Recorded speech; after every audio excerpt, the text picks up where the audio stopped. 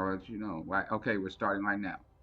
So, with this, it's the story that I was talking to you about. So I'll start with the first movie, and that's Ant-Man and the Wasp: Quantumania. Yeah, that's the first movie that begins everything. Yes. Okay. But what happens in that is I'll be Ant-Man right now, and you can be Kang. Okay, so um, you can determine that because you're voice acting as him. I'll be Ant-Man. So since the movie already came out in theaters, we'll just act out the what it did, and since that happened, we'll just act out the final scene, the final moments. Okay, so the final moments is Ant-Man and the Wasp vs. Kang in his castle. Yeah. So you'll be Kang. And I'll start off as Ant-Man right now. Okay. I'm sorry, Kang the Conqueror. I know you're an evil space conqueror, but yet and still I didn't want it to have to come to this. I didn't want you to have to die. Okay, now you're Kang. Whatever you want, but we're acting out the final scenes. It's Ant-Man and the Wasp vs. Kang. So you're him. You're Kang right now, and I just told you what I told you. So you just respond however you want to.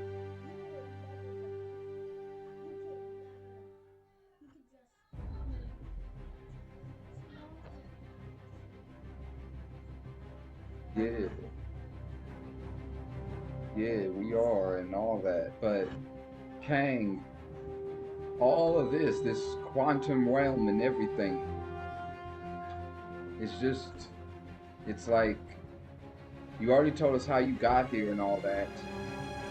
But it's like, you want us because you want to escape from the quantum realm. You want to go to the regular universe. Yeah. But okay. But that just ain't gonna happen like that. Kang. You won't.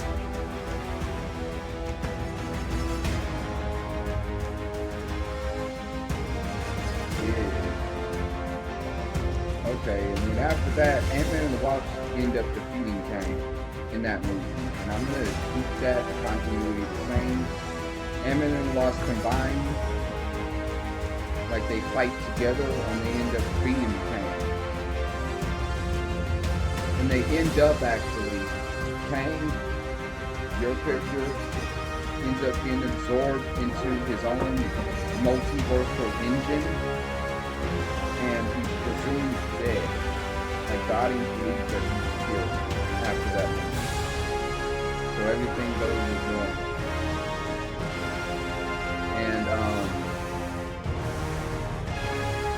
after that, then the post-credit scene is Ant-Man going back to Earth, but it's specifically different because the end credit scene is the same as the court scene in the movie, where he goes throughout Hollywood just saying hi to all his fans.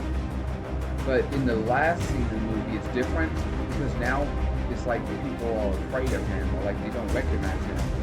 You see, my theory to that is that instead of him returning to the main Marvel universe, when Ant-Man went through that portal, he went to an alternate reality where he had already been killed. So that's why when the people were seeing him, they were afraid of him and like figured it out this time, because in that history that he went to, it was a history where Ant-Man had been killed. That's my official theory. What's your take on that, Davon?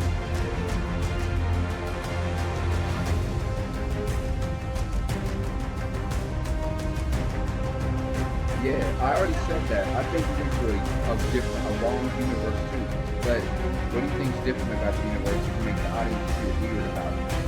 Like, what do you think happened that they would see Ant-Man and be like, oh, something different? Like, why is that happening? My theory is that because in that ultimate reality, he had already been killed prior to that moment. So them seeing him was like they saw a ghost, you know? It was kind of like they were shocked because in that reality he had already been slain by some sort of villain. He sacrificed himself or anything, but so them seeing him is like seeing a ghost. So what's your theory is why they were surprised when they saw him at the end, rather than not being surprised at the beginning? When it was the same moment, essentially. Okay, we know that it's a different universe, but why are they surprised was what I'm saying. Like, who cares if it's a different universe, but what makes it different? Why are they surprised from seeing in this last instant rather than not being surprised the first time they saw him? That's what I'm asking. Like, what do you think is the reason for that?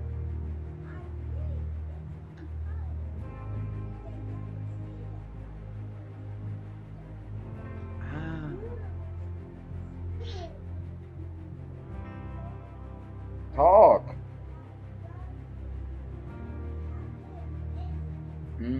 That's a good theory, actually. I like that take, Dallas. You're saying that in this new universe, Ant-Man never existed, essentially. Never existed. So them seeing him is like kind of shocking. I understand. Okay. That's good. We're good with that. So, and then the second post-credit scene was the Kang Council. So it was them noticing that Kang got presumed dead, and they found out that it was the main Marvel universe. So they was like, how did mortals be capable of defeating Kang? So the end credit scene is literally the full Kang Council being like, we noticed Earth. Like they defeated a Kang. And in that, throughout all of history, that's never happened. So it's like, we noticed Earth. Like, how did they defeat a Kang at all when they're presumed to be primitive? Like, Kang Council views the Earth as primitive, like their technology is behind theirs. Because the Kang Council, they exist in the 31st century. The main Marvel universe is still like us in the 21st century. The Kang Council exists in the 31st century. So their shock comes from the fact that how did Earth defeat a Kang? And he's years ahead of them in technology and power. So that's why they noticed Earth, like, how did you guys do this? And so now they've reversed the threat. You're like, so this is a dangerous planet, and we're gonna have to watch them, and if need be, take them down. But now they've reversed as the enemy because they defeated a Kang variant. You understand what you're saying?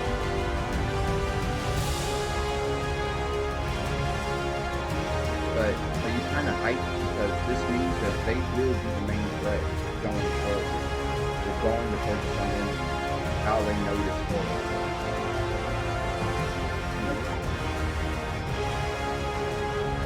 They made them a threat because Kang, as I told you, he lost because he got sucked into the multiverse between them. So the Kang Council was like, how was a Kang able to be defeated at all by superheroes? So that's why they're kind of shocked by that. But I agree with your point that it is kind of scary. But that's finished with Ant-Man and the Wasp Quantumania. And the next film after that is the Guardians of the Galaxy Volume Number 3. So I'm going to do what I think will happen. Even though it already came out in theaters, I'm still going to explain what I wanted to happen, what I presumed was going to happen. So what I thought was going to happen is that the Guardians was all going to be slain fighting the High Evolutionary and Asgard. And that's because I've read the spoilers and watched the spoilers before they came out prior, and it explained that something in the design indicated that they were going to be killed, just like in number 2 and number 1.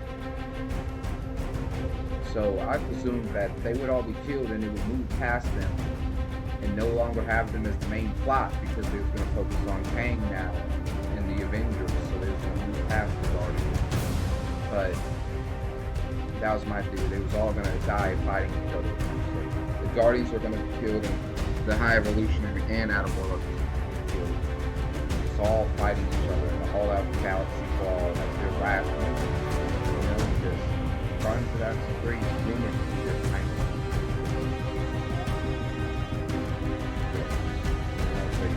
What happened? The movie already came out.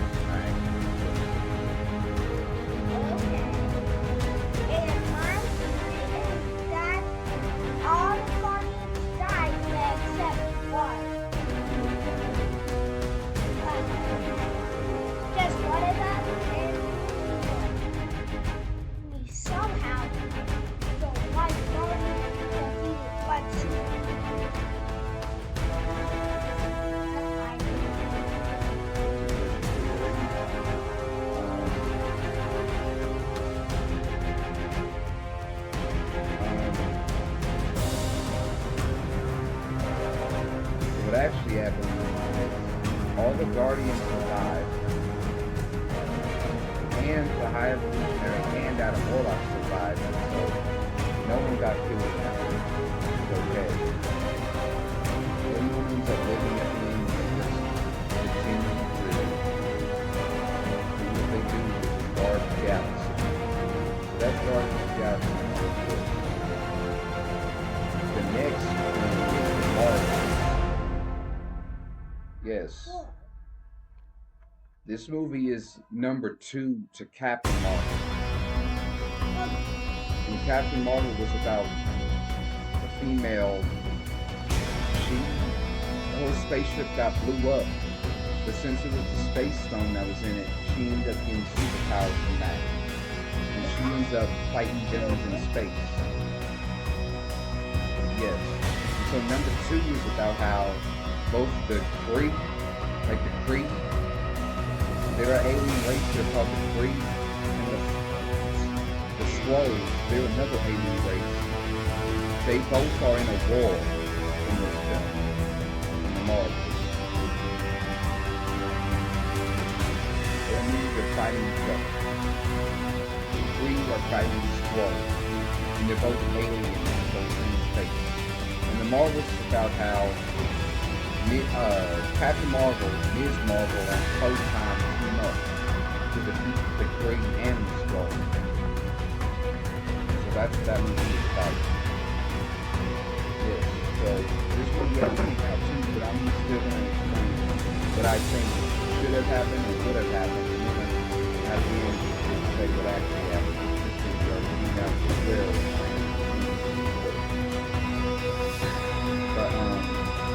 What happens in this film, in my opinion, is that Ms. Marvel, Captain Marvel, and Photon would team up, and they would catch the Skrull and the Kree already during their war, and they would destroy both races completely, just ending the war completely.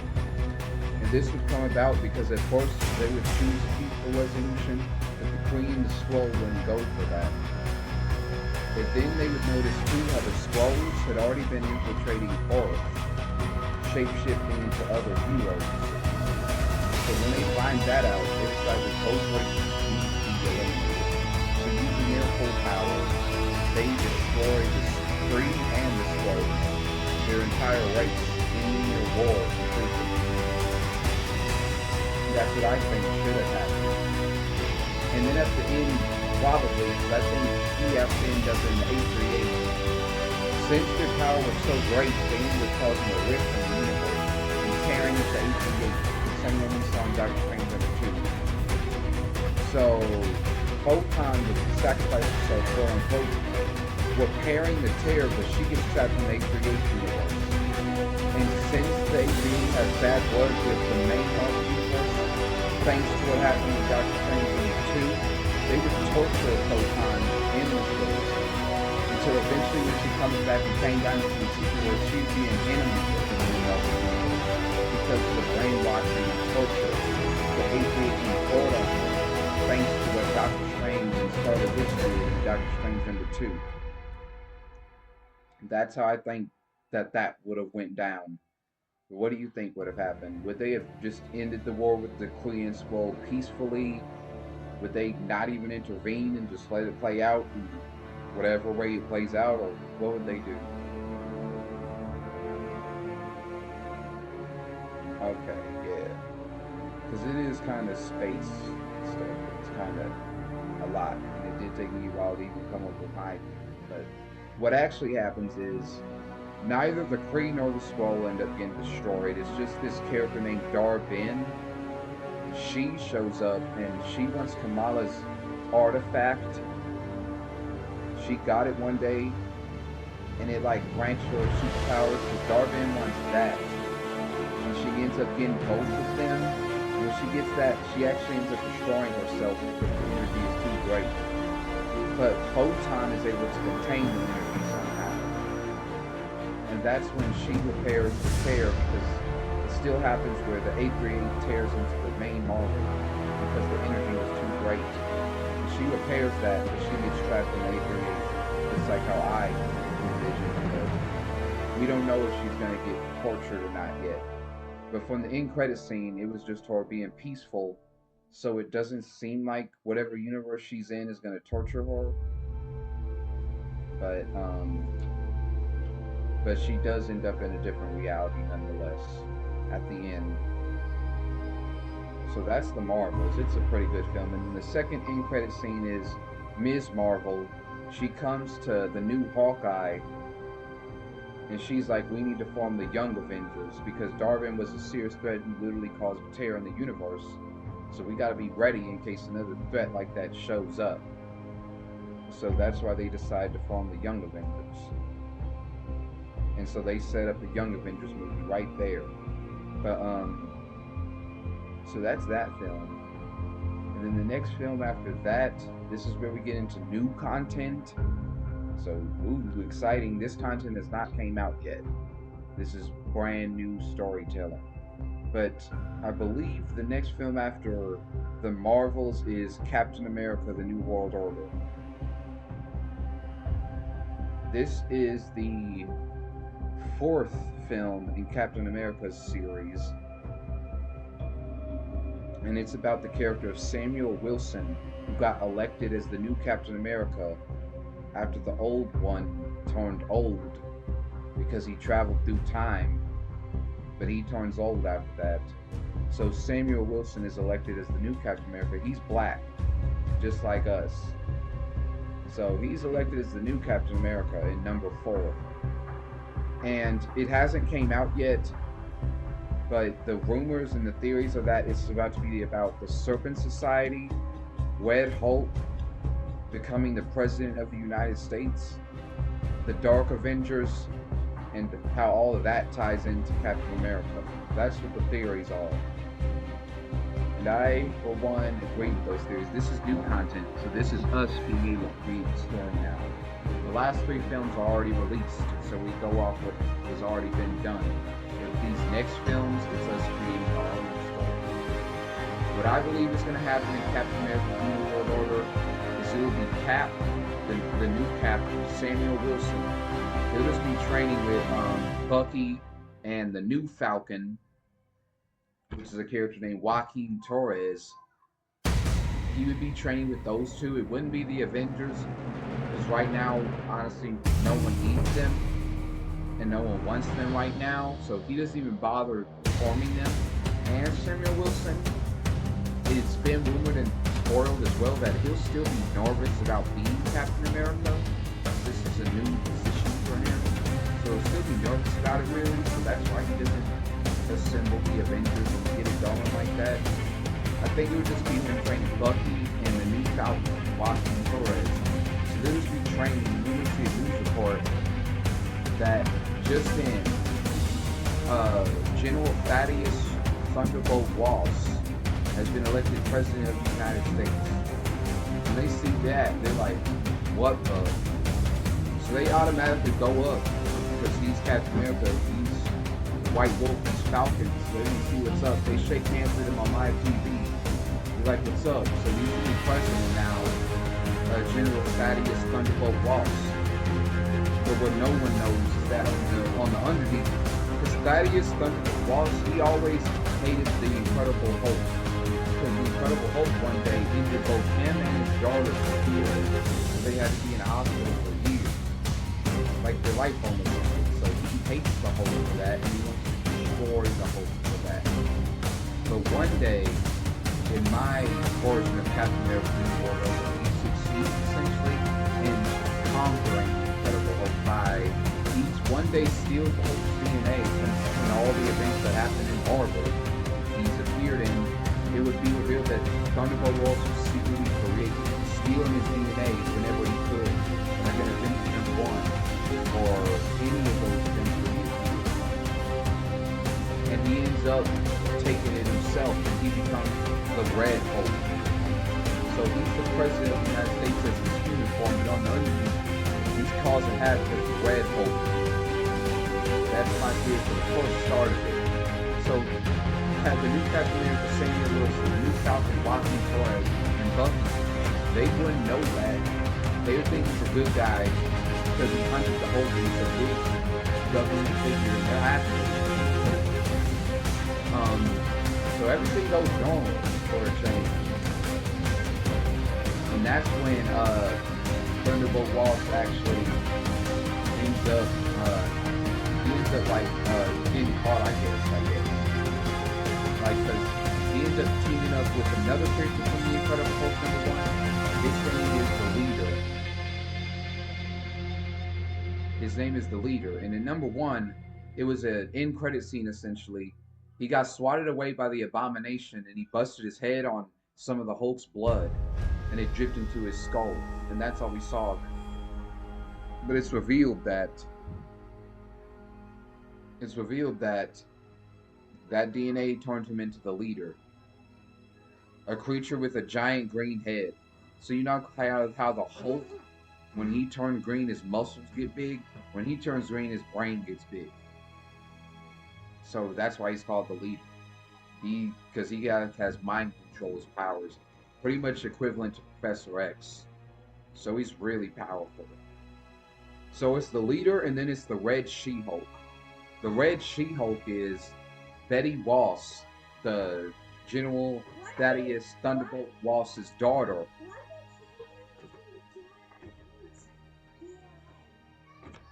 I was just getting to that. So it's the Red She-Hulk. She's General Thaddeus Thunderbolt Ross's daughter. And she's the same one who got injured and almost got killed by the Hulk in #1. It was in the hospital for years. She ends up taking the same serum her father did because she wants to be introduced into the fray. When she sees the Hulk, everyone, the She-Hulk, the Leader, the Red Hulk, and she remembers how in #1 she almost had a relationship with the Hulk. So she wants to get into the fray. She becomes the Red She-Hulk. She teams up with her father and the Leader, and then three of them, they decide they're pretty much going to come out and challenge the Hulk publicly, or at least that's what they want to do. They come out, they go to New York, and they start wreaking havoc, just like how in Avengers #1 Loki did. With their Hulk, their Red Hulk, Red She-Hulk, and Leader. So they're honestly causing more havoc than even the Chitauri army and Loki did. They're destroying the Empire State Building, the Statue of Liberty, destroying Air Midway, all these towns in New York City. And then, just like in the beginning,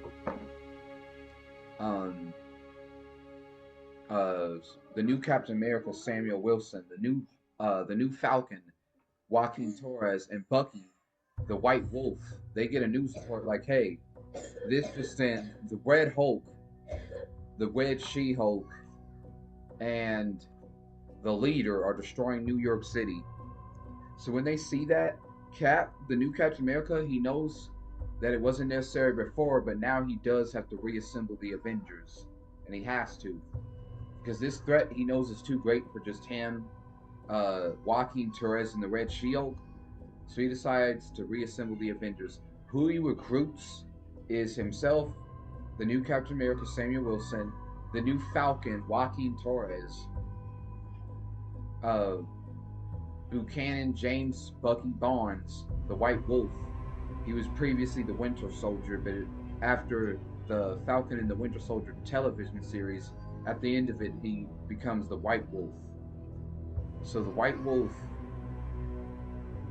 Spider-Man, for sure. With Spider-Man, they would go in like this. Because since in Spider-Man #3, everyone forgot that Spider-Man existed.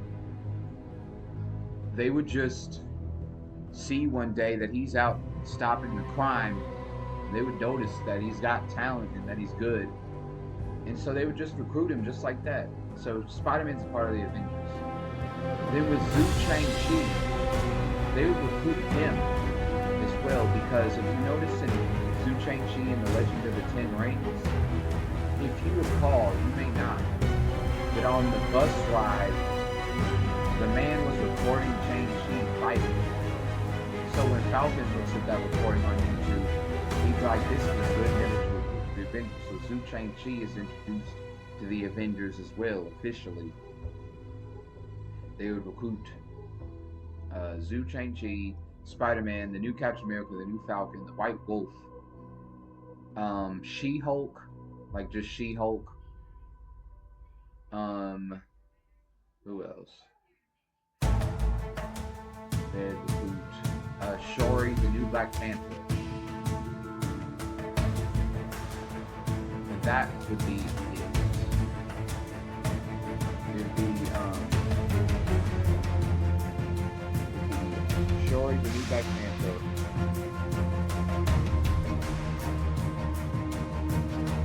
It'd be Shuri, the new Black Panther.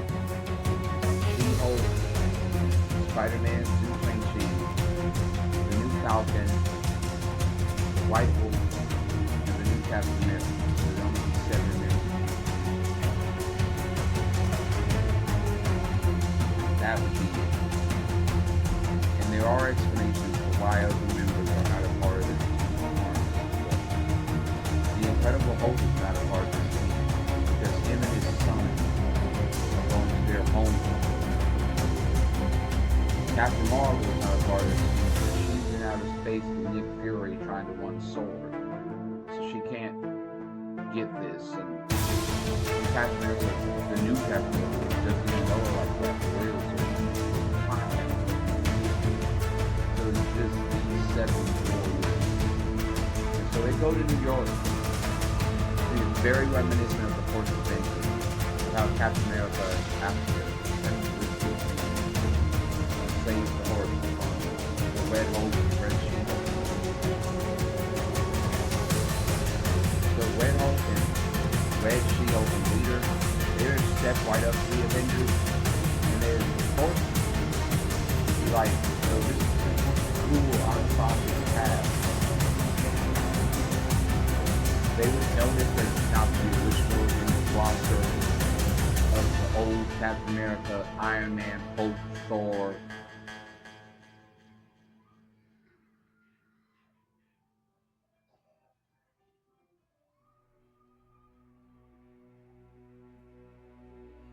Thor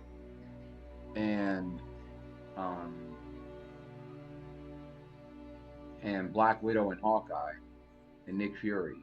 They would notice that this new Avengers team is not that. They would notice that. They would notice that. And then a change I have to do actually is instead of the White Wolf, it would be Thor, Odin's son, who would be on the team. Okay, actually, never mind again. It will be the White Wolf. I feel like that would make more sense, so the power scaling would kind of match up more equally.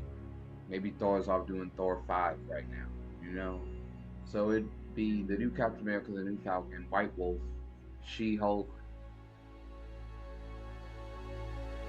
the new Black Panther, Zhu Chang-Chi, and Spider-Man. Those would be the new Avengers lineup. And it will be called the New Avengers because it's just a smaller sanction of the Avengers right now. Just for these smaller threats like the Red Hulk, the Red She-Hulk, and the Leader. So they would step right up to the Avengers. They would notice that their roster isn't the same as the first time when they saved New York from the Chitauri army and Loki, and they'd be disappointed because they would think this new roster is inferior to the old. Perhaps they're right. But Red She-Hulk and Red Hulk would be like, where's the Incredible Hulk? For one of all. And the new Avengers would be like, he's off war with his son. And Red Hulk and Red Shield and the leader would be disappointed by that. They'd be disappointed by that. But they would settle for the Avengers and they'd just attack the Avengers. Red She-Hulk would fight the regular She-Hulk, and they would notice the similarities between each other. The Red Hulk would square off against Captain America, Zhu Chi, and Spider-Man fighting together. Because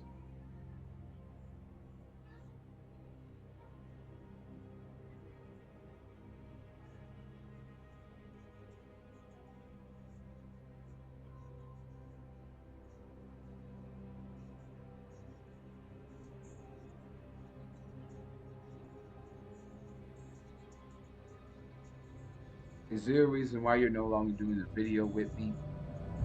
Hello? Is there a reason why you're no longer doing the video with me? You just gonna quit on me like that?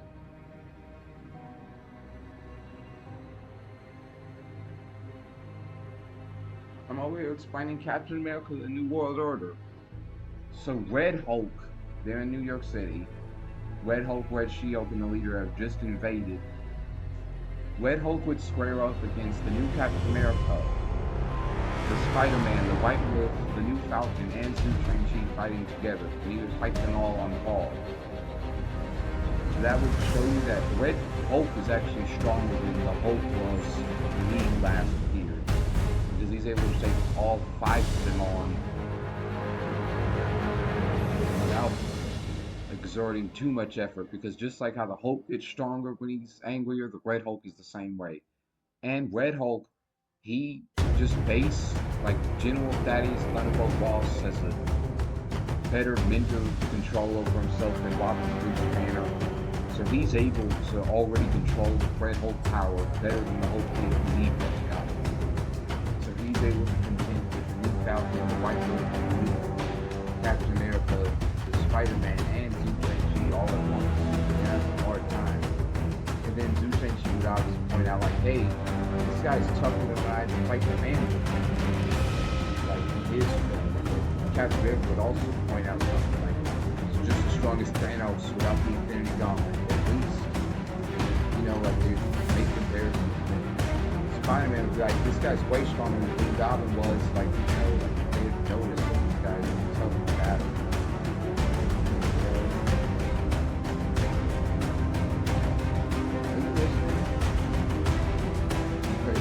Them fighting Red Hulk. And the leader and the Red She-Hulk. Red She-Hulk would fight She-Hulk, and the leader would fight Shuri, the Black Panther. The Shuri and the Black Panther fight.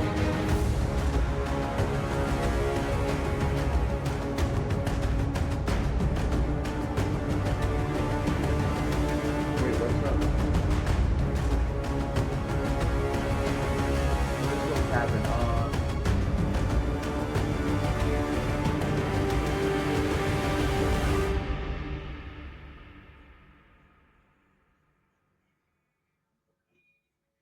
Woo! Okay, Dallas. So with the leader vs Shuri, the new Black Panther, the leader would implore her thoughts.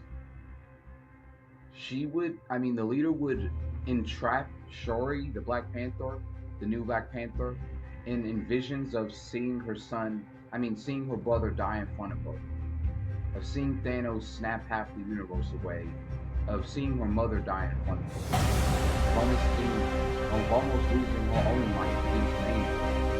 He would just implore those visions constantly over and over in her mind. And it would get to where she realizes after the thing that she's trapped in this mind of seeing the worst like this. She would eventually conquer it. She would call upon the Wakandan god Bast to give her strength, and he would answer. Then T'Challa and T'Chaka, her brother and her grandfather, both appear and disperse the illusions and free her from it. And then the leader would be shocked, like, because no one has ever done that before. That she would say it's the Black Panther, and like it's because Black Panther, he's always been deep rooted in spirituality and things of that nature. So I would know that if T'Challa was still alive, he would be able to counterattack the leader's mental onslaught in probably this exact same way, calling upon his father, his brother, from the Wakandan god Bast realm. And they would both answer because he's worthy, and they would free him from this mind loop and allow him to break free. After breaking free, it wouldn't be hard for Shuri to take down the leader because he doesn't have any physical strength. He only has the mental brain power. So without the telepathy that she already conquered, it would not be hard for her to defeat the leader, and she would take him down. She wouldn't kill him because he hasn't done anything incredibly that drastic in her mind, and she didn't even kill Namor, the same character who killed her mother. So she definitely wouldn't kill the leader who hasn't really done anything too personal or anything that great in the first place. She would just take him into custody, and so he's taken down. And on the other side, it'd be Red She-Hulk vs. She-Hulk. The She-Hulk is green. Are you listening? The She-Hulk is green just like the regular Hulk, but the Red She-Hulk is red, which probably was obvious. But it'd be the Red She-Hulk vs. the regular She-Hulk. And they would notice the similarities between each other. And then the Red She-Hulk, Betty Ross, would point out that she was in #1, and she was in love with Bruce Banner before and after he turned into the Hulk. And then She-Hulk would point out that she gained her powers in the first place thanks to Hulk giving her her blood when she got in a car accident. So they would notice that both of them are intrinsically tied to the Hulk. And so they would fight, and since they're pretty much the same character, they'd be equal to each other. If not, Red She-Hulk would actually be stronger. But I'll just simplify it by saying they knock each other out. But since the Avengers are still around and Shuri won her battle, she would be like, we both fought well, and she would put Red She-Hulk in custody of her. So now it's only Red Hulk vs. the full Avengers squad. It's still hard pretty much, but in the end they are able to take him down with the full 7 Avengers. And it'd be a cool moment, like Spider-Man would hold his arms open with his webs, the Zeus ain't seen would do the same with his Ken Rain. And Captain America would come in with his shield, throw it at him, and he would like, ding! And he was knocked out, you know? And then it would just, he would wake up, and it'd be just like in #1 with all the Avengers looking in a cool pose holding him down. And he'd be like, oh, I'll have that drink now. But it would be too late, you know, like he already been defeated. And so that'd be the end of that. And so the Avengers defeated the Red She-Hulk, the Red Hulk, and the Leader, thanks to them calling the new Avengers. That consisted of the new Captain America, the new Falcon, Joaquin Torres, the White Wolf Company, the new Black Panther, showing Spider-Man, Blue Shang-Chi, and the She-Hulk. The 7 of them combined their might and assembled to defeat the villains, and they saved the day. And they're praised on live television for that as well. And it's also revealed in the end, since he got defeated, will eventually power down and shown that the Red Hulk was actually President Thaddeus Thunderbolt Ross. When everyone of the world understand that, they disown it from presidential status, and instead they give it to the war machine, aka James Brody Brody.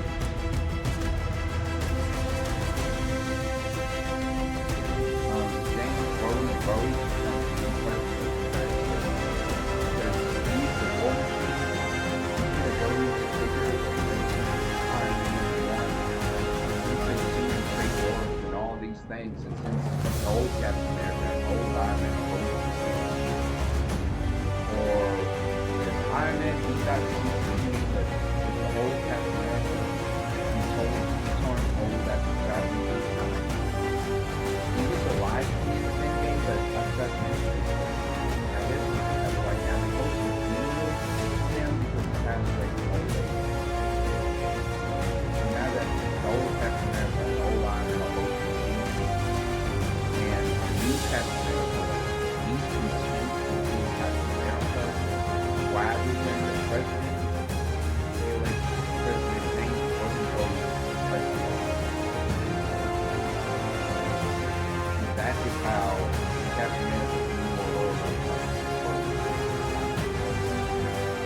that'll be the new credits for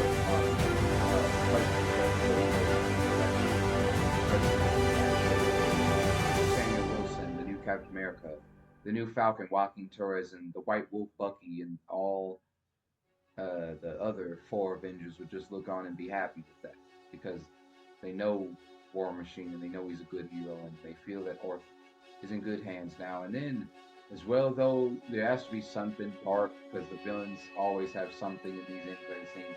The next post credit scene would be the leader actually laughing in his jail cell, and the guard would just walk by and look at him like he's crazy, but he would be laughing in his jail cell because he obviously realized something that we don't, and then that would just be the end of that. So that was the Captain America: The New World Order.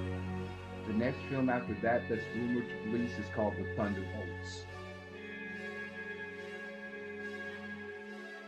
The Thunderbolts. So the Thunderbolts is this. It's about Mrs. Valentina Allegra de Fontaine. She last appeared in the Black Panther Wakanda Forever, and in that post-credit scene she recruited the new Black Widow, Yelena Belova, to the Thunderbolts, and she also recruited the U.S. agent Jonathan F. Walker to the Thunderbolts as well. And that was at the post-credit scene of the Black Panther Wakanda Forever. But this is the Thunderbolts. On the Thunderbolts, Valentina recruits the Red Guardian, aka Alexei Shostakov, the new Black Widow, aka Yelena Belova, who was the old Black Widow's sister before she passed away. The U.S. agent, aka Jonathan F. Walker, the Ghost, Ava Starr. She appeared in Ant-Man #2. She was the villain for a time until Ant-Man and Wasp ended up helping her to control the powers of it. So it's the Ghost, aka Ava Starr, the Taskmaster.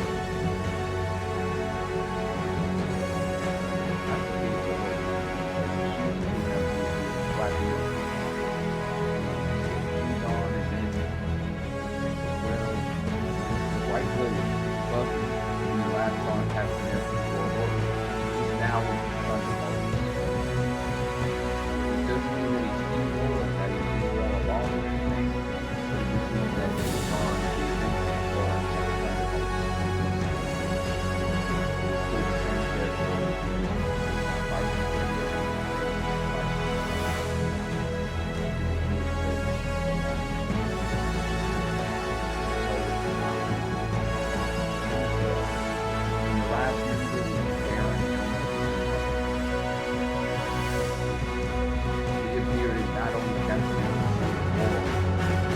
Last appearance was in The Falcon and the Winter Soldier, where he somewhat reformed.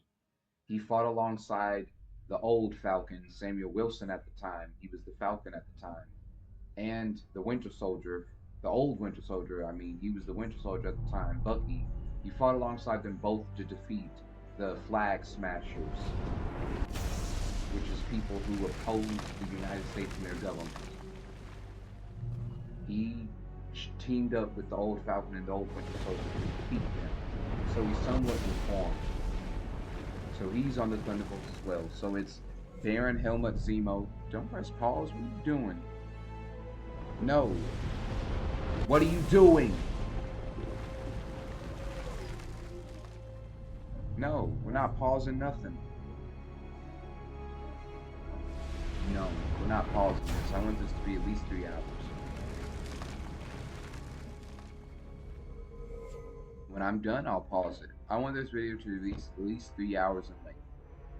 So the Thunderbolts consist of the U.S. agent Jonathan F. Walker, the Ghost Ava Starr, the Taskmaster, the Red Guardian Alexei Shostakov, the new Black Widow Yelena Belova,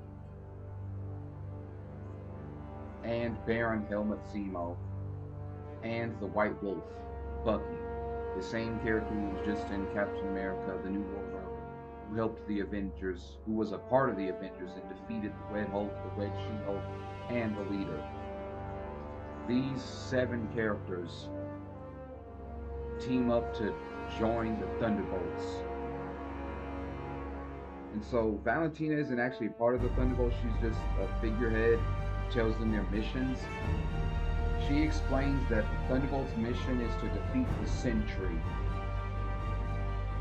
The Sentry is a warrior who, at first he was a normal man.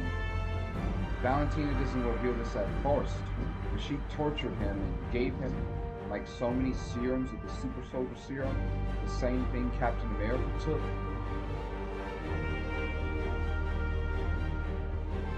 Yeah. So, I reveal that first. We'll find it out eventually. Valentina gave so many doses of the super soldier serum, the same thing Captain America took to become Captain America, the old Captain America, at least Steve Rogers. She gave him so many doses of that until the power ended up becoming too great or even harder to control. But she doesn't tell them that. She just explains that the Sentry was a man who took the super soldier serum and became a villain. That's all she explains to them. And the Thunderbolts don't need any other explanations to attack this character. Most of these guys are villains. They don't really need a reason at all. But she explains that this was a man who took the super soldier serum and he became the Sentry, and now he's attacking innocent people and threatening the U.S. government, and it's their job to take him down covertly and undercover. She doesn't want this to be a public incident because she knows she's the one behind it after all. And so she knows if it goes public, they'll find out. So that's why she recruited the Thunderbolts and not the Avengers. And she doesn't think the Avengers would help anyways. But, so it would be the Thunderbolts who have to track down the Sentry. So they would track him down to many locations. Like, they would fight him many times throughout the film. One of the times it would be in a Saharan desert and they would get their butts whipped. Another time it'd be in Antarctica, they'd get their butts whipped. Another time it'd be in a jungle, they'd get their butts whipped. But in none of the instances do they notice the Sentry trying to take their lives. So slightly they would be like, is this guy really evil? Like, wouldn't he have destroyed us when he has this much strength and he's defeated us on over 3 occasions already? But they would notice that he's specifically not harming any of them that drastically. He just defeats them. Like, they're just knocked out when he easily could destroy them all on multiple occasions. So they start to slightly wonder, like, why did Valentina say he's like this crazy supervillain with all this power when to us he's just a warrior that we fought before? So in one of the instances, though, they'd catch the Sentry and they would lose again, and it'd be in just another area, but Valentina would start to get annoyed. Essentially, she'd be like, you guys are losing a lot to the Sentry and you have not been able to defeat him, and you have been covert, so she's happy about that because no one knows what's going on, not even the Avengers, and that's the way she likes it. So she's happy about that factor, but she's mad that the Thunderbolts haven't been able to eliminate the Sentry yet. So she tells them, use your big brains and come up with a solution to this besides just trying to punch the guy. And so they collectively decide, what if we create a power dampening collar that would weaken his energy to where we are able to stand up to him and at least go toe to toe. They agree with this, so Valentina goes and calls upon the U.S. government to create just that, a power dampening collar. They explain that all the Thunderbolts need to do is put the collar around the Sentry's neck and his power will be at least eliminated by half. At least. And then they also explain that the strength would decrease over time, so it would become more easier as long as they just try to hold him off. But they explain that off the bat, his power should be at least cut in half. And so the Thunderbolts would have the power dampening collar, and the 7 of them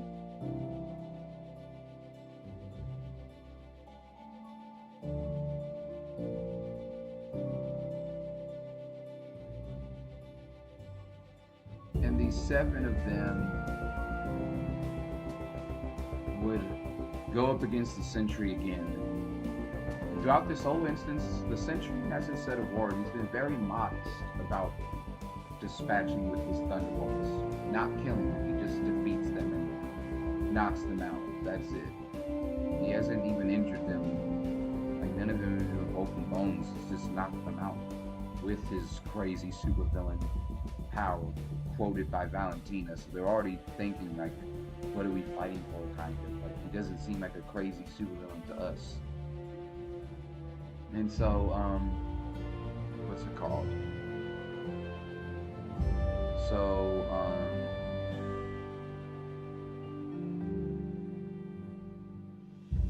So the Thunderbolts, the 7 of them, would find the Sentry again, and he would fight them again. But this time they'd be a little bit more motivated. They'd be a little bit more in sync.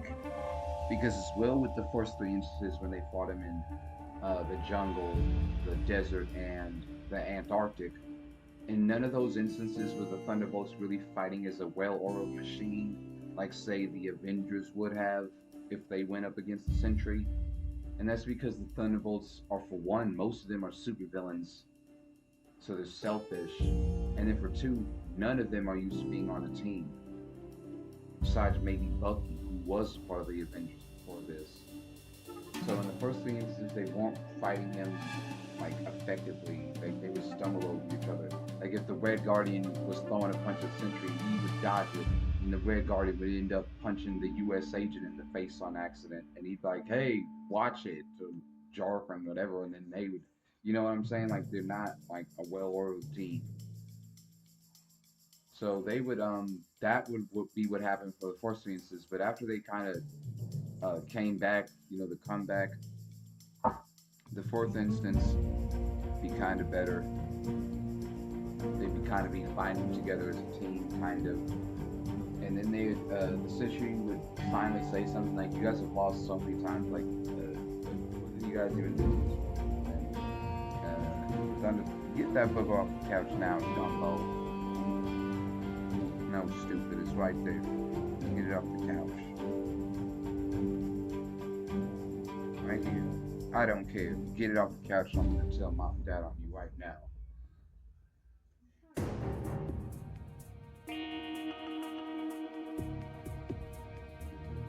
No, get it off the couch. That's why I said, go throw it away, stupid.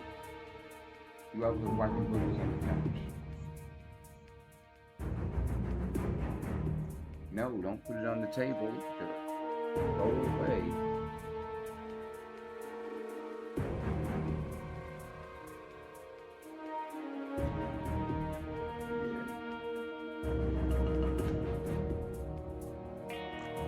So with that, this 4th instance, they're fighting a little bit more creatively. They're kind of fighting better as a team. And then they eventually end up just fighting him, and they end up putting the power dampening collar on him. And the Sentry instantly feels a lot of pain because his power just got cut in half. So now that his strength is cut in half, he's still stronger than any of the Thunderbolts individually, but if they're able to actually fight as a team, and since his strength is going down over time thanks to the power dampening collar, they believe that they can take him down in this instance. But over time, some of the Thunderbolts have been thinking, like Bucky, the U.S. agent, and the Red Guardian, and Black Widow, would all say, like, should we really kill the Sentry?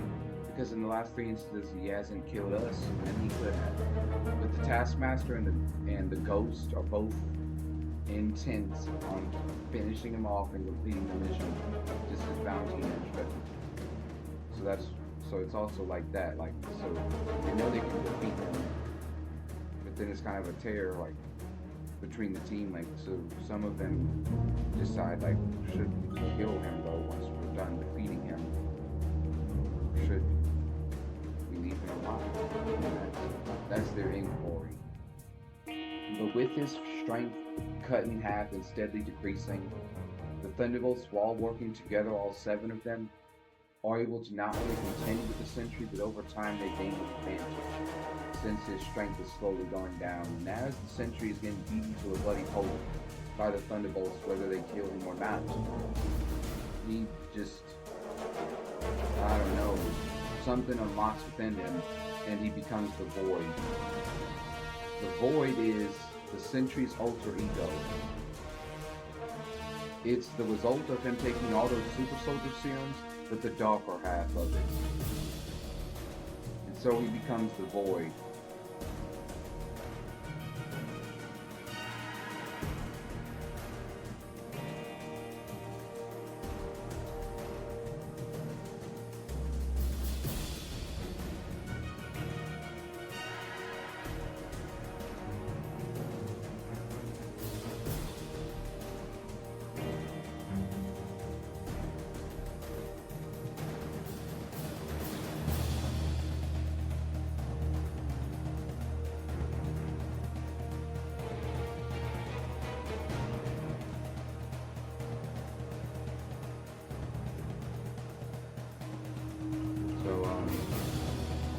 He becomes the Void, the Sentry does.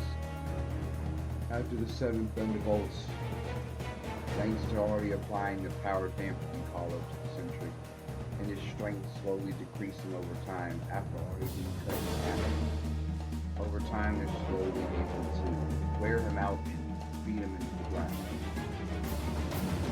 But on the ground, pretty much incapacitated at this point, they decide on these different kills. Bucky, the U.S. Agent, Red Guardian, and Black Widow, over time, since he showed kindness and loyalty to them, especially the 4 of them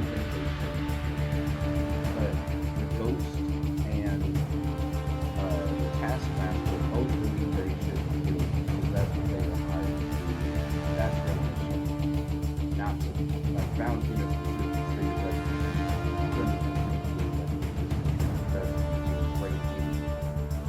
they for one believe that no matter what.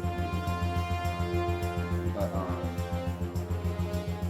so that's kind of the rift that they're having at the moment. Why they're doing that? Something unlocks within the Sentry is coming to the Void. The Void is the Sentry's alter ego.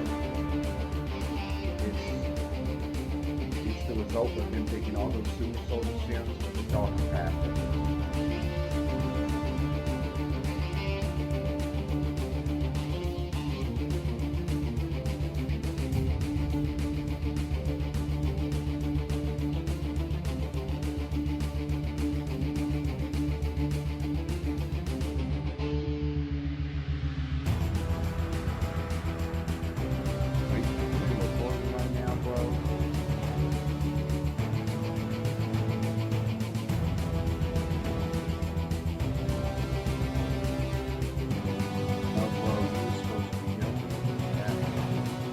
Act it out right now. Be the Sentry. That's probably a fun thing to do. That doesn't matter. It's your opinion. You created. The Sentry is a character who I already been talking about. He was just an ordinary man until he got recruited by the U.S. government in Valentina to try the super soldier and capture. He was larger the old captain.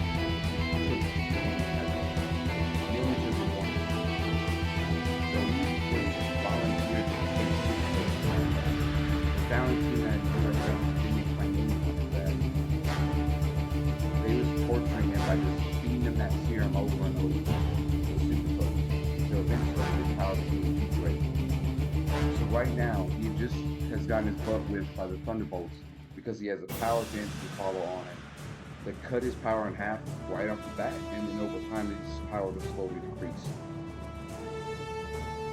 So now he's on the ground. And you're seeing, Dallas, is him becoming the Void. The Void is his alter ego. It's the result of all those super soldier serums that he was forced to take. But it's the doggo half of it. So come on, act it out.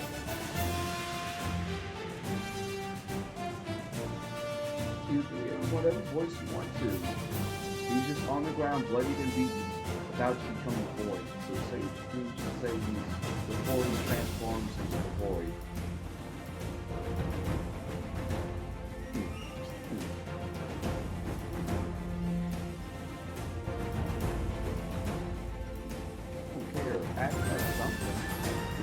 about to become the Void. Say what you would say if he's about to become the Void. Shoot.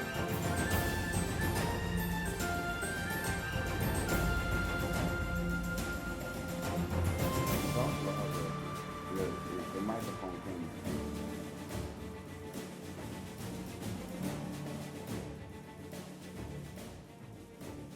Seriously, nothing? Nothing at all. You're not gonna say, think of something. Well, I don't think of something. You just stop finishing these both hits by the thunderbolts. You have a pale dancing followers at the beginning, but it's turns in half. And over time it turns to slowly and decreasing thunderbolts. And he's on the ground right now about to become something. So say something, ask the thinking, before he becomes the Void.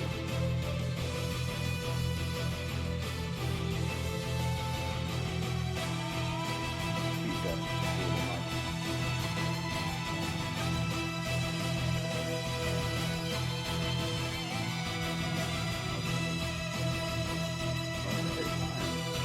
And now I get the thunderbolt. The bigger steps whether or not this is turns off. Okay, so Bucky first to be like, I for one think we should spare him. Over the last 3 years when we fought he spared us. We've had more than power and we were knocked out, but it destroyed us. When the Taskmaster and the Ghost was that, we know he spared us this time, and doesn't mean anything. He could keep forming his food and great commission cause.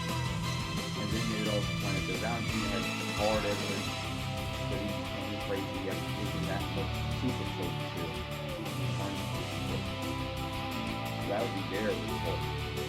That was the hardest thing that they could do.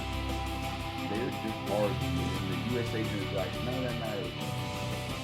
US agent also took the super soap pill, but he only took it once. So at least knows what specifically is going through in that aspect. So he's like, I took the super soap pill too. Do you think I'm crazy either?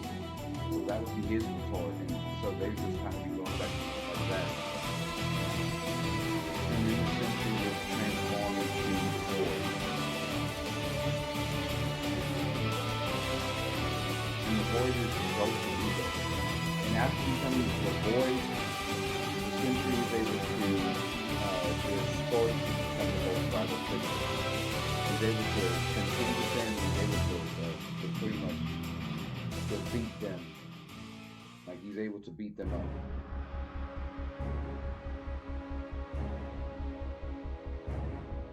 So after he defeats them, he plans on finishing them off as well. But that's when the Red Hope gang arrives, along with the US government and Valentina. The Red Hope gang is Red Hulk, Red She-Hulk, and the leader, who all three survived at the end of Captain America and the War Order. They just got taken into custody by the US government. They were only released from prison temporarily to defeat this Sentry killer.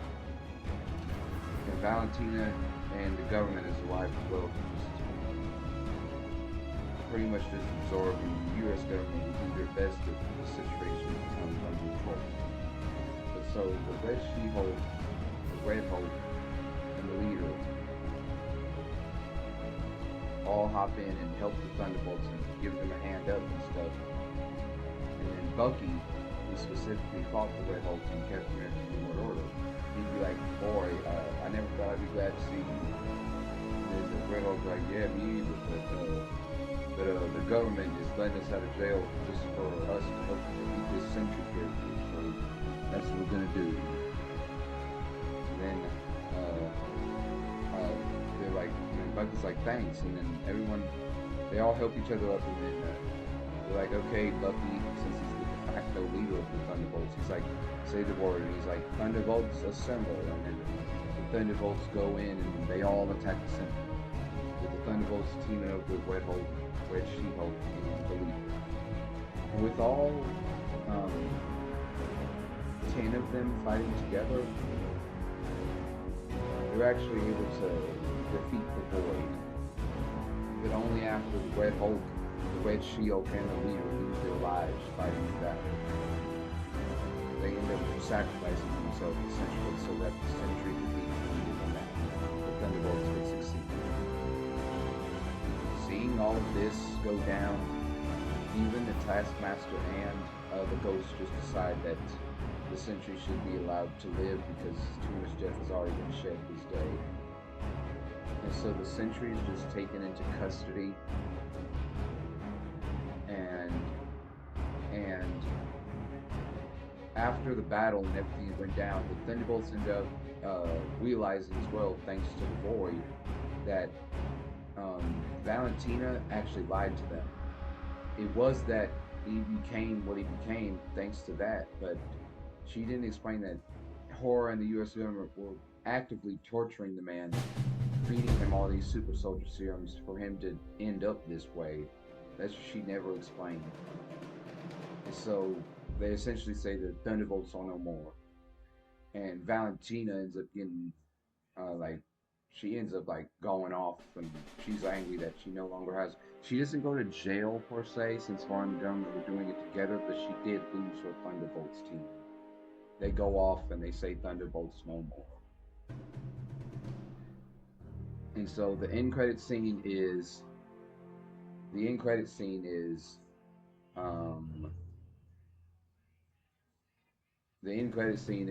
so Sentry is in custody after he got defeated. But the end credit scene is President James Rhodey Rhodes actually coming to the Sentry, and he's like, "How would you like to join the Avengers?"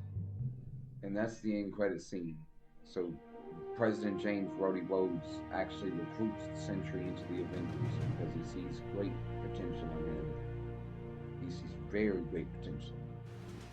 So he recruits him into the Avengers.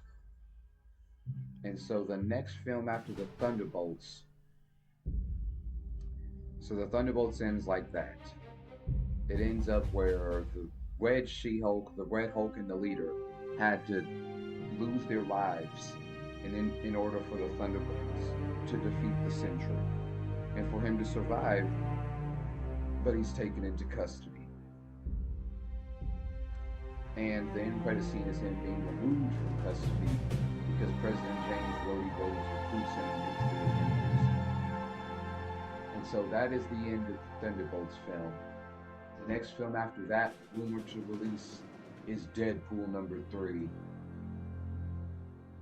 And so you may not be familiar with Marvel Comics, but this is big. Deadpool is a character who's capable of breaking the fourth wall. Meaning he's capable of knowing the fact that he's a part of the movie. And that's powerful. And so that's just one of his abilities. He can also teleport. He has an infinite healing factor, just like Wolverine. And he has an adamantium skeleton, just like Wolverine. And he's invulnerable. And he has regenerative abilities. And he's an expert martial artist and gunsmith. So he's big. And so it's Deadpool #3. And I'll just kind of let you know what happens in Deadpool #2, so I don't think you watch that film. For good reason. It's really gory, but at the end of #2, essentially, after Deadpool did everything he did, he got a multiversal hockey wristwatch where he could travel to any universe with any timeline that he could. And so, at the end of it, we don't know where he went, but he just used his watch and to go somewhere and then the movie ends. So that's why they set you up for it.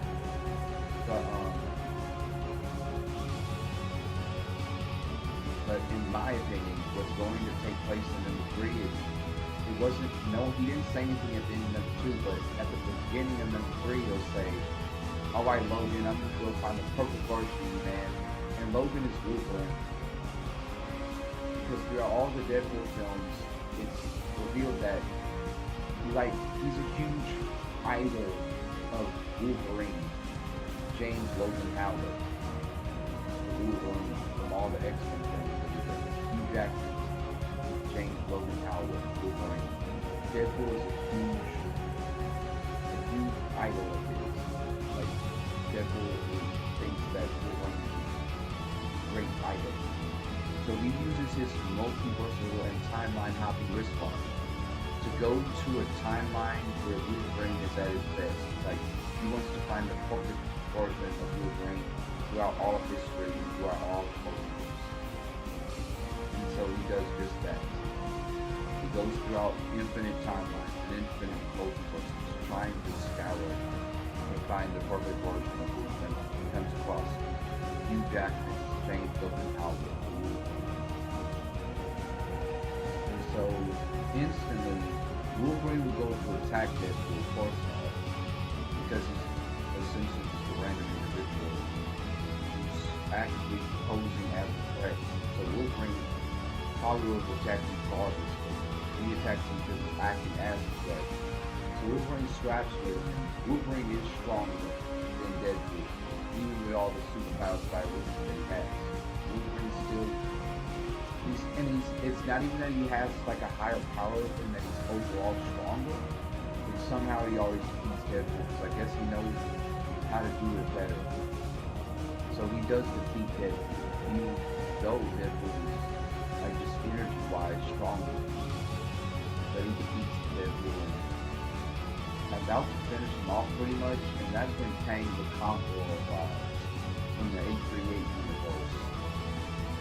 The 838 universe is the same universe that we saw in in Doctor Strange #2, where he went to a different universe. That was the same universe that him and the Scarlet Witch ruined by destroying a prominent superhero team in the 838 universe. So after that happened, the 838 universe has been preparing and it's been on high alert for the main Marvel universe, because they have a bone to pick with them after they destroyed the most prominent superhero team in the 838 universe.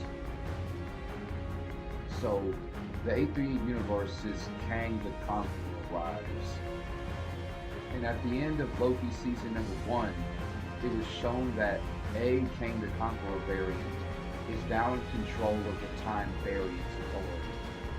So in my version of events, the Kang the Conqueror that is controlling the Time Variance Authority, like we saw at the end of Loki season #1, originates from the 838 universe. And so he comes right when Wolverine is about to finish off Deadpool once and for all. And he says, "Stop," with like a huge voice, and so they actually get scared and turn around. It's Kang the Conqueror. And so Deadpool doesn't even know who this jerk is, and he's kind of shocked by that. He's like, "I know everybody, but dude, who are you?" And he's like, "I am Kang the Conqueror of the 838 universe, and I've watched your events unfold, Deadpool. I've scoured the multiverse and all infinite timelines, trying to find this Wolverine." And he actually starts slow clapping. He's like, "I'm proud of that." And Deadpool and Wolverine are both kind of shocked, because they don't know if this guy is friend or foe. And they especially don't know where he came from. But Kang just explains that he wants to recruit them into his cause. And Deadpool doesn't really need a reason, but Wolverine kind of does, since Wolverine is more often than not a superhero. So he kind of needs a reason to team up with these two megalomaniacs. But Kang explains that their enemy is the main Marvel universe, because Doctor Strange and the Scarlet Witch in Doctor Strange #2 came in and killed Professor Xavier. And when Wolverine hears that, he instantly goes into a blind rage and starts attacking both Deadpool and Kang the Conqueror. He's like, "Whoa." And he is like, "Whoa, like I kind of didn't expect that." And so this is a big deal that Kang didn't expect something. So he's like, "Whoa." And that's kind of all that needs to happen. He's in a blind rage, and Deadpool kind of has to calm him down, like, Logan, come back to us and stuff. And so he calms him down, like, it's okay.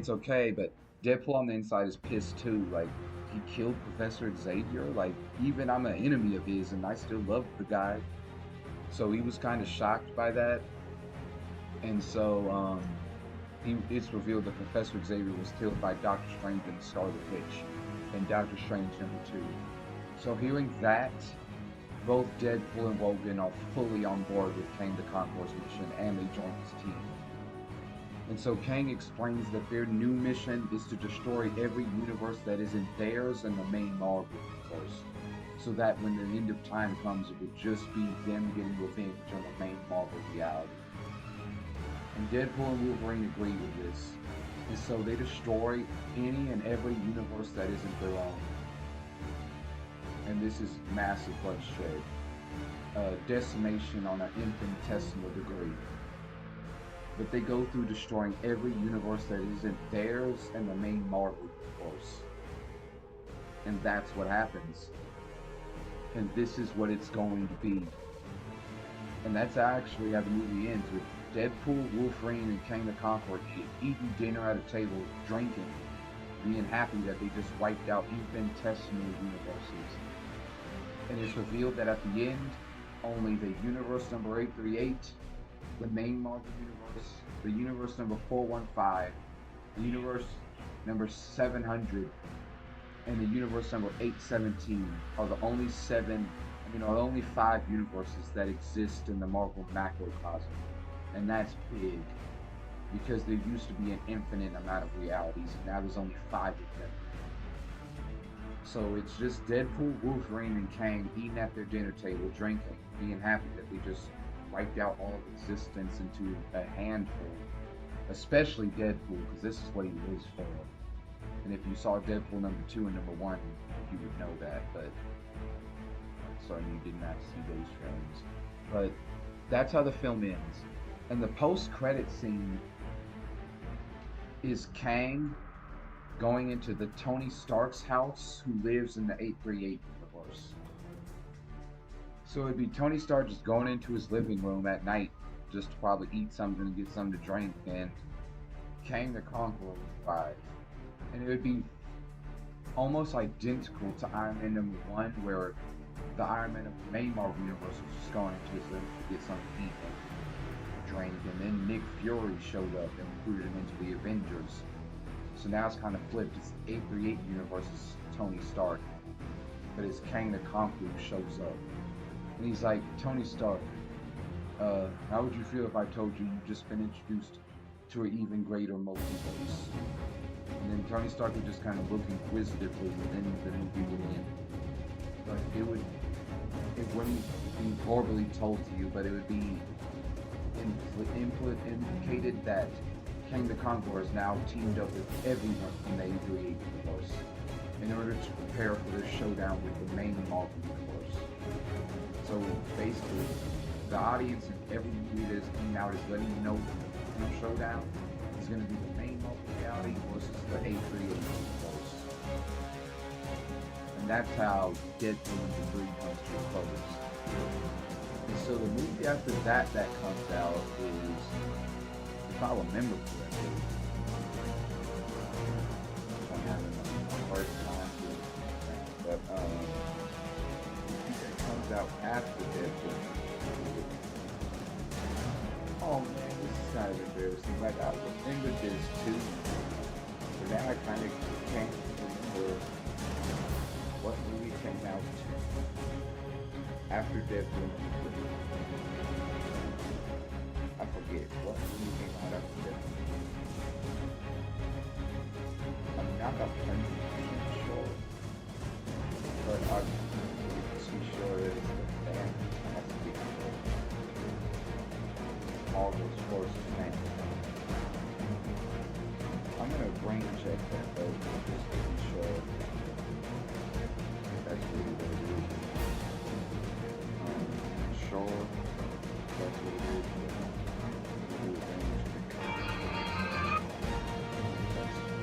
Here we go.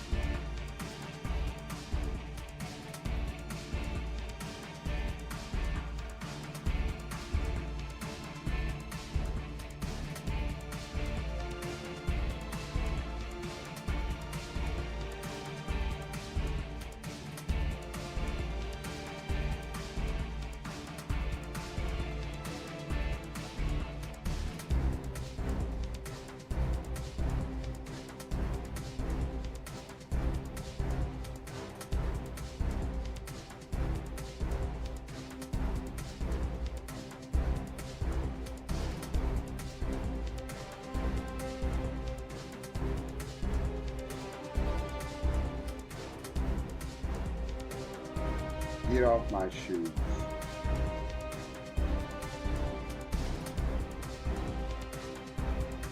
Get off my shoes.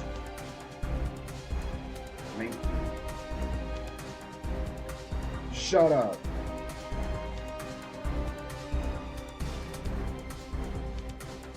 I seriously am drawing a blank as to what comes out after death in number 3, but I guess I could just determine it for myself.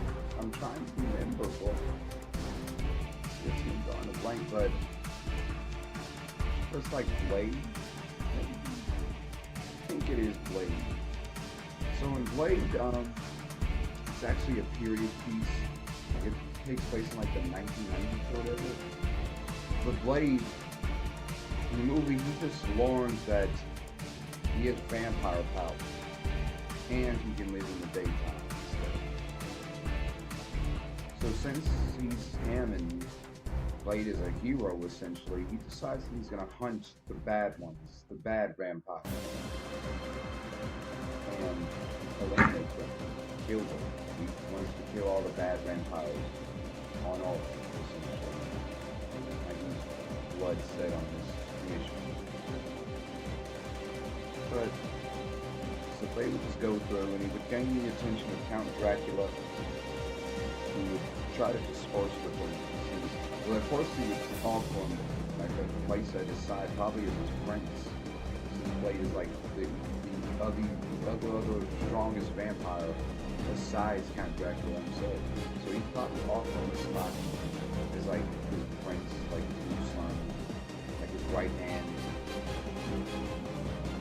But Blade would find the offer tempting, like as a joke and whatnot, but he would decline. They would end up having to fight each other. They had many fights throughout the movie with vampires and blood, a bunch of vampires, things, and that kind of thing. But by the end, Blade would finally be enough pain. He would slay Count Dracula, becoming, and then at that point, all the vampires would stop fighting and notice that they have a new king. And Blade would become the new king of all vampires.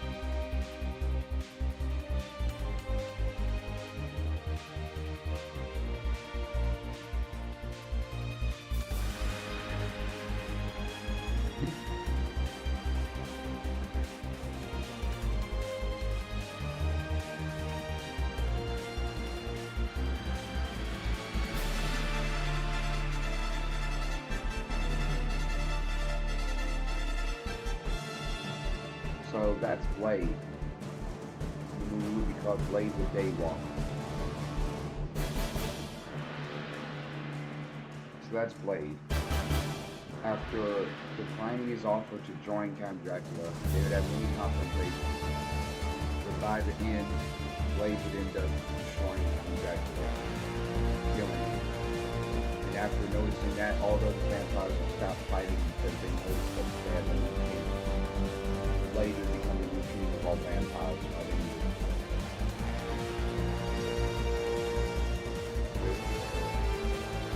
That's the end of Blade. And I do remember pretty accurately I feel that the movie after that is actually the Fantastic Four. Marvel Sports Fantasy. So if you reveal that the Fantastic Four has always been in the main movie, like they've been around for half a minute, and no one would know it. It would be revealed that the reason why no one knows it and that they haven't shown it to do anything is because on like one of their earliest missions, they had to go up against a Kang the Conqueror variant calling himself Tut, a pharaoh of ancient Egypt. And using his Kang powers, he traps the Fantastic Four in an infinite time loop. That's where they always experience the day of ancient Egypt. And that's the only day they experience throughout all of history. So that's what they're trapped in. And that's how the movie opens. Well, the movie would open like with cuts of just showing their origin of how they go on the spaceship. They get hit with the cosmic rays and they become Fantastic Four.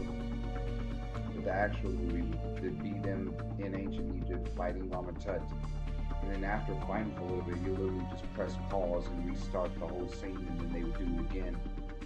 And that would happen for a little bit, but then barely noticing differences each time until Doctor Doom shows up. And he actually ends up freeing the Fantastic Four from their time loop. He ends up freeing them from their time prison. And once they break out of the time loop and realize what's going on, they're like, "Whoa, what's up, Doc? What's up, Doctor Doom? You came to help us. That's a first." And he's like, "Yeah, I wanted to save y'all because I noticed y'all have just been trapped in ancient Egypt throughout all of history. So," and he's like, "It's time for you guys to get back into the world. We need it." And so he saves the Fantastic Four from their time prison. And with the Fantastic Four and Doctor Doom teaming up, they fight off against Rama Tut. And they manage to not get trapped in the time loop this time. But he's still stronger than all 5 of them fighting together. So that shows you how strong he is. But they barely managed to escape with their lives, and they return to the present day. So it's just like they use their time machine, or they steal Rama Tut's, however you want to say, but they end up in the present day. And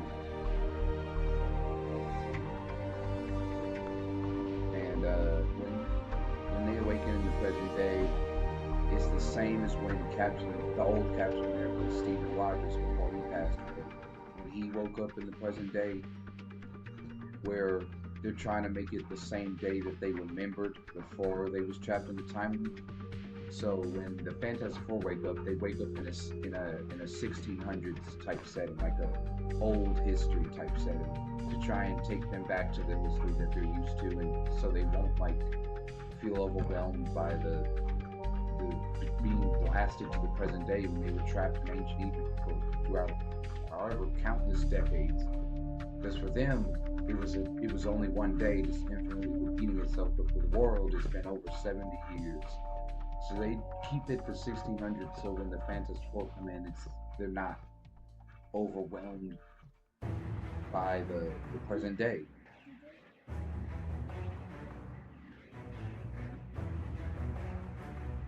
Yeah, but so they wake up in like a 60s like setting, but since the Fantastic Four are like geniuses and Reed Richards is considered to be the smartest man on Earth, they pretty much figured out quickly that this is not the 1600s. And it'd be the same way that Cap figured it out. Cap figured it out because they was playing like a baseball game, but he had already been to that baseball game in his real history, so he knew who won that game. But they made some of the difference, so he realized it. So they figured out like in that same way, it'd be like a football game. We've been to the game, so did everybody else.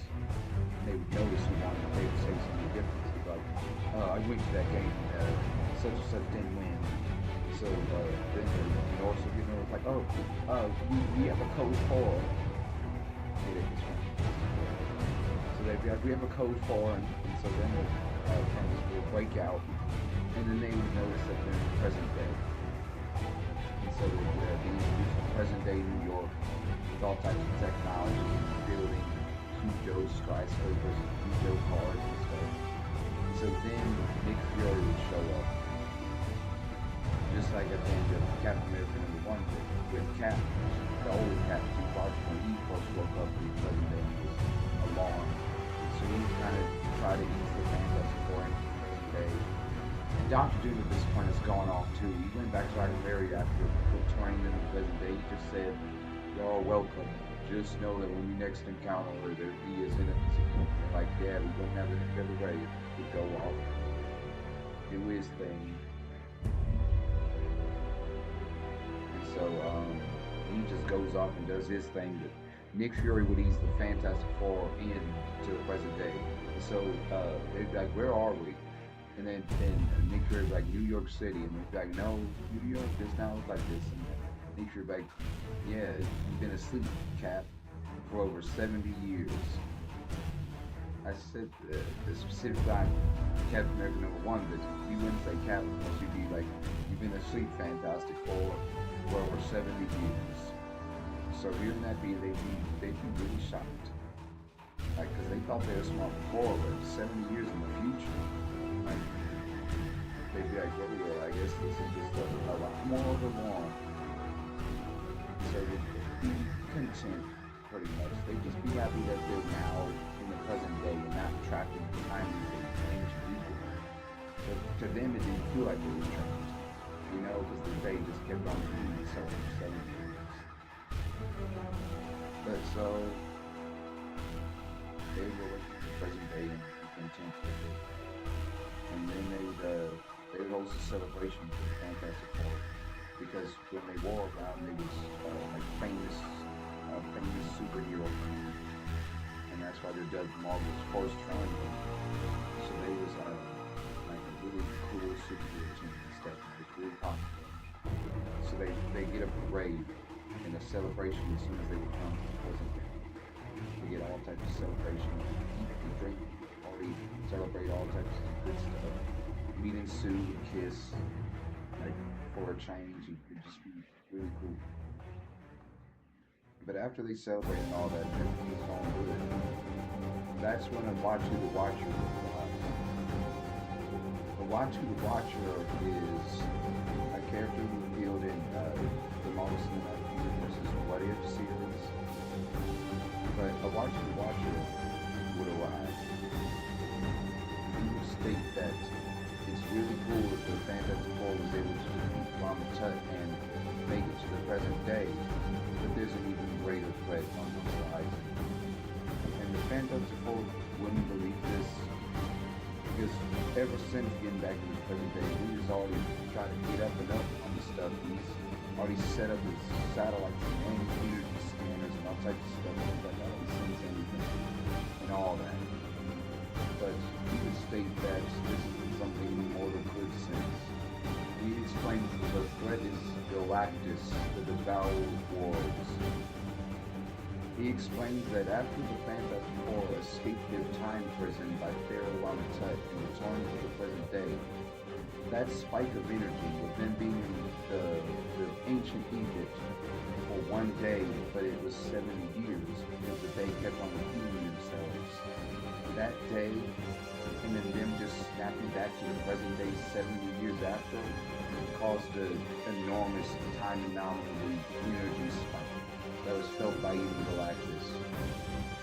And since he felt that energy came from Earth, he feels that the Earth is a worthy planet for him to devour. And so, because he needs to eat worlds to survive.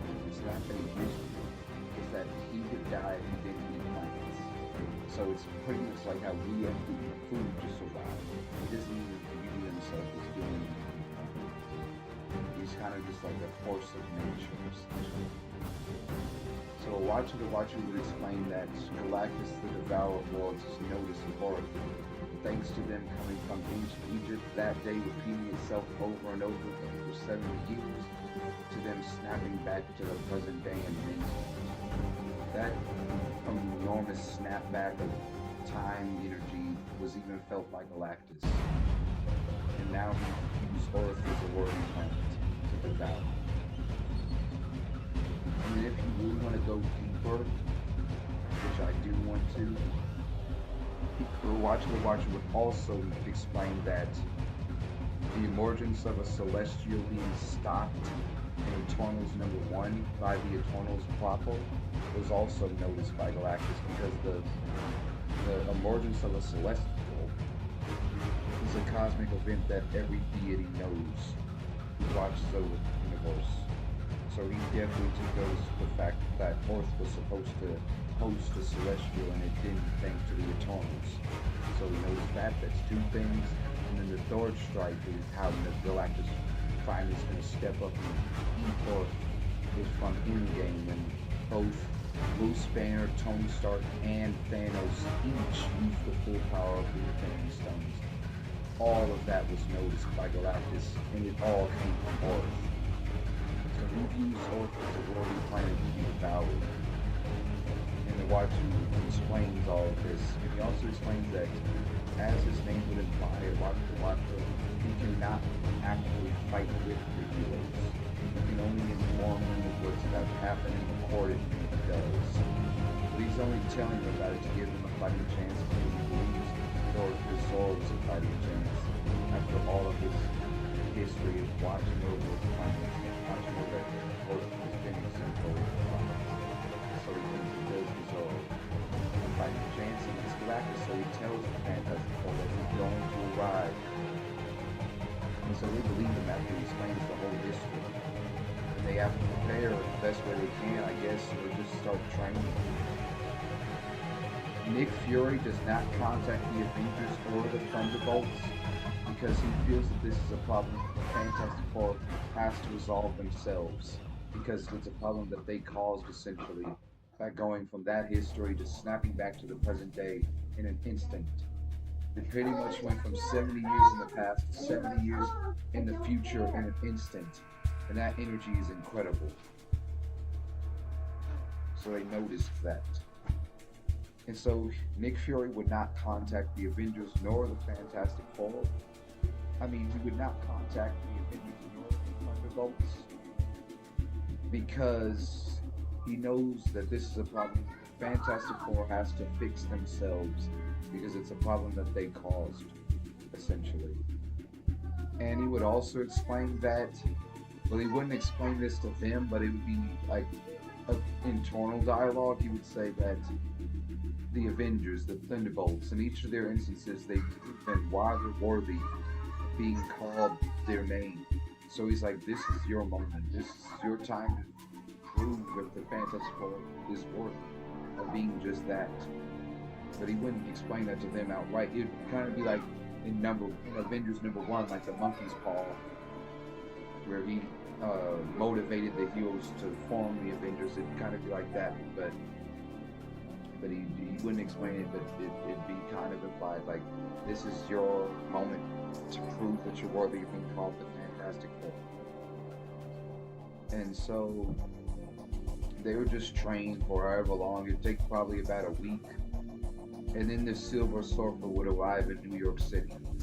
He wouldn't attack anyone and he wouldn't do anything. He would just go up to the Fantastic Four and explain that your planet has been chosen as the meal for Galactus. And he would state it just as dry as that. Because the Silver Surfer, his character is that he's dry. He's just the herald of Galactus. He just goes to the planet and states specifically that your planet has been chosen to be eaten by Galactus. And that's it. He doesn't ever divulge any deeper than that. And so he explains that just as dry as that to the Fantastic Four. And Thing says, not if I can help it, it's clobbering time. And he actually tries to attack the Silver Surfer. And since this has never happened to him, the Silver Surfer, in all his kind of scouring and getting planted for Galactus, he's actually caught unaware as he gets punched in the face. And so he's not even used to feeling pain. So it's a new feeling for him. And he's like, what just happened? And the Thing explains, I punched him in the face. And the Silver Surfer is like, I'm not. That's just never happened to me before. And then the Thing is like, we'll get used to it because it's gonna happen a lot more here on our little planet called Earth. And so Silver Surfer is like, well, show me your ways of Earth. And he squares up, and him and the Thing start to struggle. And the Silver Surfer knows he's stronger than the Thing, but the Thing doesn't know that the Silver Surfer is stronger than he is. He thinks they're fighting on Raw, but the Thing is definitely giving it his all. The Silver Surfer is just seeing how this creature will perform in battle. He doesn't use his full strength because he would destroy the Thing if he did. And then he knows it. So he just uses whatever power it takes to fight on Raw with the Thing. And so they scrap. And then Reed and Sue just be looking on in awe of this whole thing still. Because they're still shell-shocked. But Human Torch would finally get his nerve and get his wit, and he would hop in and blast the Silver Surfer with a fire beam. He would be set on fire. But the Thing, Human Torch was like, yeah, right on, and give each other a high five. But they're totally surprised. He just walks out of the flames unscathed, with no damage taken. And they're like, what the? And he just dash towards them and start attacking. And And so he slowly would start to, he would never show it or say it out loud, but in his mind he'd be like, I'm slightly starting to gain enjoyment from this. But he would never say it to them, or nor would he ever say it out loud. He would think it in his head. That he's like, I've never engaged in combat before in all my eons of Sorghum Galactus, but this is fun. And then he would continue to fight them on call. But he would all say this in his head. Out loud, he doesn't say any horrible dialogue, just like what he first said to them. And so they would fight, and Reed and Sue would just continue to look awestruck. And the Watcher would just continue to record the events literally with pen and pad in hand. But then eventually, Galactus himself shows up. And everyone is awestruck. The Silver Surfer just looks up. He doesn't show any emotion either, but Galactus shows up. And he instantly starts to build his machine. Because he doesn't say anything either. Galactus just pops up, everybody sees him, and he just starts to build his machine literally. And his machine is, Galactus needs a machine to actually convert whatever planet he's about to eat into something that he can eat. So that's what he has his machine for. So he gets to building his machine. And Y2 informs them that this is Galactus. And he actually falls to his knees and he's like, it's too late, the end is here. Like, so he's kind of portraying the fact that he's given up. But, Mr. Fantastic, the Invisible Woman, and the Human Torch and the Thing would also try to snap out of it. He'd be like, Watu, please help us. We understand that you have a vow to never intervene, but if you don't help us stop Galactus, our world will be devoured. And he's like, it's over. I thought informing you guys of Galactus' arrival would give you time to prepare it and at least say your final goodbyes, but it's too late. It's over now. And that's all he would say. And then the Human Torch would be like, forget him, Reed. We gotta take care of this threat at hand. And then Reed would agree, like, okay, Johnny, but he would look back at the Watcher like, really, man? I'm just gonna give up like this. And then they would spring into action, and then the only person who doesn't go is Susan. And then the Watcher kind of looks over like, are you not going to help your family? And then she just slaps the spit out of him, essentially. And she's like, realize what team you're on. And that's all she says to him. And then she goes off and helps her Fantastic Four. And after being slapped by a female, he actually, Watcher kind of blushes for one. And he just holds his cheek that got slapped by Susan Storm. And then the scene cuts to the Fantastic Four. Galactus doesn't notice them, nor is he trying to. He's just building his machine. And then Reed, since he's the leader of the Fantastic Four, he's like, Johnny, use 50% fire energy beam to destroy that machine that guy's building. And then Johnny's like, on it, Reed. And he activates his fire in his hand and he lets off an energy wave and destroys the machine that Galactus is building. And then it explodes in his face. The explosion settles and Galactus is unfazed, but he slightly notices the fire energy beam that came from Human Torch. And he's like, insects. And then he calls upon his herald. And that's called the Alien Punisher.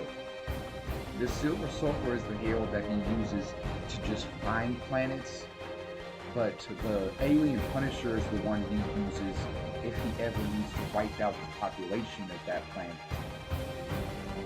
So all he states after noticing barely Johnny's energy beam just states insects. And then he calls upon the Alien Punisher. And he descends upon Earth and instantly punches the Thing in the face. And so right off the bat, the Fantastic Four can notice that this guy is more aggressive than the Silver Surfer was. And so he hops in and instantly punches the Thing in the face, and he's like, that was for the Silver Surfer. Because when Silver Surfer first showed up, Thing instantly punched him in the face, rather than hearing him out. And so he's like, that was for the Silver Surfer. And so Johnny's like, so what's your deal, guy? You're pretty strong to punch the crap out of Ben like that.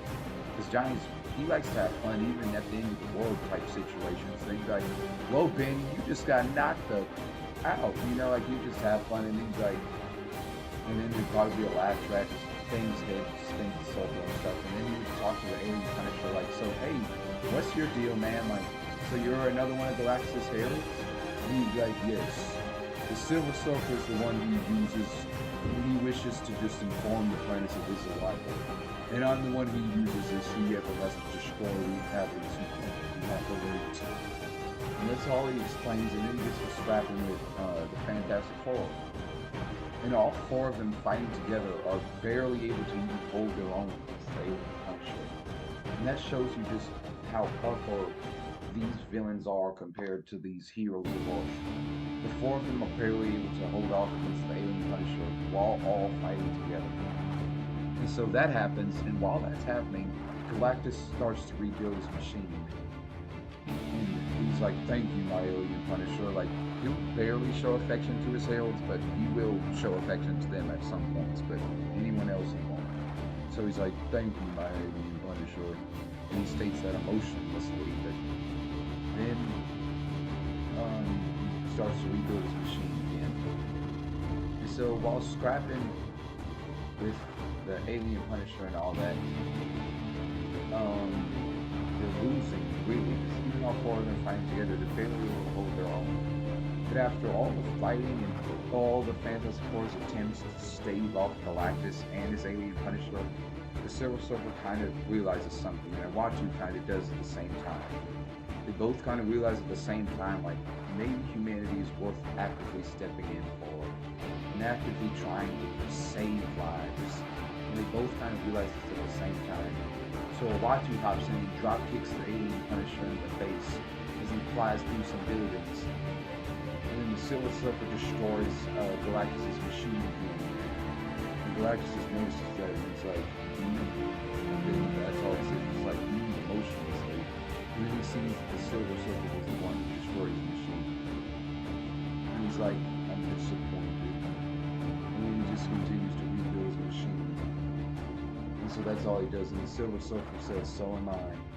And he does everything he can to try and destroy the machine. Galactus just is barely fighting him off, like he's just using telepathy mostly.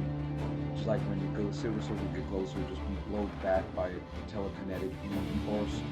Like he's not actually paying any attention. But that's them right now. So the alien Punisher was like, who did that? And he's like, and the Watcher was like, me.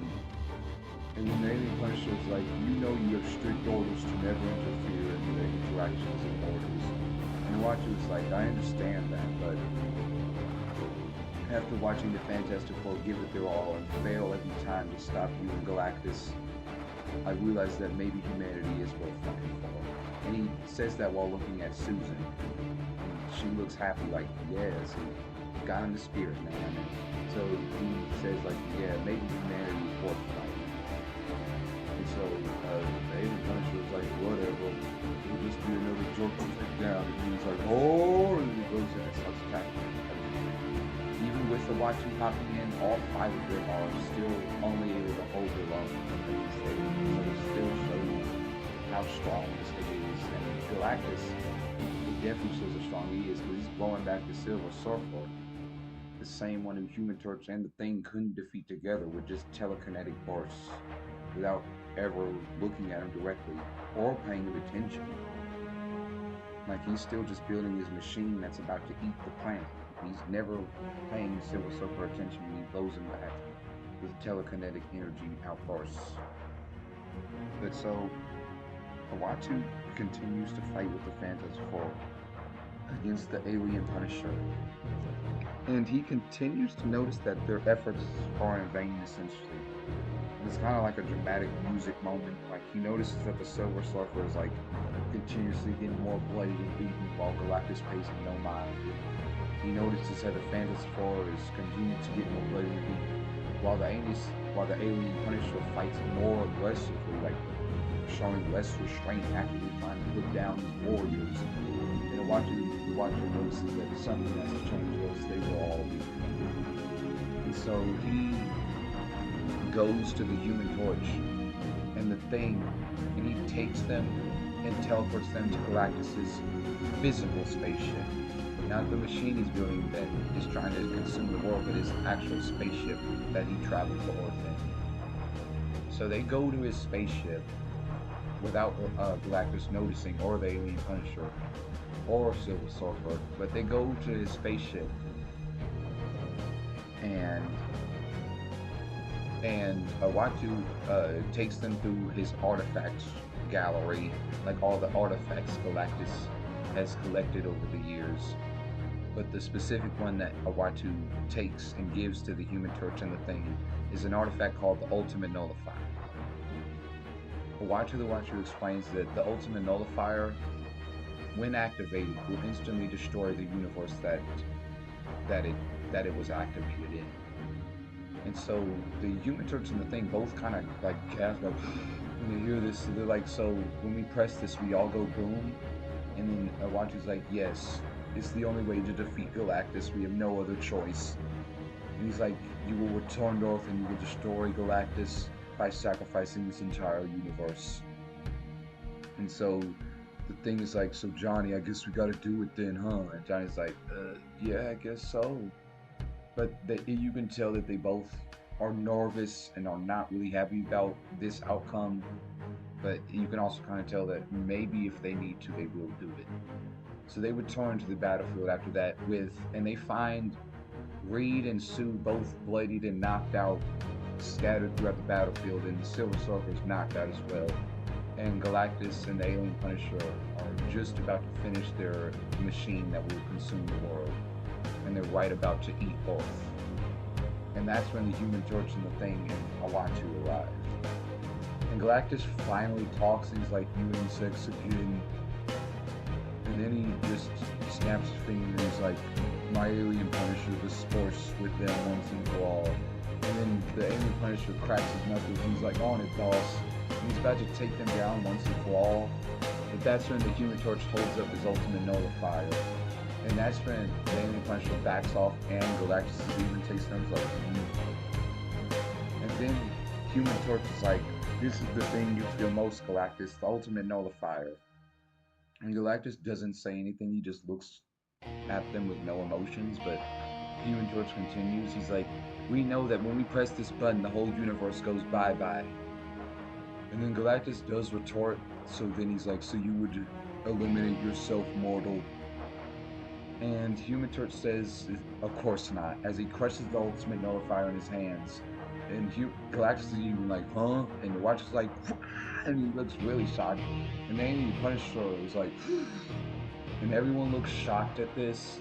And even Thing is kind of shocked, because he kind of knew that they both was having those feelings, but he didn't know that he was going to really destroy it. So he kind of thinks that they're all doomed, but he's like, what? And so then the Human Torch explains that, Galactus, why do you consume worlds? And Galactus explains, it is a requirement, mortal. Just as you eat food on a daily basis, I must eat these planets to sustain my hunger. And then the Human Torch explains that, so why don't you go to the planets that are already inhabited, are like with no life, so you're not destroying millions with your hunger. And Galactus kind of sidesteps as he didn't think of that, even with all of his stuff. So he's just like, it's of no importance, mortal. The planets I choose are the planets that I choose. And that's all he explains. But then the Human Torch is like, and just in my personal opinion, as a mortal, perhaps you should go to these planets that don't already have life on them, so you're not destroying countless societies with your hunger. And then he also explains to Galactus that you may have this infinite hunger and you eat these planets, but he asks, have you ever eaten the food on the planets? And Galactus is like, what? And then that's when the Thing and the Human Torch instantly appear with the all-you-can-eat buffet. And Galactus and the Alien Punisher both look with stars in their eyes like, what is this? The smell, the decor and the look. I've never seen anything like this before. And the Alien Punisher's like, me neither. And then the Human Torch and Thing is like, you never ate the food on the planet, so how about you try human food for a change? And then he kind of sniffs it like, and he's like, what is this? And then he takes one bite and he's like, "Girl," and then it's like the scene from Ratatouille. You remember where the kid he had a flashback after he took one bite and he went back to his childhood. So Galactus takes one bite and then he thinks back to when he was a human on his world before it was eventually annihilated and merged with the consciousness of the universe itself. He thinks back to when he was just a mortal and when he had to eat food, and he thinks back to when he was a child. And then the flashback to the present day. And then they devour the all-you-can-eat buffet, and then they bark and everything, and then they're done, and they're like, "Yeah, that was so good." And then he states, "For once, I'm actually satiated with my hunger."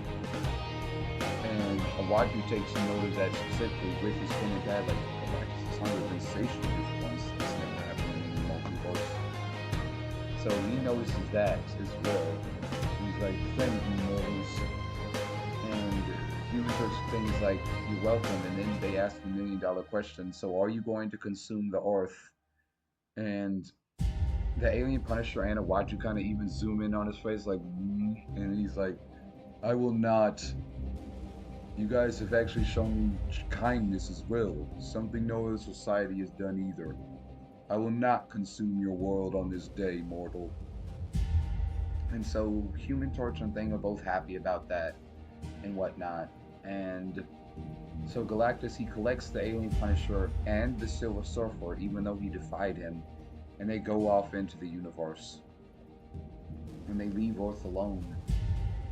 And so Uatu thanks the Fantastic Four greatly, and Nick Fury and Shield show up as well, and they they're all cheering like, "Yeah, yeah, yeah, woo, woo." And they're like, "You did it again, Fantastic Four. You saved the Earth from destruction." And they're like, "Yeah, we couldn't have did it without Uatu guiding us to the spaceship in the first place." And then Uatu's like, "But yes, you could have. You destroyed the Ultimate Nullifier. You didn't destroy your own universe. You didn't end Galactus."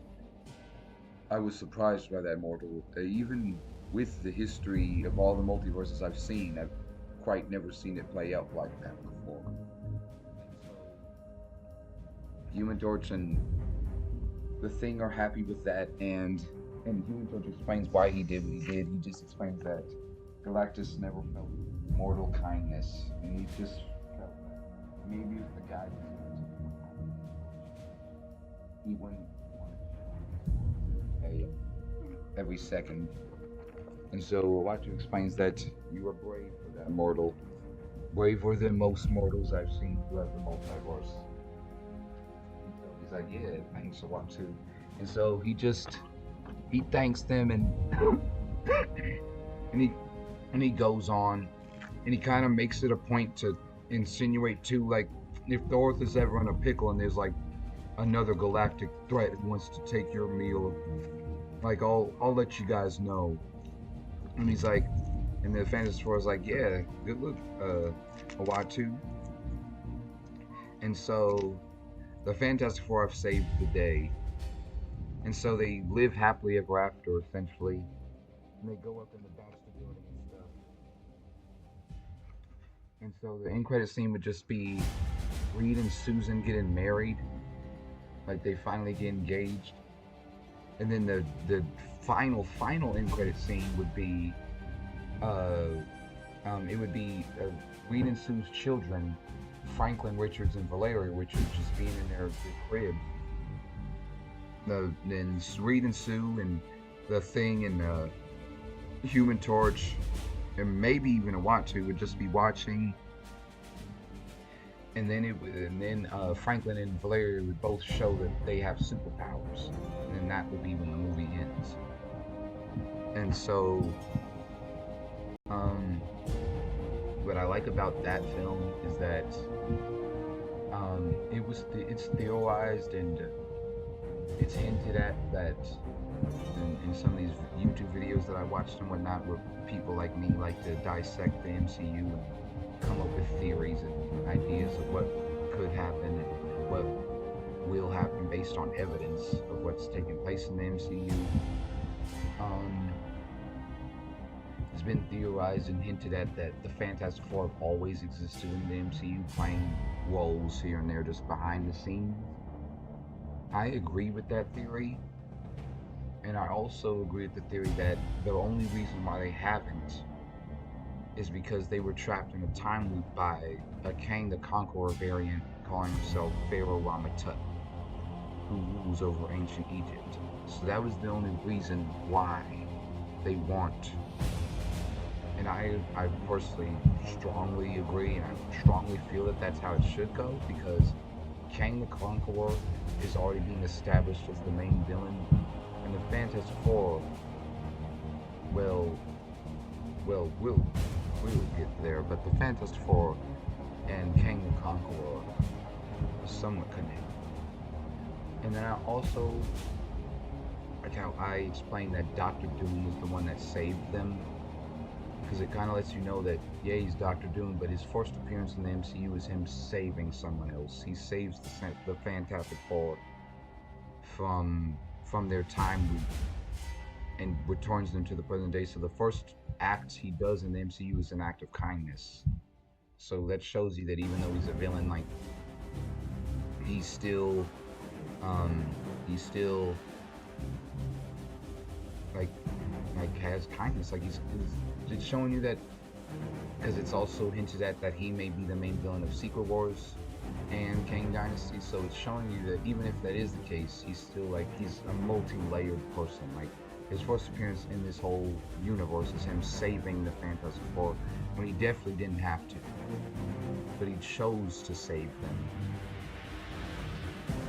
So I like how I included that as well.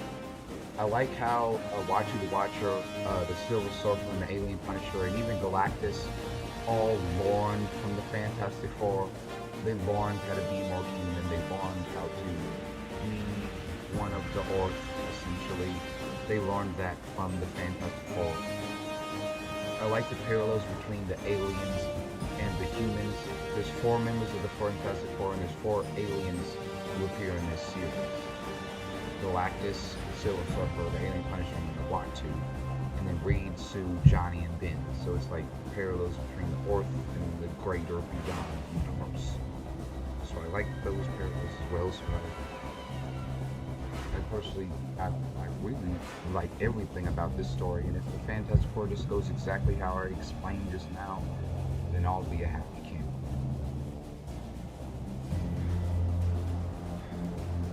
But yes, yes, yes, yes. So that was the Fantastic Four Marvel's first family. That was that. And the film that comes out after that is, I believe it's either the Armor Wars or the Young Avengers, Heroes of Tomorrow. So which one should we choose out of those two? Because they honestly do take place at the same time, so it's honestly, you can just choose which one you want to go with, which person. Wow. Okay, so the next film that comes out after Fantastic Four Marvel's First Family is the Young Avengers, Heroes of Tomorrow.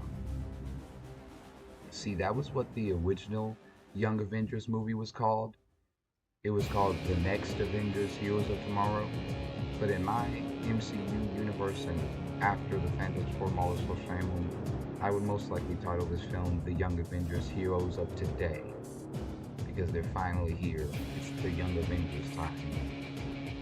So this film, after Fantastic Four the Marvel's First Family, would be The Young Avengers, the Heroes of Today. So the film would begin right where the Marvels left off, with Kamala recruiting the new Hawkeye to her Young Avengers roster. And so they would be already discussing everything. Ms. Marvel would explain the reason why she wants to form a Young Avengers team. She would explain that in the Marvels, her, Captain Marvel, and Photon, all 3 had to team up to defeat a villain called Dar-Ben, who threatened the universe and almost destroyed reality. And so when they had to face a threat of that magnitude and they barely won with all 3 of them fighting together, Kamala really feels compelled to make her own Avengers team. Because for one, she doesn't know why the Avengers proper didn't help in that instance. So she's silently angry about that, and she also is like she wants to take charge and take action because Photon is no longer with us. She was lost in the 838 universe, and Kamala's really like, she's really fazed by that. And so she comes to Kate Bishop, the new Hawkeye, with all this information. And Kate didn't need all that.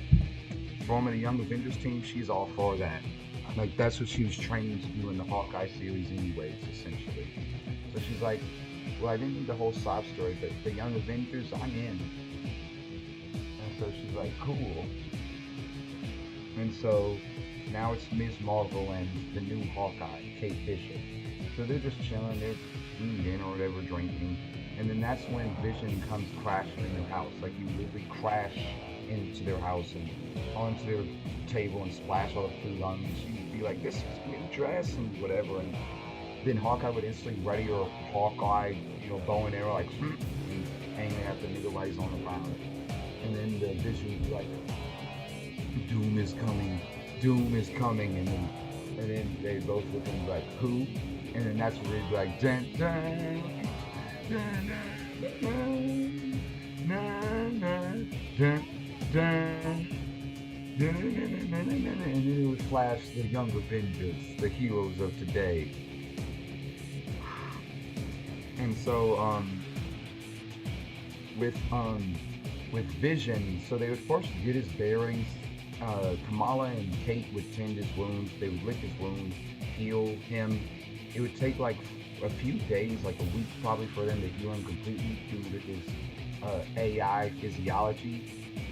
Ms. Marvel and Kate aren't really super geniuses, so they're not really used to pretty much healing a robot.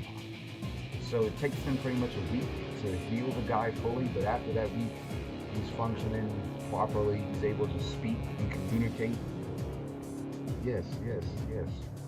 Before, all you could say is doom is coming, and doom is coming. They didn't know what that meant. Then after the week of them tending to his wounds and everything, just licking his wounds, so dinner's Vision is eating dinner and he drinks a cup of water and everything's like, ah. And then Ms. Marvel and the new Hawkeye is like, so are you gonna tell us this doom, like you just stated for weeks on it, that doom is coming, like what does that mean? And so the Vision would explain everything. He'd be like, it happened approximately 1 week ago. And then it would flash back to a week prior. And it would show that it was just the Vision and his 2 children, William Billy Maximoff and Thomas Tommy Maximoff. They are both the children of Vision and his wife, the Scarlet Witch, who is still presumed to be dead after the end of Doctor Strange's tomb, when she sacrificed herself after realizing what harm she caused to not only our universe, but the 838 universe, which now is a real grudge with the main Marvel universe based on what she did. So she pretty much sacrificed herself for that. And she thought that that'd be enough, and so she's presumed dead after that. So it's just the Vision and for his 2 kids, Billy and Tommy Maximoff. So they're just eating dinner or watching TV or drinking or whatever, just doing their daily activities. And Vision probably puts them in bed, about to take them to bed, and he's like, see you there. So baby bye, don't let the bed bugs bite. And then Dr. Doom's voice is like, the bed bugs might not bite, but I assure you will. And then he turns around and the Vision is instantly blasted with an energy beam.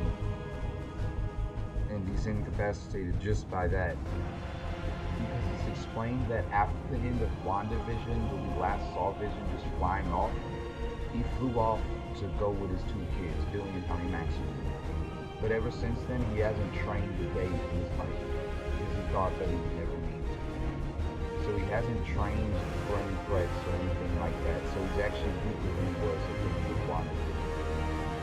So Dr. Doom just instantly comes in, blasts Vision with the energy beam, and then he steals Billy and Tommy Maximoff.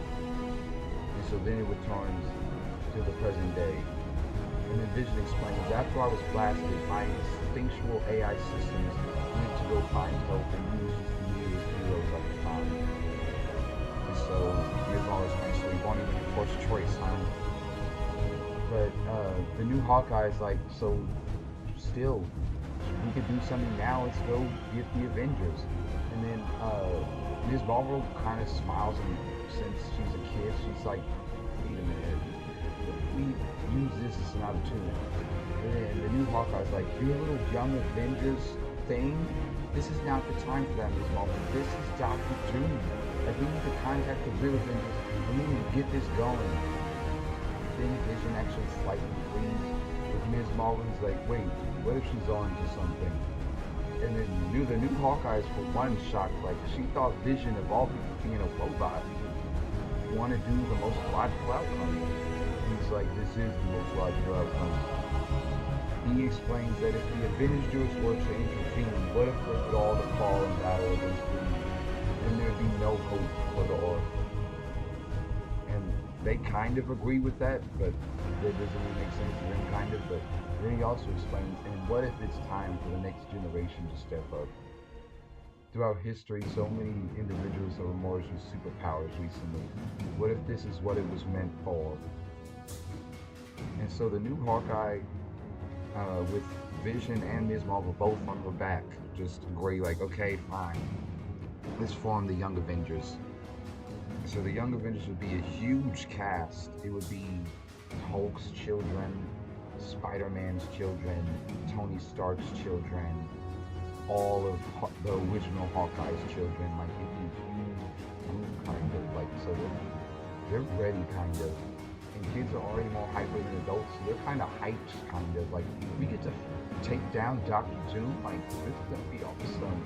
And then, like, specifically, Miles Morales, the boy's fighter, he'd be hyped about this. He'd be like, yeah, like, I've been wanting to test out my spider powers against a real threat, like, for a long while. So he's like, yeah, so they're ready and stuff, and they're just all ready to take down Doctor Doom. And so Vision, using his technology powers, is able to track down Doctor Doom to a country called Latveria. He explains that Doom is the ruler of this country and he's the king of it. So he explains that they will be going under heavy fire when they go into battle. And the Young Avengers is like, okay, we're ready. We're ready, Vision. And so they all go in. Instantly, they're hit with like missiles and stuff from the Latverian guards and whatnot. They disperse with them real quickly.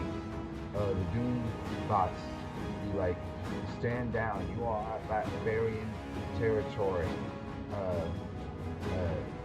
And we have a Doctor Doom. And then one of the heroes, maybe like Francis Barton, Hawkeye's son, would be like, and we have a Hulk. And then Hulk's son would hop in and, you know, start tearing up stuff and stuff, you know, because it's a parallel.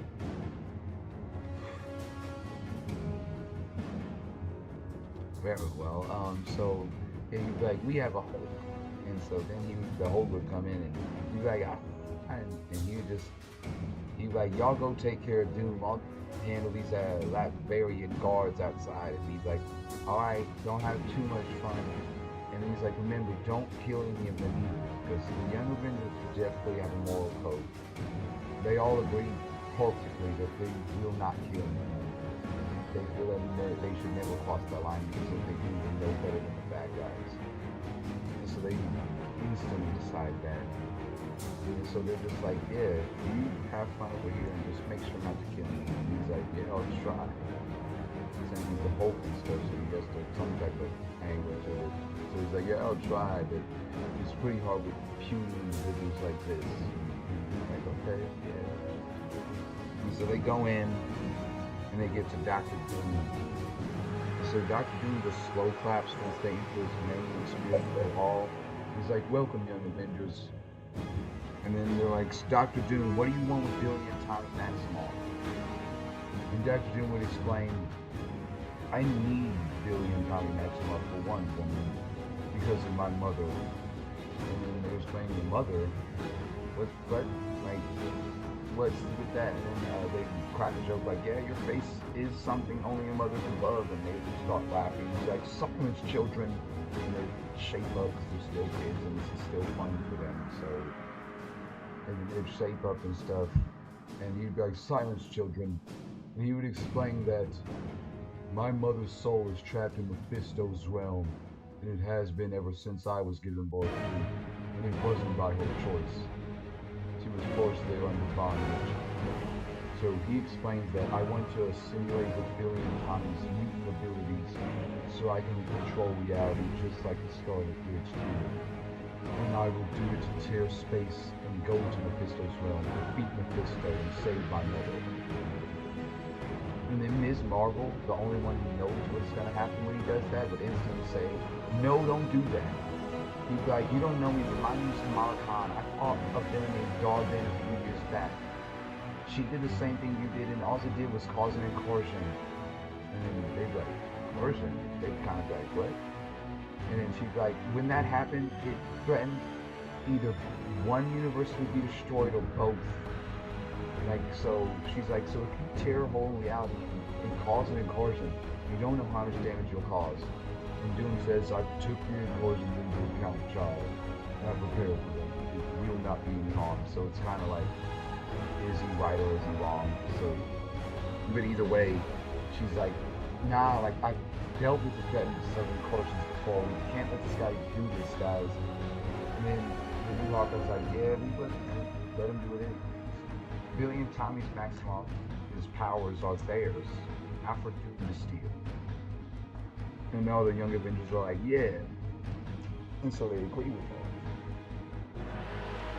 And then, as well, one of the Spider children, like Spider-Man's son, the Amazing Spider-Boy, would be like, also, and he'd be like, "Did I see a mutant? Like, what's a mutant? Like, what's a mutant?" And then Dude would be like, "It's not important, boy." He wouldn't spoil it. He wouldn't tell them. But Ms. Marvel would pipe up trying to get more cheese out of it. Like, "Wait, nah. Because at the end of Ms. Marvel, her best friend Bruno Corelli actually stated something. He stated to Ms. Marvel at the end of the series that something's different about your DNA, Ms. Marvel. It's something like a mutation. Like, she just hear that and go, "Wait a minute. My friend," "My friend Bruno Corelli, he told me that I had a mutation too." And then Dude's like, "She's a mutant as well." And so she'd be like, "Wait, we need more information. Like, what's a mutant?" And it'd be too late. At that point, one of the young Avengers would pop in, like, "Enough talk. Like, this guy's draining Billion Tommy's power. We're just sitting here conversing with the guy." And so he wants into battle. And that's when he's like, "Good, the challenger." Because the machine, what it's doing is it's slowly draining all of Billion Tommy's mutant life force and giving it to Doom instead. So over time, he's gaining their mutant abilities, but it's happening at a slow process, and right now he's only at 25%. But it's slowly going up as the fight goes on. So it's a parallel to the Thunderbolts film, where in the end, Sentry had a power dampening collar and his strength is increasing. In this film, Doom essentially has a power strengthening collar, quote unquote, like the power is slowly going up as they fight this guy. So it's like they kind of have to defeat him forthwith if they want to win it all. Because Rocket Doom, with the combined strength of Billion Tommy's full mutant abilities, would likely be connected to the full Avengers roster. Probably, like, one of them would be cocky, like, "Let him absorb it. Like, he'll still be able to take this guy down." But one of them would be like one of the stronger ones, like probably Anthony Stark Jr., Iron Man's son.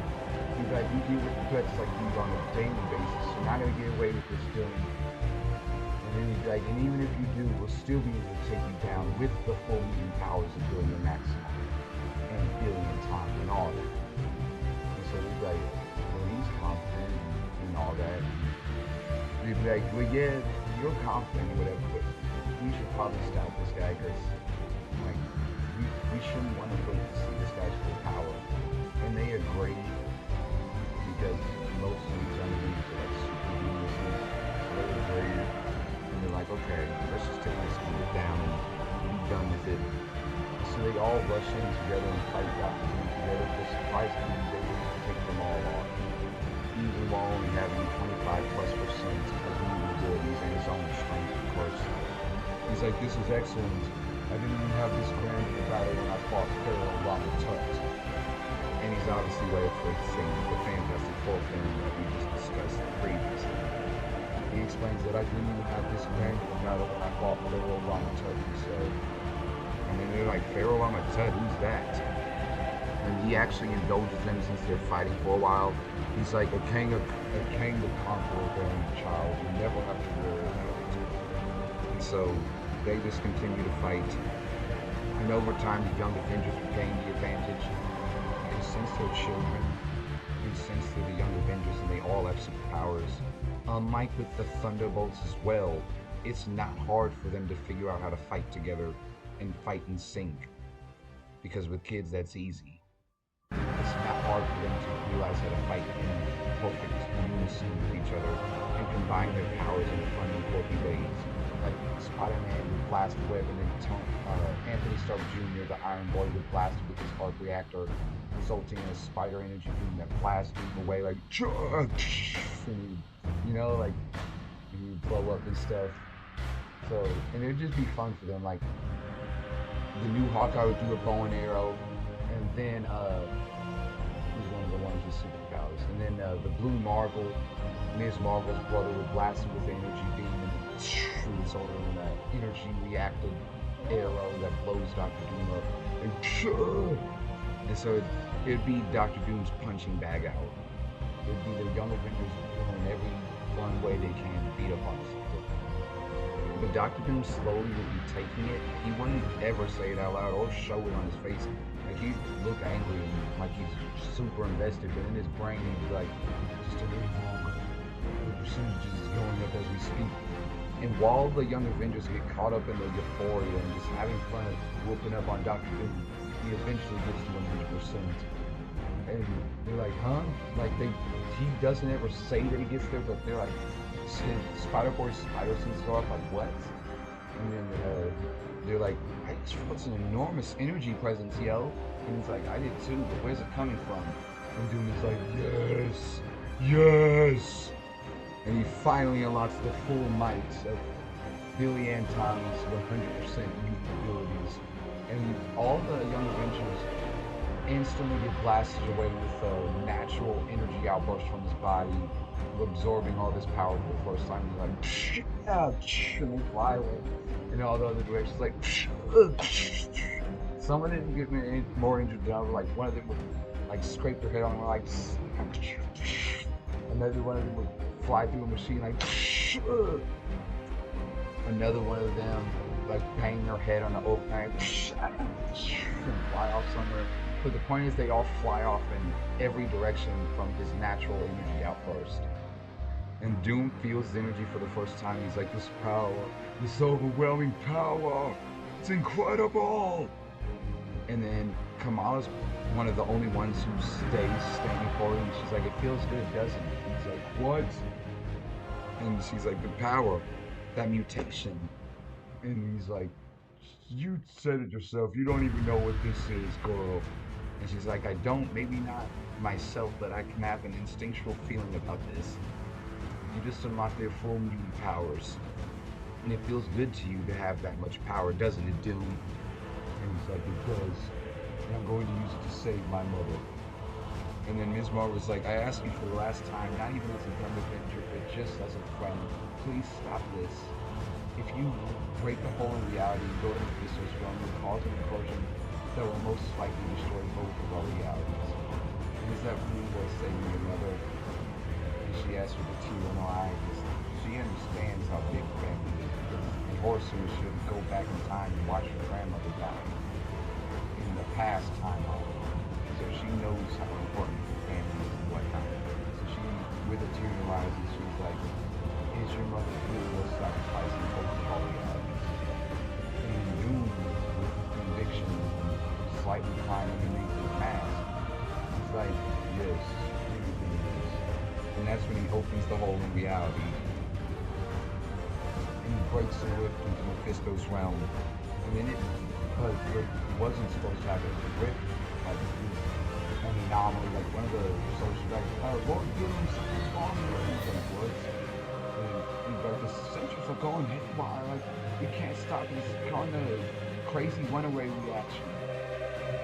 And that would be a reference to Fantastic, the 2012 Fantastic Four film where Reed said, like, be sure not to cause a crazy runaway reaction or else you'll cause everything to be sucked into the infinite space.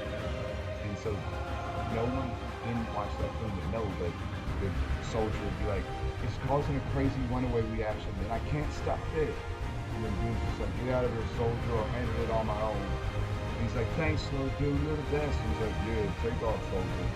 Because Doom does love his people and he doesn't want any of them to fall in battle. So he's like, I'll go down with the ship if I need to. And he orders all of his soldiers to take off. And they're like, well, Doom, but you'll be killed. And he's like, I understand that, but that's just what I have to do. As the king of my people. And they're like, yeah, you're really cool, Lord Doom. And so they all evacuate. And so now it's only Lord Doom and the young Avengers.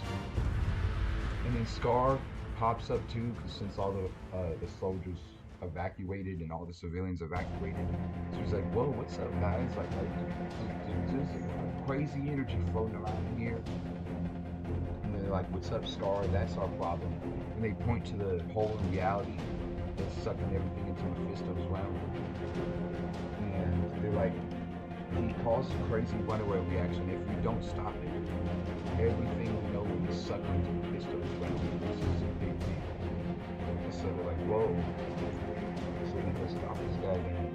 And so all of them would move bigger, rush at Dr. Doom with the full power of William Tommy's mutant abilities. And all of them lose. But they do fight with vigor, they fight with intent, they fight hard, but they fight with most of them are breaking on the ground. Acting like punches them and bludgeons and beats them one by one. And they notice the younger student, like, Iron Girl, come in, and it's just like, and she's knocked out, putting on the ground. So he's like, Spider-Boy, where are you? It's just knocked out from Dr. Doom and stuff. So it boils down to just a handful of them. And probably the new Hawkeye, Ms. Marvel's, Spider-Girl, Iron Boy, Scar, just, it's only a few of them. So they square up, ready for their final confrontation with Dr. Doom, and he's like, I won't finish you off. And they're just hugging like, huh? Like, still ready to scrap. He's like, I've done enough. It's time to go save my mother. And then Ms. Marvel, like, the new Hawkeye holds it back. She's like, please don't do this. It's still time to close the portal. And he's like, there's no more time. There's only time to save my mother. And then she's like, no. And he's like, goodbye. And he enters the portal. And arrives in Mephisto's realm. So in Mephisto's realm, he meets Mephisto himself face for the first time. He's terrified. And he's blasted through the portal with an onslaught of energy that he's never been seen before. And he's blasted and like Spider-Girl at the time is like, yo, look out! And she grabs him like, gigantic blast of energy, just blasts to him to main off of reality. And he's like, and he falls on the ground, seemingly dead. Like, because one of the Avengers rushes like, there's no pulse. And they're like, no, this is bad. Like, because yeah, they was fighting Dr. Doom, but they still had a no killing, so they didn't even see the guy die. But he's like, there's no pulse. He's gone. And Ms. Null was like, she got to get from the ground and start just crying. Like, even though they were fighting each other the whole time, they probably destroyed each other. She still like kind of had the affection for that. She wanted to see him with him. She hated him. So she does that. But then, since he's been knocked out, the mutant powers billion times return to their own as they awaken and break out of their energy machine. And so, Tommy Maximoff, he is the mutant power of super speed. So he can run as fast as Quicksilver, not faster. So that's his ability. And then Billy Maximoff, He has the same powers as the Scarlet Witch. He has control over chaos magic, which means he can control the fundamentals of all existence in the main Marvel universe. He's already the strongest character in existence, but he doesn't know how to handle that full ability yet, not even close. Like right now, like you think he's kind of like supposed to be trying, like he can't conquer all of reality just yet.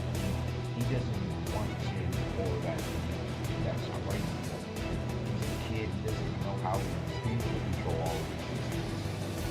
So he doesn't even want to tap into all that, but Ms. Marvel and the new Hawkeye and then go up to Billy and Tommy specifically, and they first introduce themselves like, "What's up? We're the Young Avengers," and they're like, "You guys are obviously members." And you're like, "The Young Avengers?" Like that's it. They were part of the Young Avengers now. But then they explain the situation. They're like, "You guys see that portal?" And they're like, "You mean the red brimstone portal that's sucking up everything?" "Yes, we noticed that." And the Young Avengers are like, "Yeah, but whatever." So you guys have to stop that somehow. You two have to close this portal. And then Billy and Tommy Maxwell don't need any more instructions. Like, you've kind of been dreaming about this the whole time while you've been up powers drained. So Billy's like, "Are you ready, Tommy?" Like, "Always, Billy." So they hold hands. They're combining their powers. They're able to destroy the portal, sealing it off from the main Marvel universe, and saving them from the Fisto's realm. So everything stops getting sucked in, and everything stops falling. And then they go good. And so afterwards, a bunch of S.H.I.E.L.D. agents bust down the door, like, "S.H.I.E.L.D., put your hands up!" And then they notice only the Young Avengers with the defeated Dr. Doom in their hands. And they're like, "What?" And so Nick Fury's like, "I underestimated you, Young Avengers. I didn't know you was actually going to take him down." And then Ms. Marvel's like, "Nick Fury? You again?" And then the new Hawkeye's like, "More importantly, you underestimated us?" And then Nick Fury explains, "We've been keeping tabs on Doom for a while, ever since we saved the Fantastic Four. We knew we could always go bad if we wanted to, so we kept tabs on him. We noticed his actions in that area and were about to make our play. But as soon as we got here, we noticed that he'd already been defeated by kids. We underestimated you, young ones." And then they get mad and Ms. Marvel actually slaps her in the face. So she's like, "You've been monitoring us this whole time and you didn't choose to help." And then the new Hawkeye and Vision are like, "Wait, isn't that what you wanted? Didn't you want to form the Young Avengers?" And so it's kind of just like a quirky little thing. So what happened was the Young Avengers ended up teaming up. They wasn't able to defeat Doom themselves after he had absorbed Billy and Tommy's mutant abilities to the max. Doom got defeated when he saw the face of Mephisto for the first time and he felt fear. He was blasted back with a full onslaught of energy. He's presumably dead. But the film ends with a celebration for the Young Avengers. They have a party at their place. They drink, they eat, they just celebrate and whatnot. And then the end credit scene is so Victor, as he's still presumed to be dead, he sees a vision, and the mother is like, "Victor, Victor." He opens his eyes and he sees his mother for the first time ever since his birth. And he's like, "Mother, I can't believe it's really you." So, and like, Crystal's realm as well. And she's like, "You're not my son. I made sure of that. Your time in the living world is not over. You must continue on, my son." And then he's like, "Mother, I don't understand. I just want to be with you. I just want to save you." And she's like, "Your time on Earth isn't over yet." And he's like, "I don't understand." And then he eventually wakes up in a Latverian hospital. And she's like, "Oh, Lord Doom." And he's like, "What?" Like, he doesn't actually say anything. The end credit scene ends when he just wakes up in that very hospital. But the nurse is like, "You've been in a coma for a year." And he's like, "What?" And then that's when it ends or whatever. But it actually ends like he just wakes up in that very hospital alive, and then it's over. the film ends, so it ends on like Doom is will return in the future. So that was the Young Avengers, Heroes of Today. I'm very glad you chose that film first because I feel that that's probably going to be the best film in the MCU until Kang Dynasty comes. Like, the amount of hype for this movie that's been built up is insane. And if the MCU pretty much doesn't do exactly how I scripted this out, I would be disappointed because I feel I got this perfectly.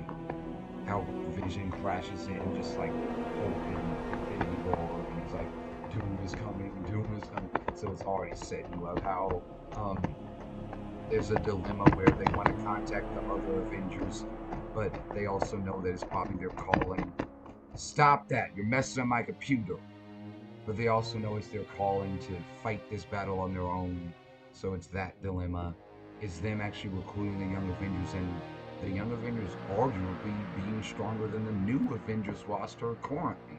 And none of them know that though, like, because they're kids still, and they obviously think that the Young Avengers are still weaker than the new Avengers. So they're like, yeah, no, we're not stronger than they are.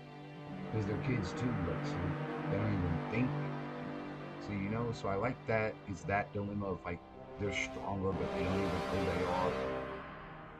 And it's yeah, I just like the intricacies that go into this. I like how it was a final super dramatic moment. Like most of the young Avengers were sprawled out unconscious and Doom,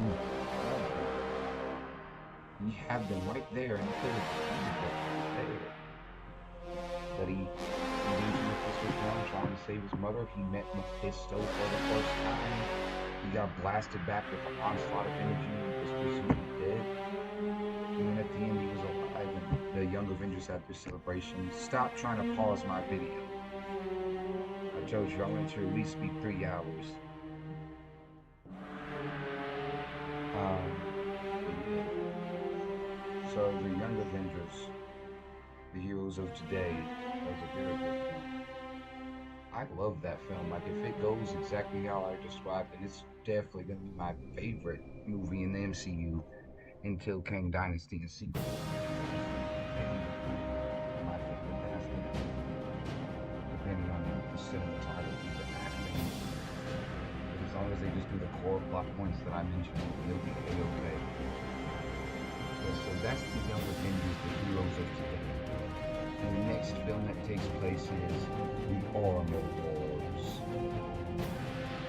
So the Armor Wars actually opens up with a character called Justin Hammer.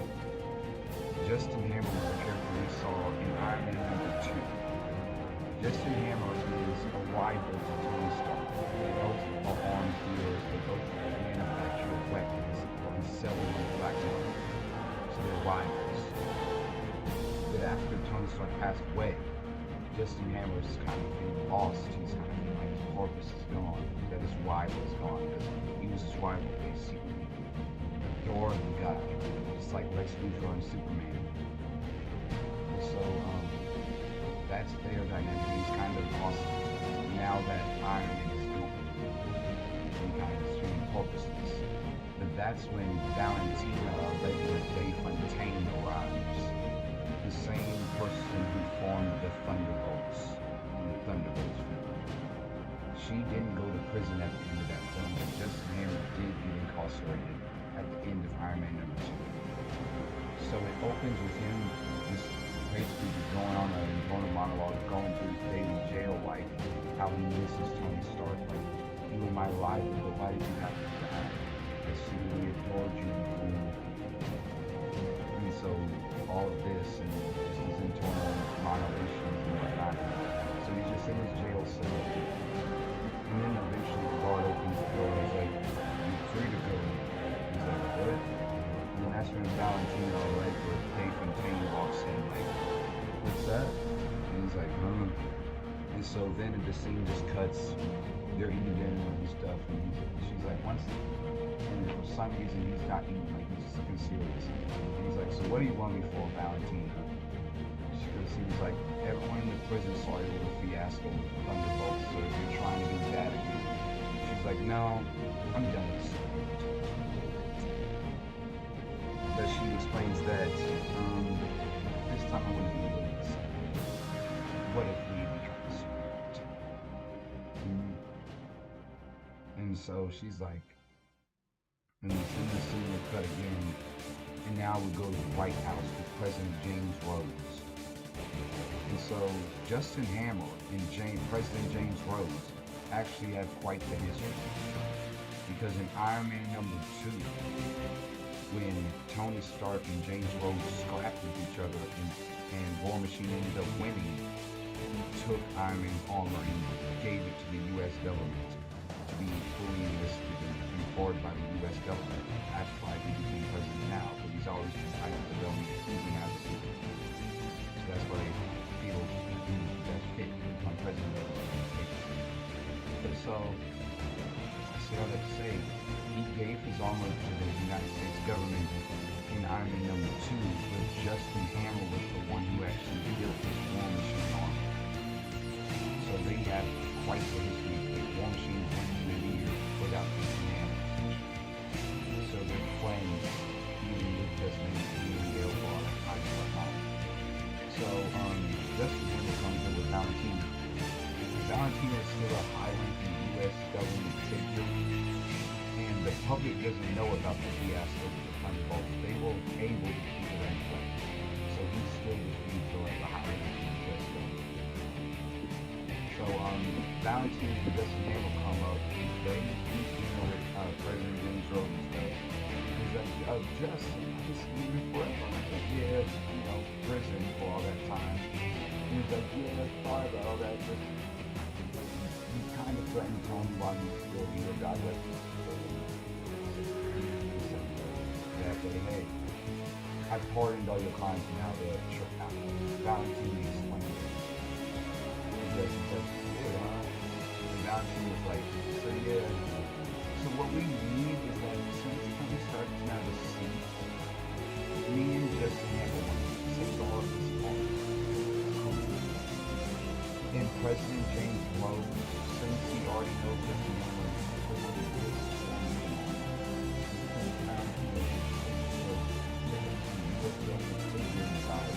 he feels that whatever they want to put Tony Stark's armor for must be for him. He orders the U.S. government to relinquish all of Tony Stark's technology to Valentina and to Justin Hammer. And so that's it. They dab each other up. He's like, good look, Rhodey, and he's like, no problem, Justin. We're cool like that. And so that's all it is. He gives up all the technology to them, and they go on. But with the technology, they coagulate it all to build three things. First, they build a suit of armor for themselves. So now Valentina and Justin have Iron Man armor, but it's the latest Tony Stark technology. And they use it to recreate Ultron, the same character we saw in Avengers #2.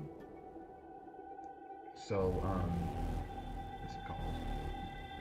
But it's not that Ultron is on his own trying to destroy all of humanity like he was in #2 of the Avengers. In Armor Wars, he's pretty much just an automaton. Because he's being controlled because Justin Hammer also built a controller. So Ultron only does what he commands. So it's not like he's trying to destroy the Earth. He's only doing what him and Valentina order him to do. And he cannot disobey that programming, no matter what. As long as the control is there, the programming will always be in place. And so, and as well, the Ultron, he's also granted with the adamantium skeleton. And adamantium is the hardest metal in existence. And it's theorized that adamantium will be introduced into the MCU thanks to the Eternals #1. When Cersei, she defeated the emergence of the celestial Tiamat by combining her strength with all the rest of her Eternals and turning him into stone, essentially, into some type of metal alloy. It's revealed that that metal alloy was adamantium. So the U.S. government has now appropriated that area and is mining it for adamantium, and they have a lot of it. And so they say, why not test it out on your creation? And she's like, sure. And so Ultron is also granted with an adamantium skeleton. But Valentina and Justin Hammer do not have like an adamantium suit of armor. They just have a regular Iron Man armor, but it's still the latest Tony Stark technology, so it's like nanotech, so it's still pretty strong. And then Ultron has the adamantium skeleton, and he's much stronger than he was before because it's the latest Tony Stark technology, not the old ones from Avengers #2. So these are huge threats that are about to come face the Avengers. And so Justin Hammer, Valentina, and Ultron, with their new and improved tech, pop in New York, just like Red Hulk did and just like Loki did in Avengers #1. And the reporters pop up too, as they recognize Valentina and Justin Hammer, especially Ultron. They recognize all three of them and they're like, so what's up, y'all? And Justin Hammer was like, people of Earth, hear me. We call out the Avengers. And they're like, what? Like, y'all want to scrap with the Avengers? And they're like, yes, we know we could take them down, so then he grabs the camera. Wherever you Avengers are at, come show yourself. And so then the scene cuts to the White House, with President James Rowe turning off the news report and the TV. And he's like, so Sam, you got that? And Samuel Wilson, the new Captain America, is like, okay, guess we gotta do it then. And then it's like, and then it just cuts to the new Avengers, which consists of the new Captain America, Samuel Wilson, the new Falcon, Joaquin Torres, the White Wolf, Bucky, Zhu Chang-Chi, the Master of the Legendary Ten Rings, the Amazing Spider-Man, the She-Hulk, and the new Black Panther, Princess Shuri.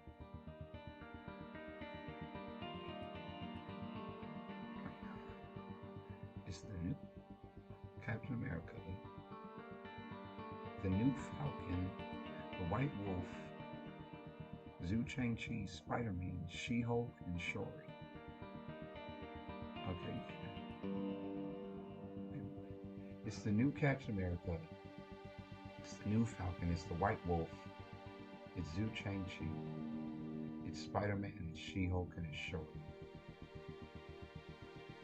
Okay, yeah, so it's the 7 of them. They're just on a helicopter about to fly to New York City, and they eventually get and they square up in New York Times Square with Justin Hammer, Valentina, and the new Ultron. Ultron doesn't react to their presence because he can't speak. He can't do anything. The only thing he can do is perform whenever Justin Hammer and Valentina gives him a direct order. That's why I stated earlier that he's just an automaton.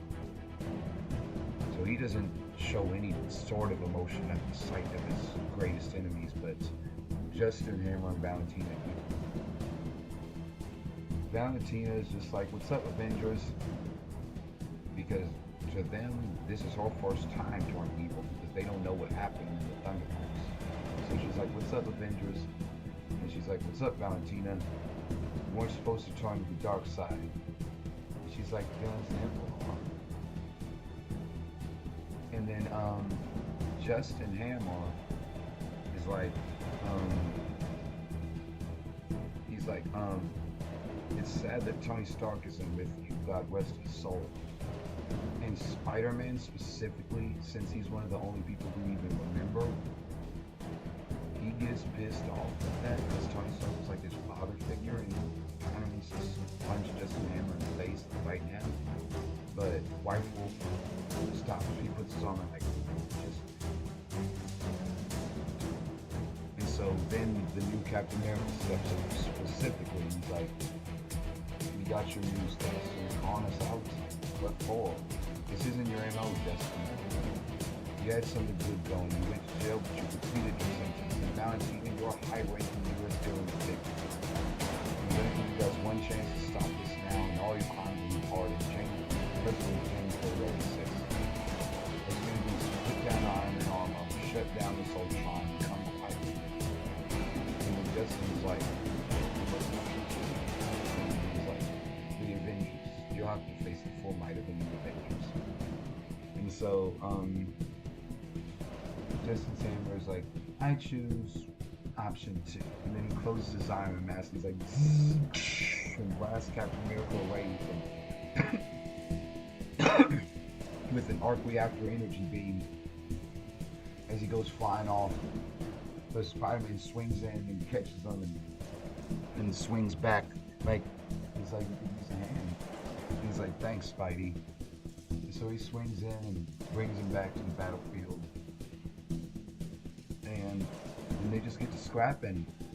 And then Justin, after blasting him away, his hand is still smoking. He's like, oh, it's Iron Man armor. Now I know what that smoke bastard always had such a fun time. And then Valentina is just like, always having so much fun. You're such a kid, Justin. And so they both close their masks. And then they hop in and start to fight the new Avengers. And the new Avengers are slightly caught off guard because they didn't expect Valentina and Justin to win this. Like they're fighting like savages with this new Iron Man on. This latest piece of technology, like Valentina's like, so what happens? Like, and always like, not letting them down.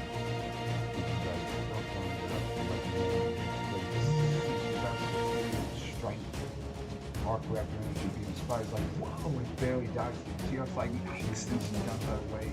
And it completely destroys like a huge Empire State Building. And it's evaporated. And she's like, whoa, that's some power. And then Spider-Man breaks like this.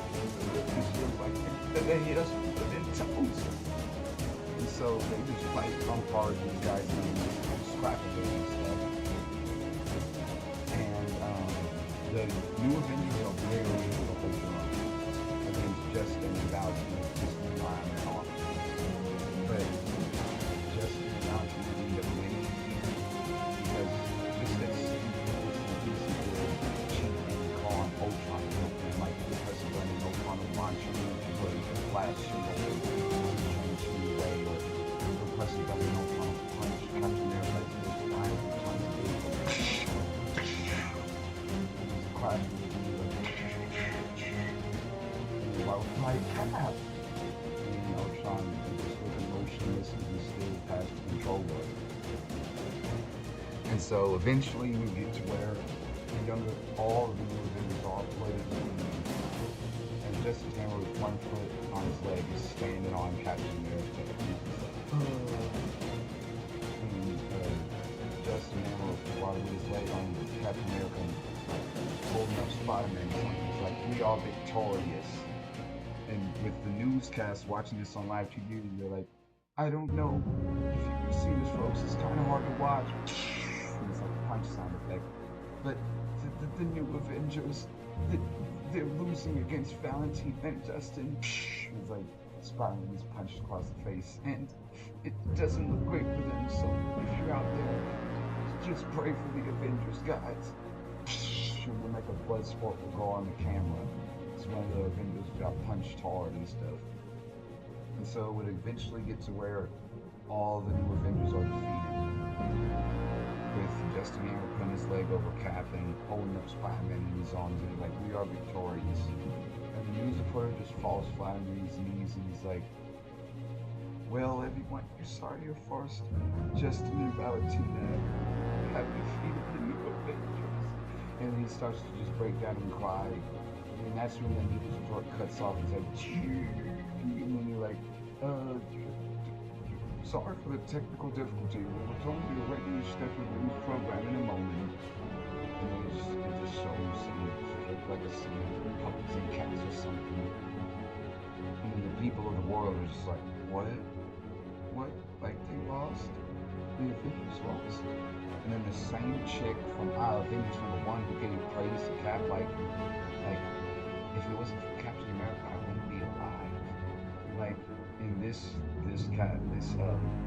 Armor Wars movie, she's the same girl who gets on the news report and she's like, I'm so sorry that you guys lost Avengers, but if you're out there, please, we still need you. And that's all she says. And like, it's the same girl from Avengers #1, that's where they still recording on. And so all that, and so the Avengers lost.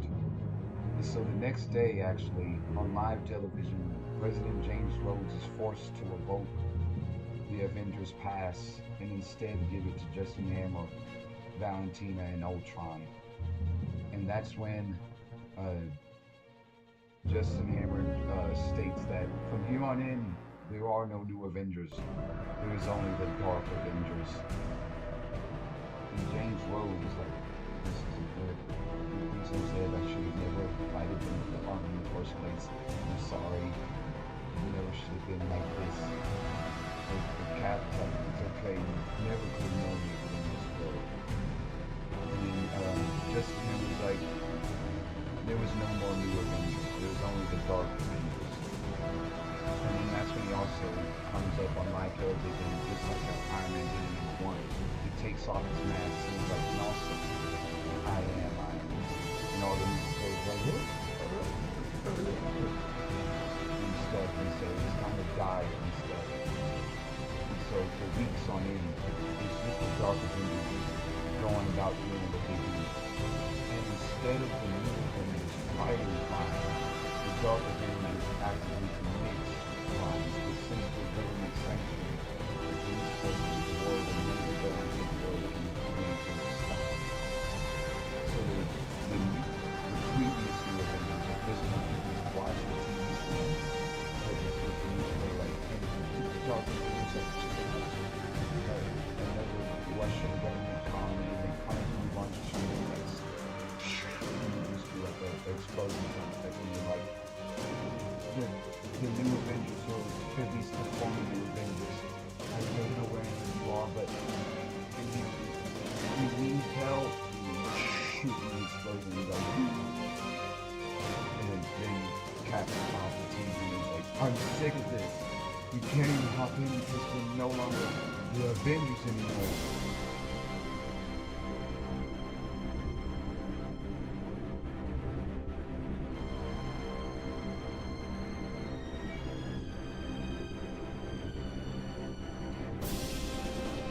So where we left off, it was with Justin Hammer, Valentina, and Ultron.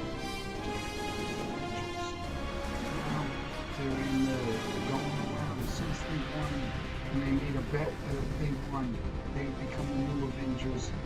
And if Avengers lost, they would lose their rank as Avengers. Since they won, now they're now the Dark Avengers, and the new Avengers had to disband as official orders by the president. So now that's where it picks up with the Dark Avengers just going on committee. Because instead of the new Avengers actively stopping crimes, the Dark Avengers will commit. There we go. So like they just go in and destroy stuff and stuff.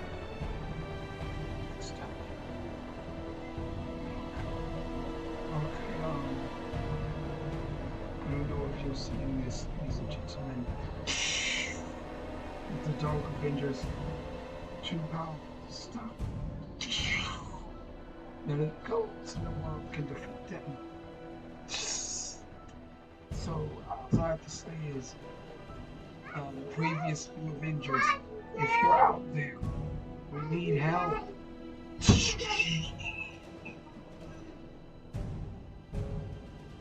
Beep. Man, this sucks. Dark Avengers.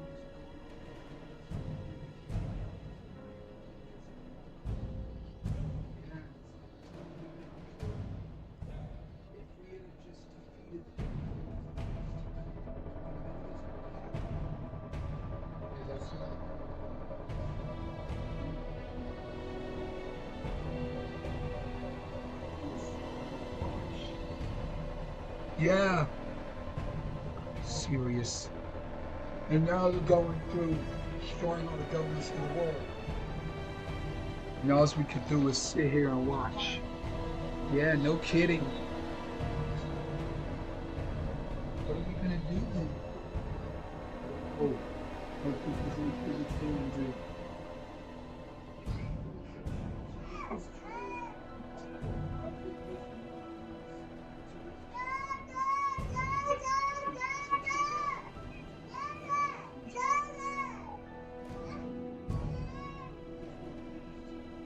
Justin,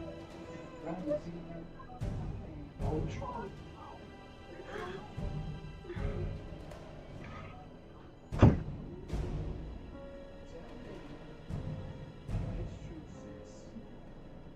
We lost the Dark Avengers.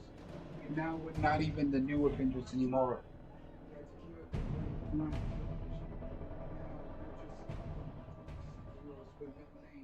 And they took up the mantle of Dark Avengers.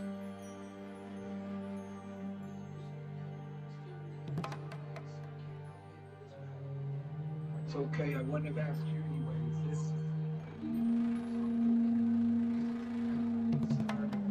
No!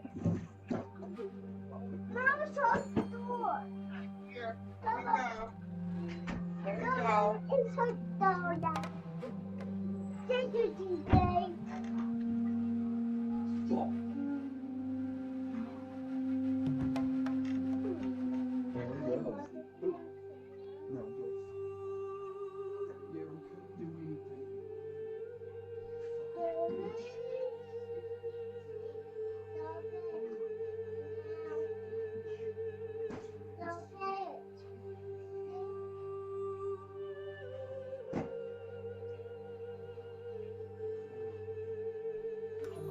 Yes, I know that you lost things. That sucks. It does suck.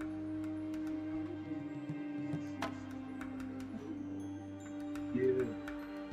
Well, best of luck to you. And don't get killed.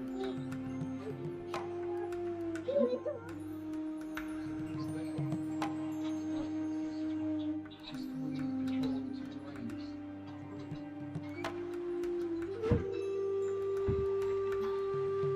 Period. Oh, no. Oh, so yeah, MJ, like, I'm gonna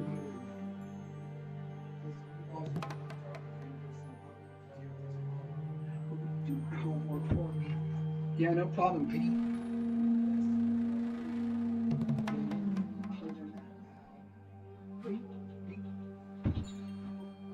Okay.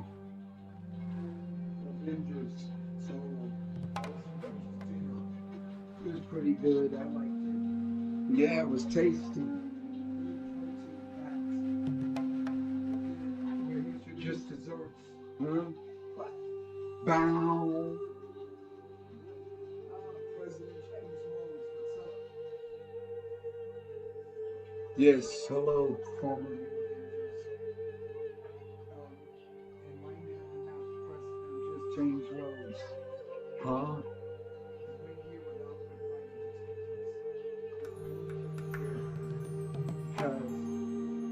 Too bad.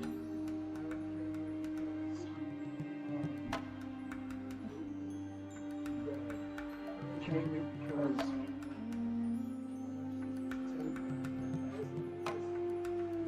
giving you guys a second shot. Second shot. Japan. You couldn't really prepare for how strong.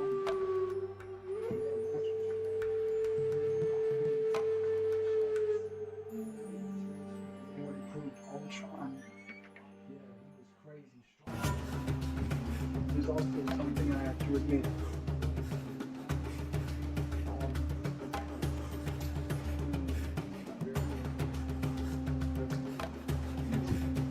Valentine was a highway killer.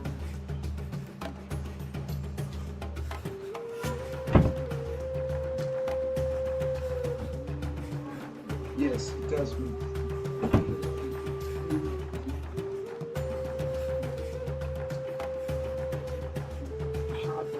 I have to tell you this.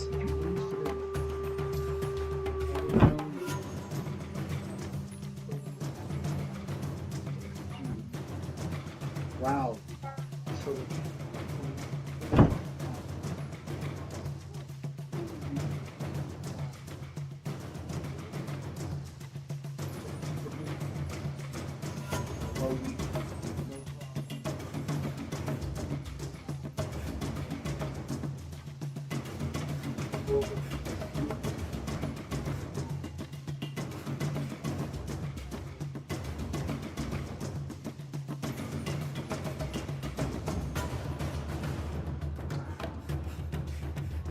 Dark Avengers.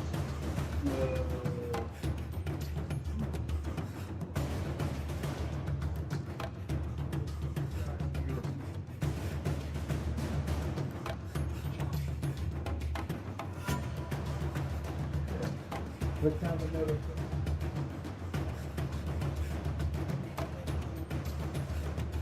Title of Avengers.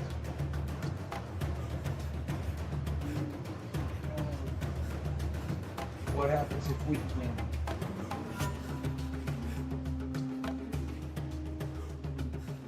The earth is yours. Odds of that don't that we do. But I have a question.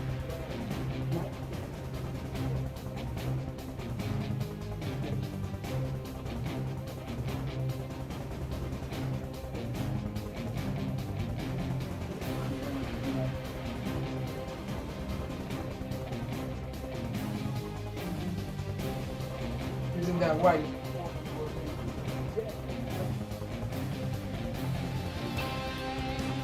We knew that.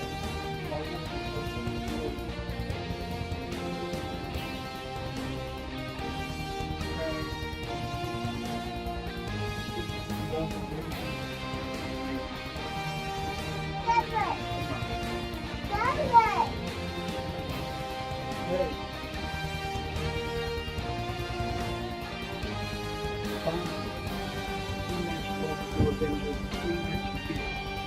This time out.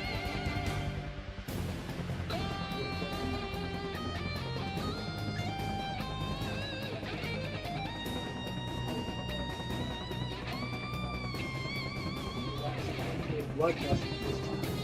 Yes, she will. No.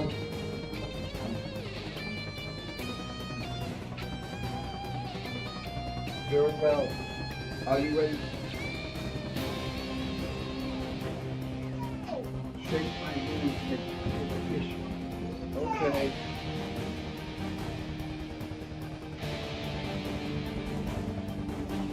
You have to stop when you go.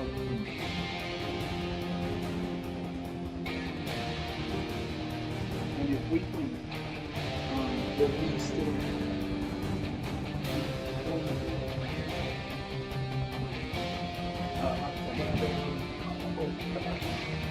yeah.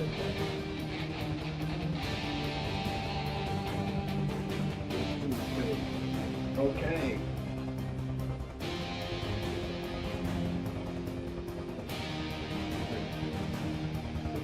Destroying countless countries for this.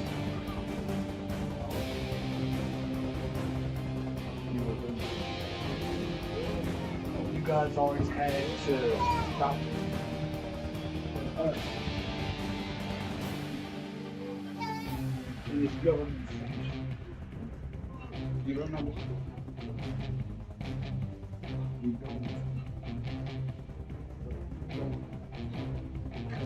Close.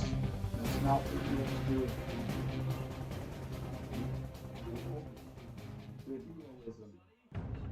But you guys don't. That's okay.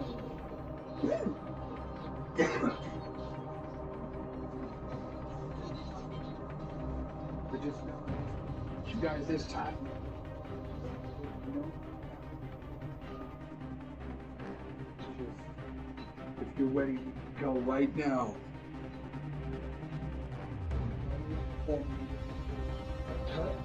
Huh? Hmm?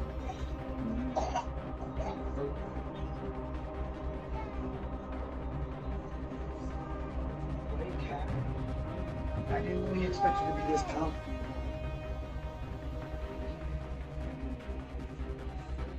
You still like used to be the Avengers, right? Like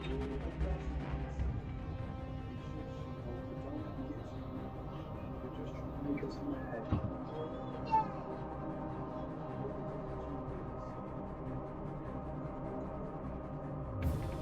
You can't just go in there swinging. Yeah, but sure.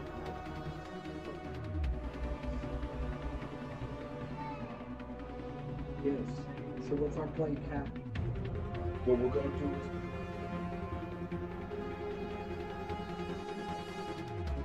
is target movies. Sure. She-Hulk.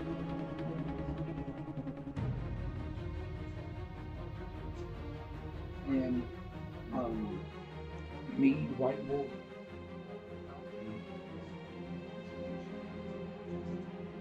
What Ultron when he hops in? Whenever he hops in.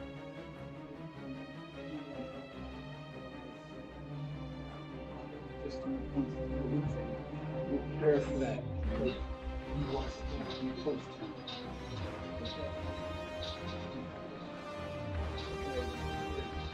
One, two, three,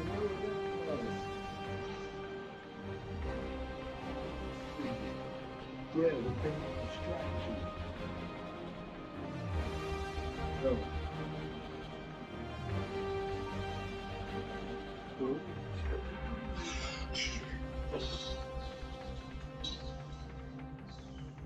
Alright, I'm up.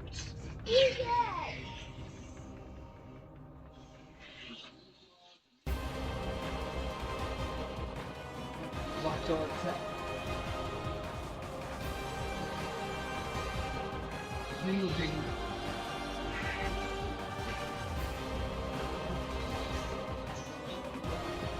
Sure, you know your mission. Go.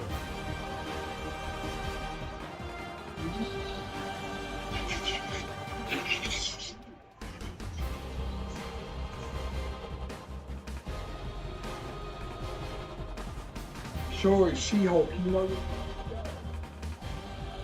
Yep.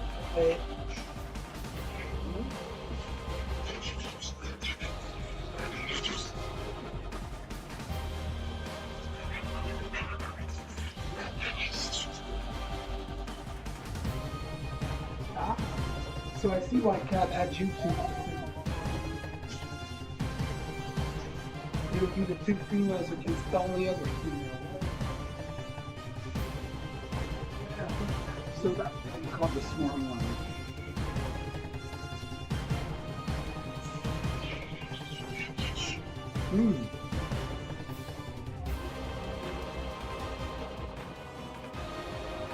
Excuse me.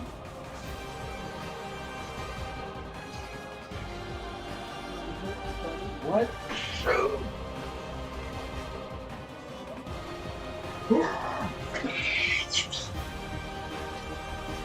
That was the divide and conquer, right?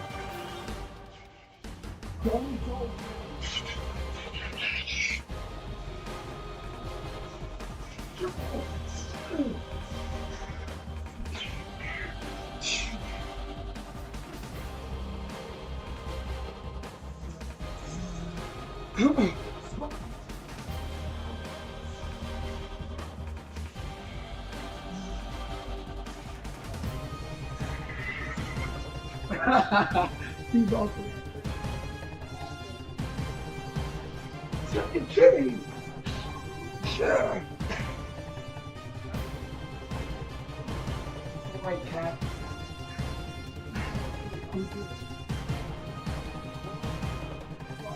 One you call change. You can really take a punch.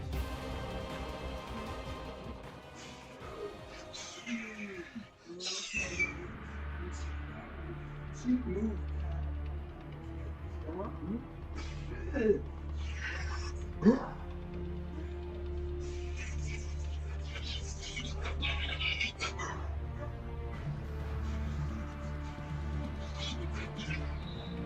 What's wrong? We could go.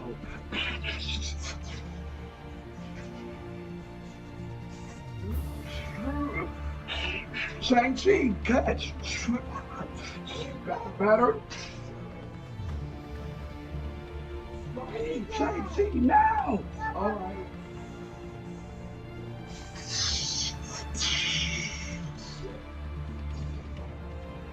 Huh?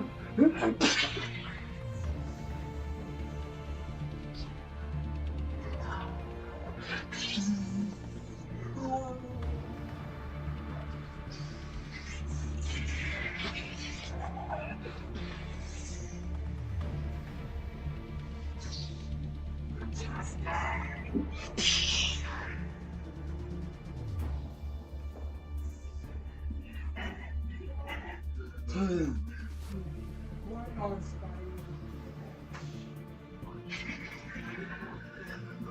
Don't give up, I said. You don't know that he's defeated. Come on, lighten up, Cap. Nobody could have taken Falcon last like that. Yeah, I mean, the Iron Man could have if he was around. I said, don't give up, I said. Shut up.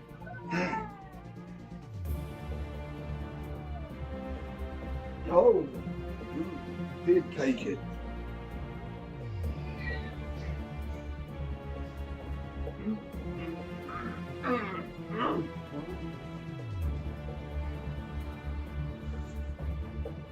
Nice job, New Avengers. You got it. Yeah. Cap thought of a million strategies.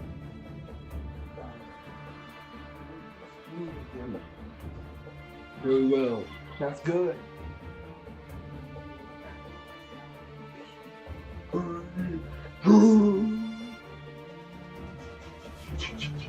Guys, he just had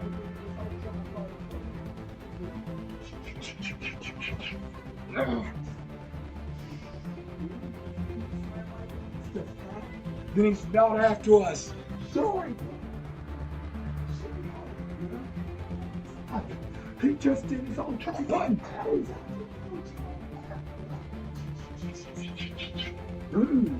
Okay, Ultron. I'll let you do it.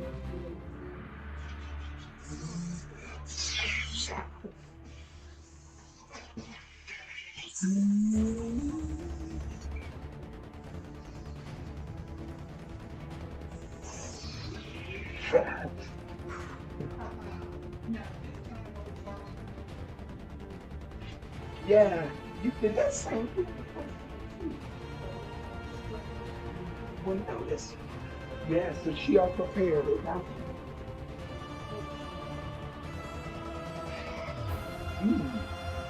Okay.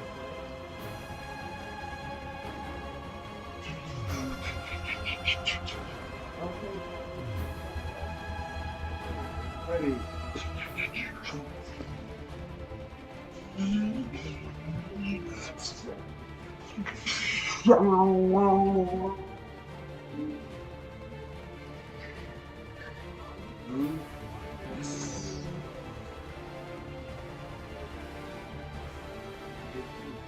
You're too much punching in the face for and you are my shield.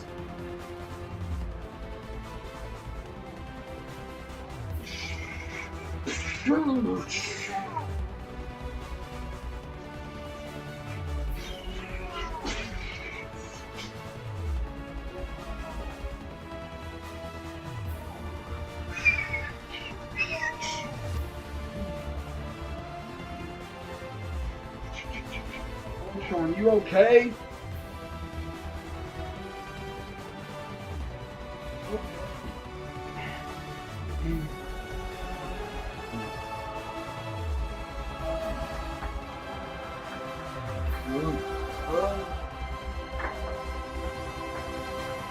Think that was good for round one.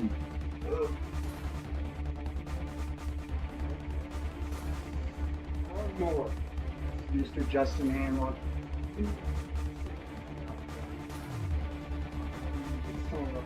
Don't tell me what I should do. Come on.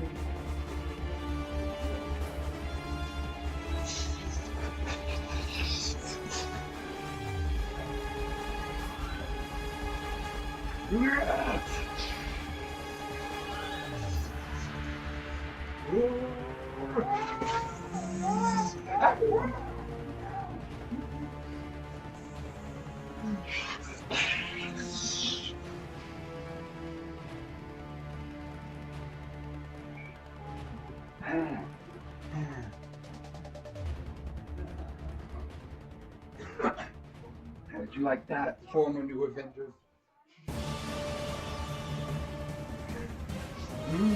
Think of his shield again.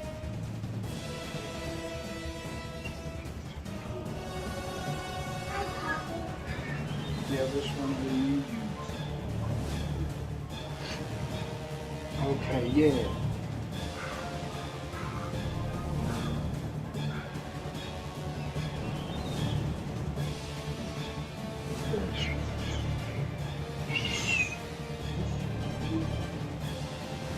Why don't you push your leg?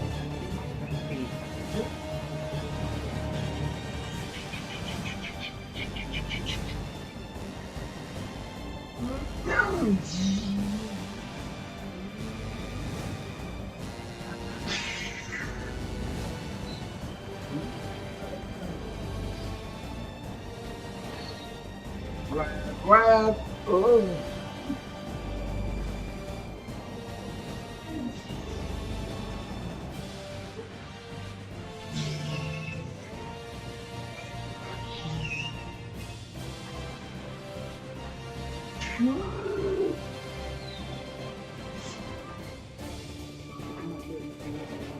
For a second.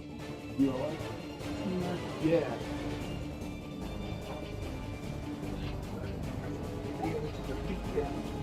Okay. Right. Okay. Falcon, you okay, we're ready now.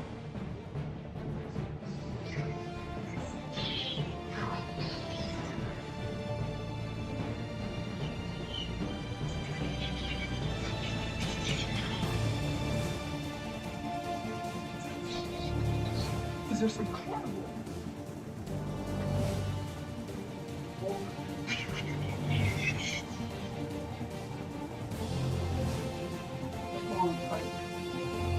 Technology is nothing to us.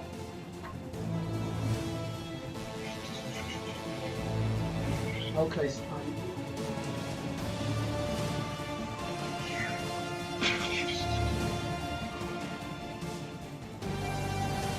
Huh?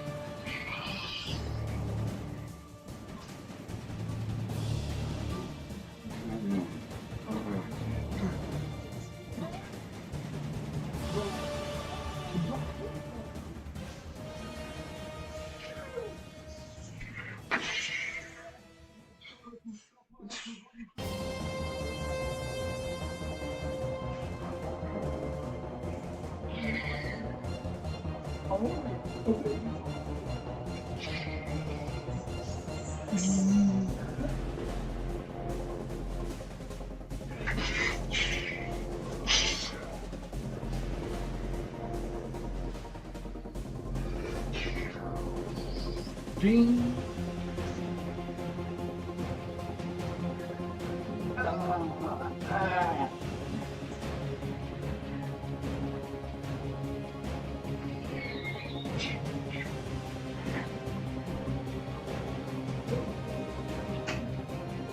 It was good indeed. Let us face off on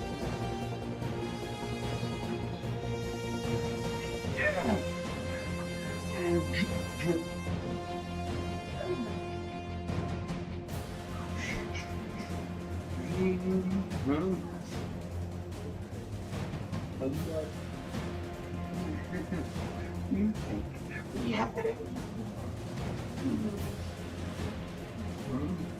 Oh, she wasn't able to move.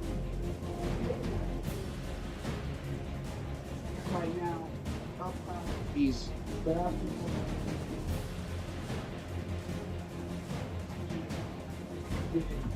And now both of you guys are all in there. So that's what he told us.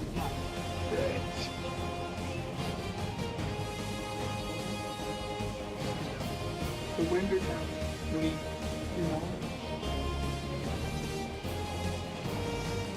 no good friend, the president of the world.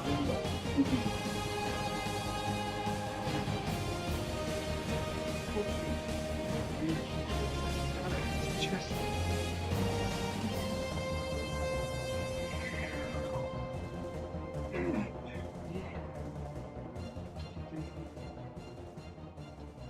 can't phase him anymore.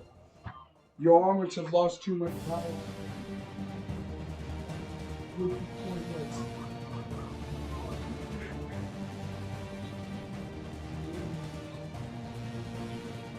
Okay. This is kind of pathetic. Oh my really?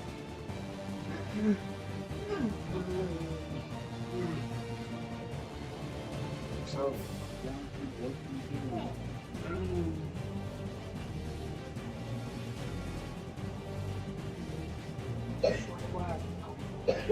but we did.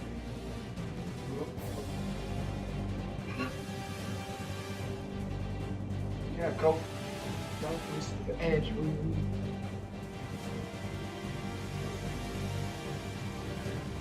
Well, yeah. So,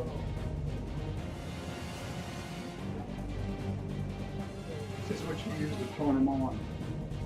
It is.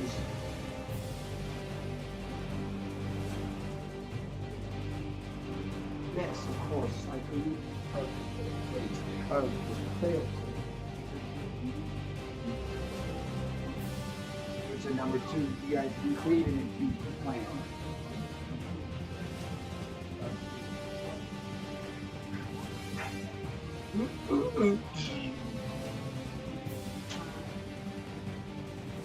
I was trying to shut down. I was on edge without the head.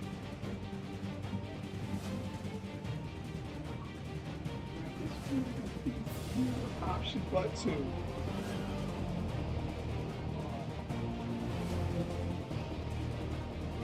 So the Dark Avengers are about to fall.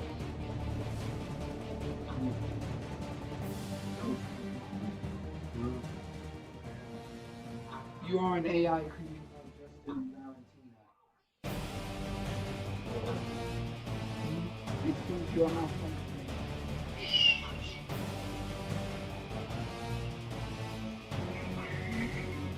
Ding!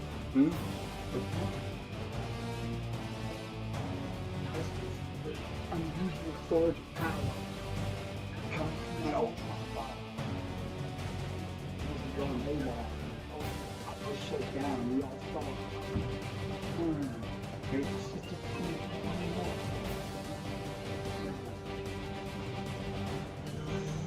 Okay, now we see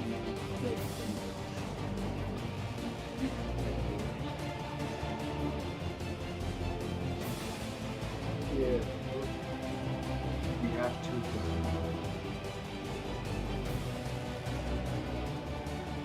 President White House.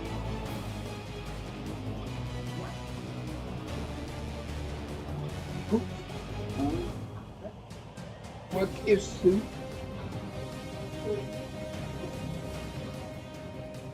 My system is no.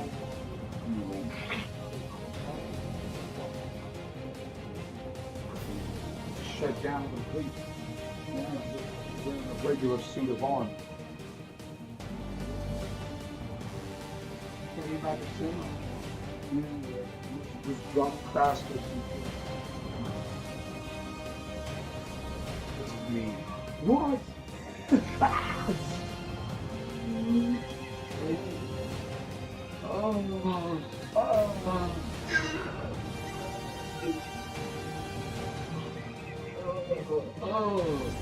Who's that jerk?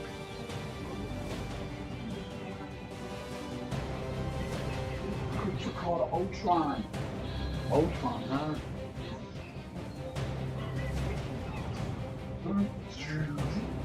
Wow, so cool. So you're still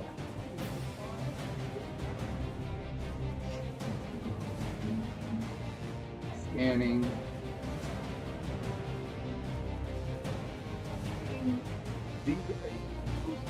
Just to me,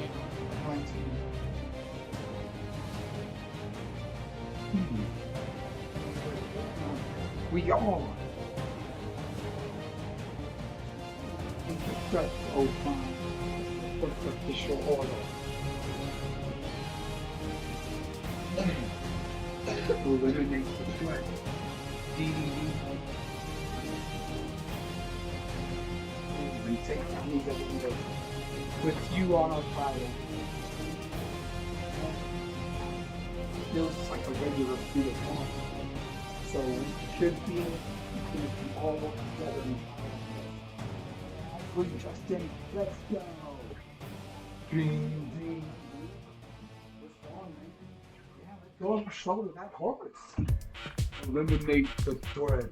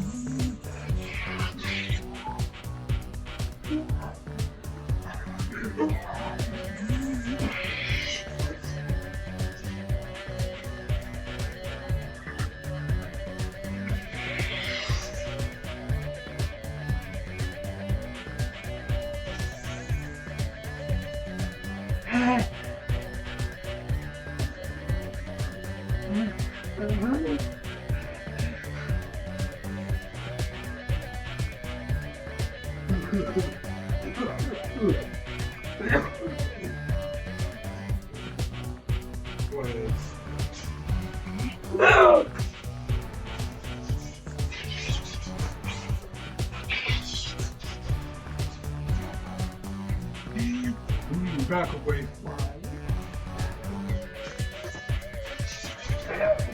Well, I don't know what's gone into it.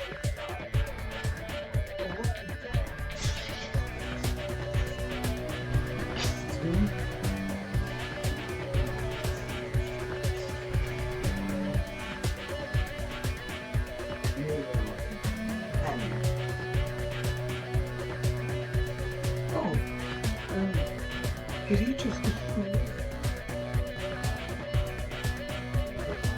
yeah.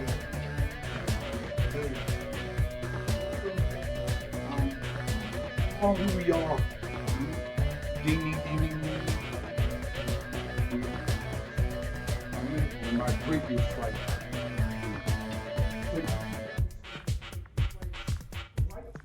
Your masters. They gave me their final. So that is what everyone present. Okay, so what now?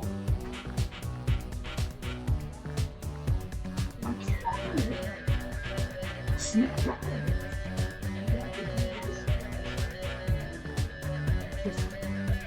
Meteors.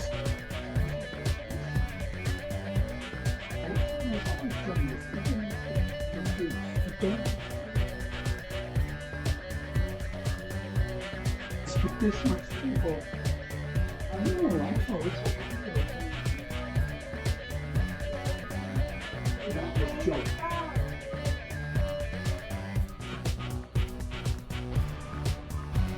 So what?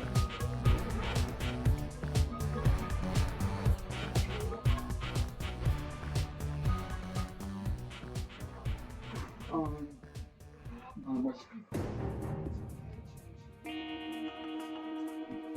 I'll snap back a bit, okay, buddy?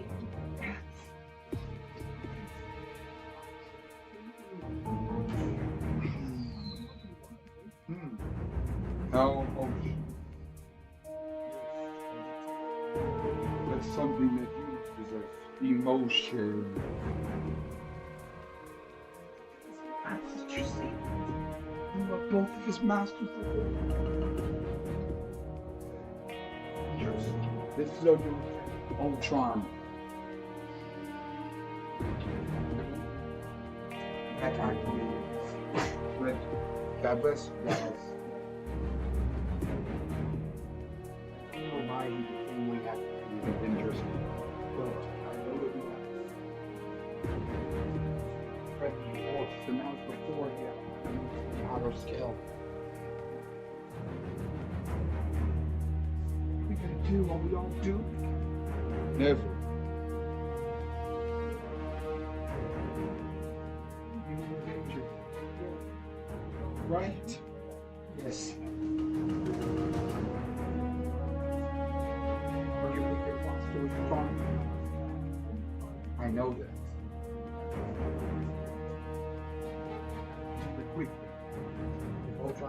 and it'll probably destroy you.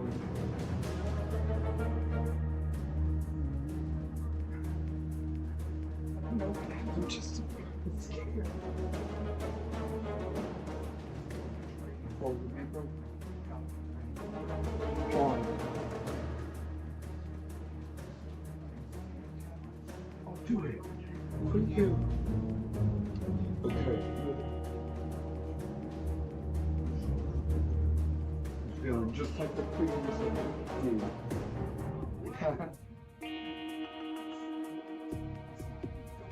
On the witch or Thor and all that stuff.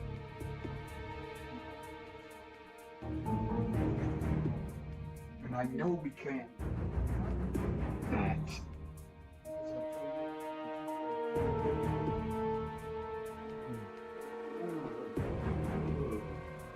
Okay.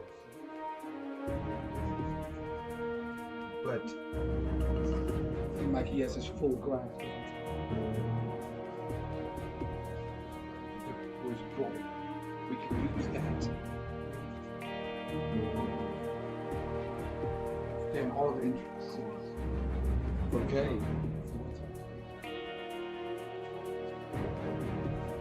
That has to work. That's our only option.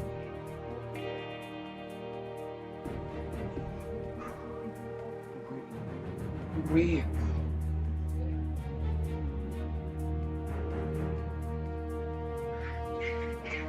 I'm free. 1, 2, 3.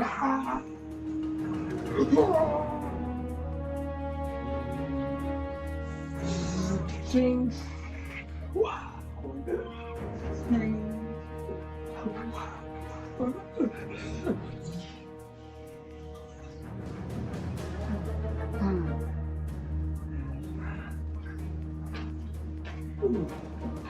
I don't know. That was. Yeah. What was that? Ding. A new technique.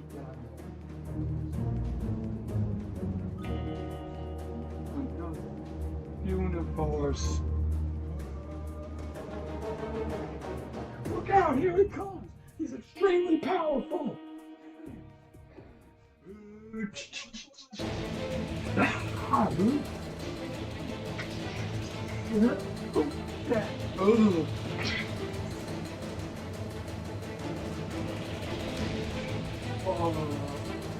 Oh.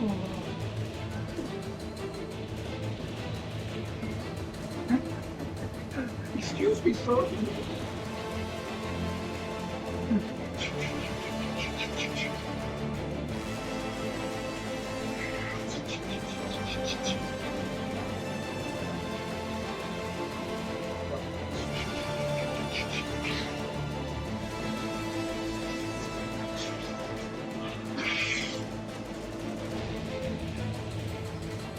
Ain't your name great?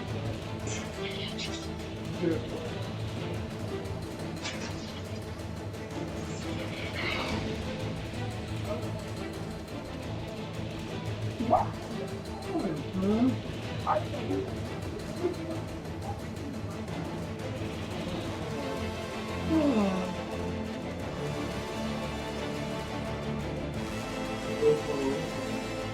Cat?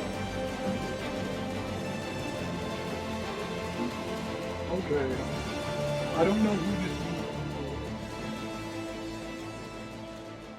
Well, we have to help him. What? New Avenger? A symbol! Ha!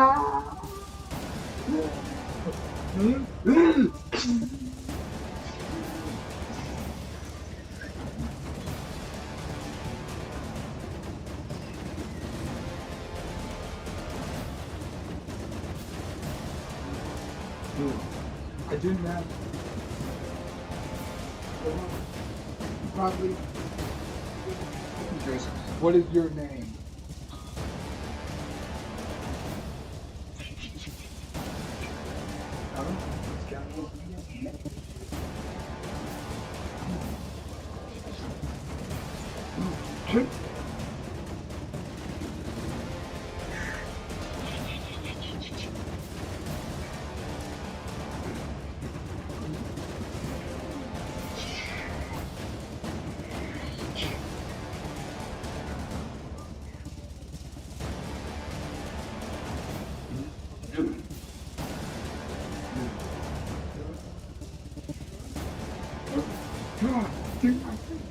my way.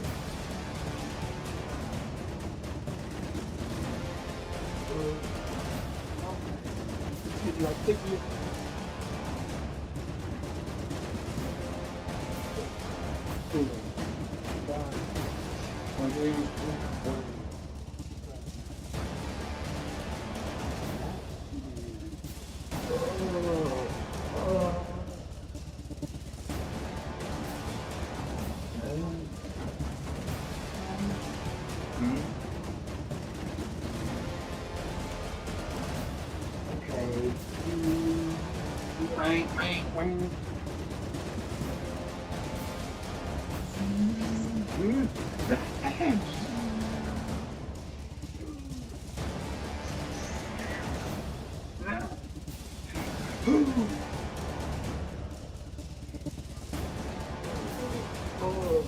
Another one?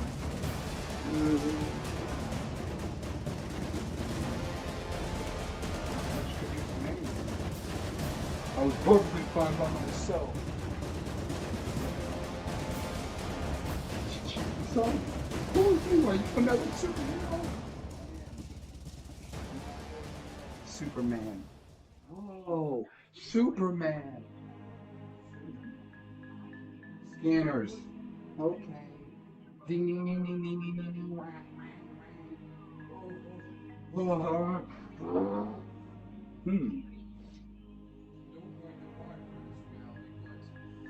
You knew Avengers wasn't? Use a hand.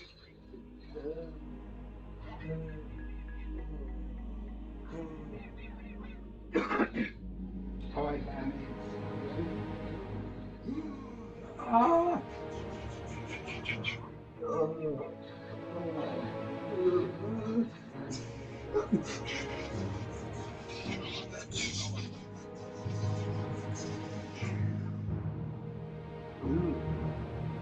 Superman.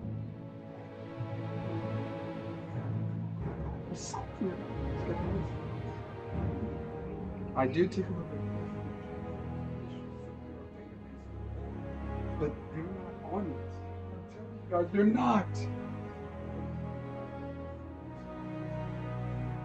Who these warriors are?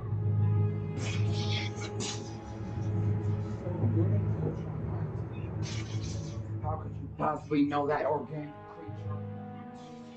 I used my heat vision. I was able to scan all your data.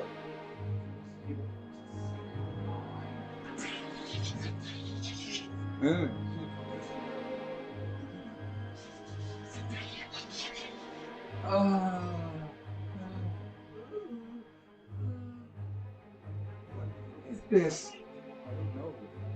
These superheroes. Here. And what's here? Well, I mean, President James Rhodes' official spirit database covers every hero that Shield, Sword, and Saber knows of.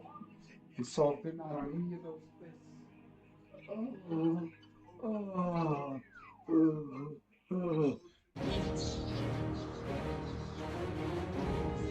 these warriors.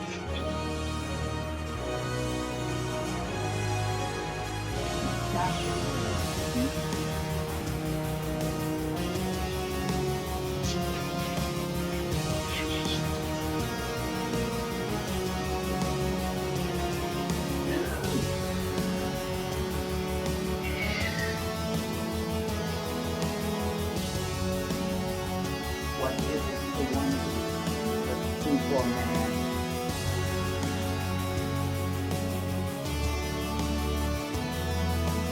It was just like you before.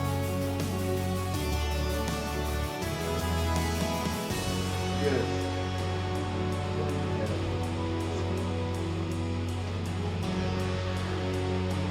That's my opinion.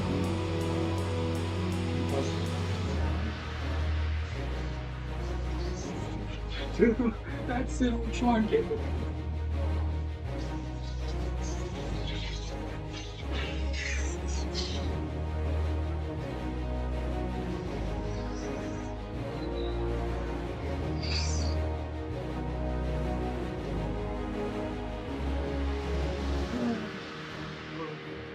Oh. These guys got it under control, don't they? Was the first time. Andy has adamantium shell. You have to help them. Walk a little prouder. Yeah. Be an innovator. Laugh a little louder. Go forever Free. greater. We can show you how. It's free. When will you be then? You belong. Hey, You what belong. is that? You belong. Yeah, you let us belong to the Merry Marvel Marching Society. March along, march along, march along to the song of the Merry Marvel Marching Society. If you growl, if you groan, with the dour sour Bring that uncle, down. if you howl, if you moan, you can lose your sauerkraut and keeping trim and in step with the vim and outstep of the Merry Marvel Marching Society. Be an early riser, Strive to be ambitious, speak a little wiser, try to be judicious, be a good advisor. never ever vicious. When will you be ready? These Face run! Avengers are the good guys. Your head! You're on the winning team! You belong, you belong, you belong, you belong to the Merry Marvel Marching Society. Teach me so much March about along, march along, march along to the song of the Merry Marvel Marching Society. If you growl, if you groan, and your score is nearly zero, do not howl, do not moan. You can be a superhero marching right along through the fighting song of the Merry Marvel Marching Society. March along, march along, march It's along, okay. march along If you want to to the win, Merry Marvel Marching Society.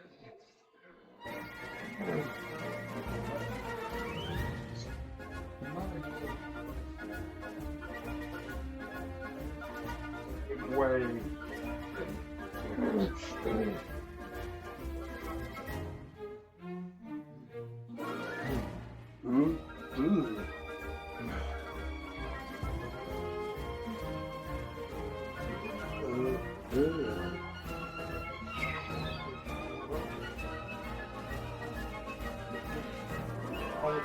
Mental breakdown.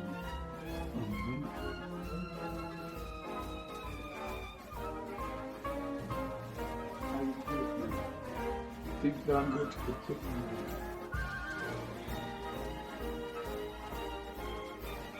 Again, Ultron. Yes.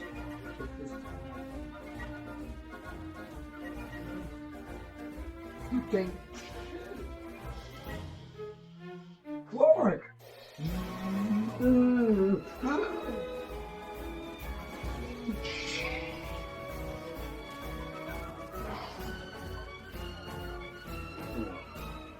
Man,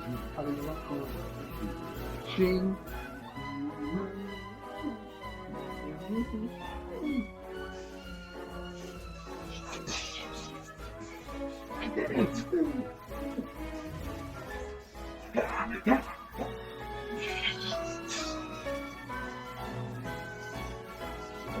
He wasn't kidding, but it's definitely a new answer.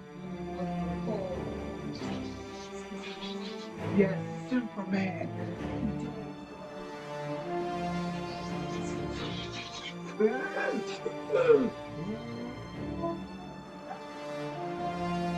Come on.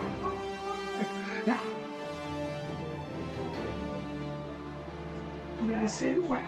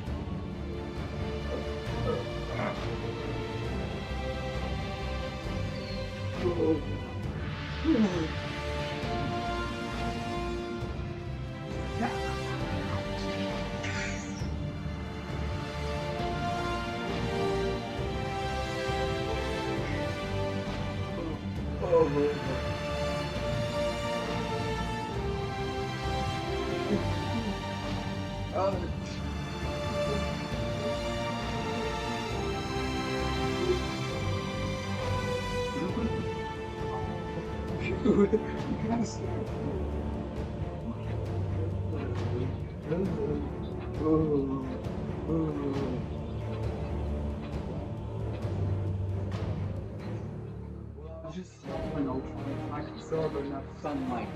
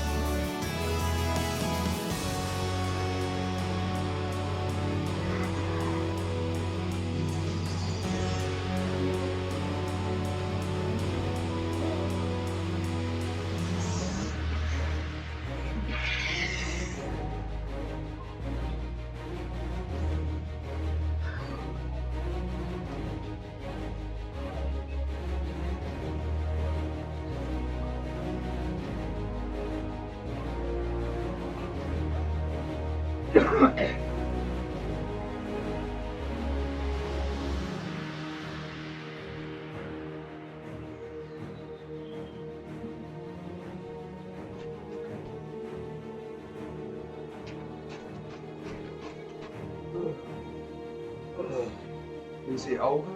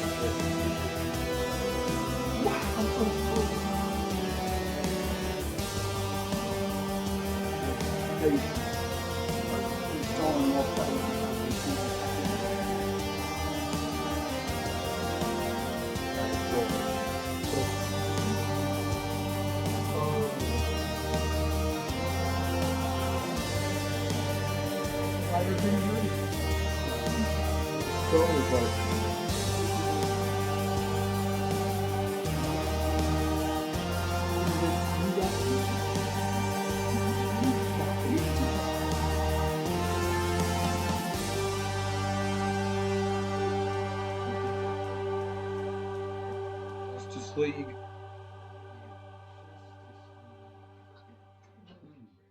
Judge me from your shocked and from this scene.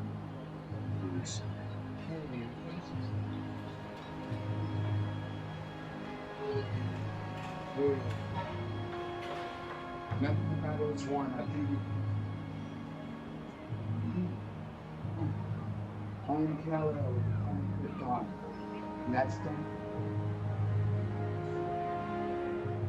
Okay. And so, I gotta look.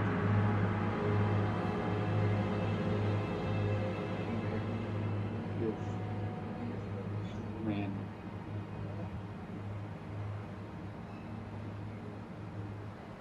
And yes, as well. Playing with that man.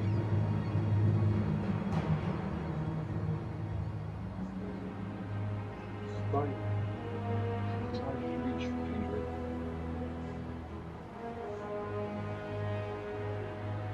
Come on. Hip, hip. Hip, hip.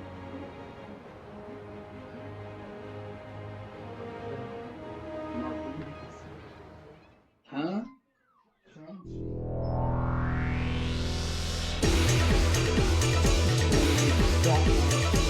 Way up.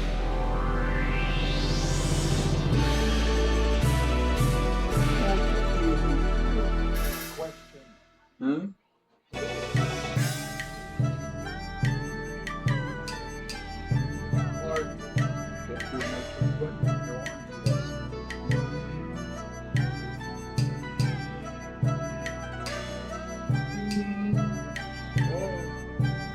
Whoa. But why? I get you. You watch everything but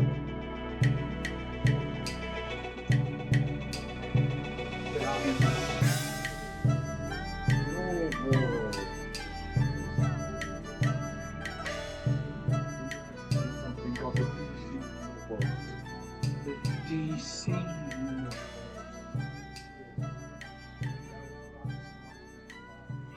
And after 1,000 years of tyranny, we finally created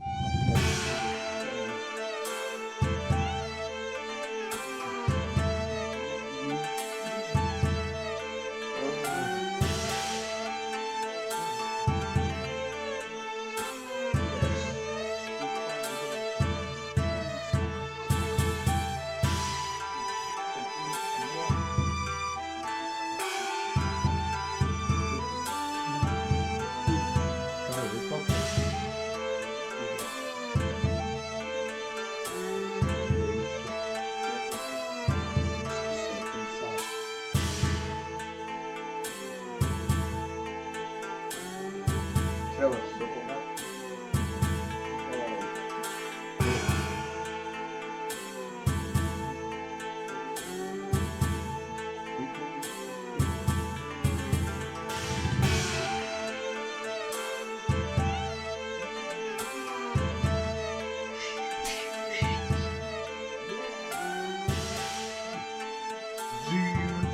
yeah, what's up, Bat Dude? Joker, your promise to make Gotham City Boulevard. I promise they won't. I won't. You with the whole gang.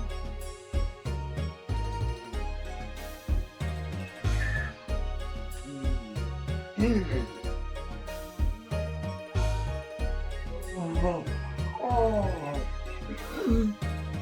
that's how we're expecting this. Okay, my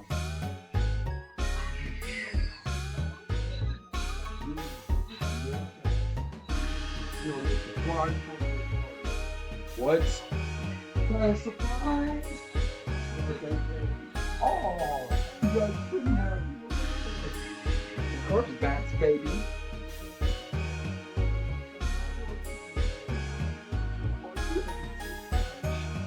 Yeah, all right, folks. Curious. Yeah, delicious.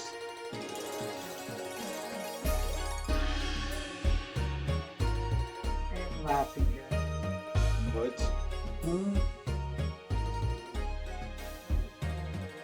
Baby.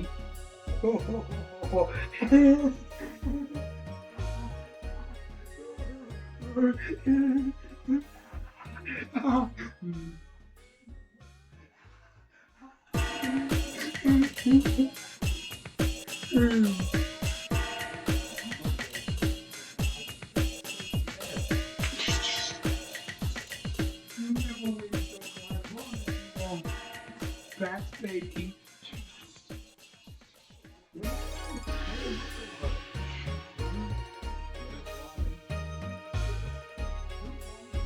Conscious.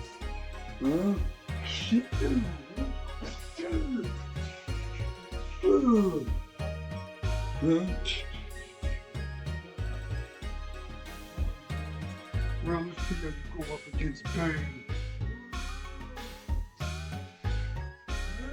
Oh, Robin!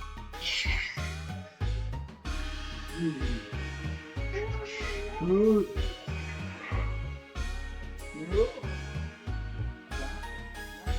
Dang, that one actually kind of tickled.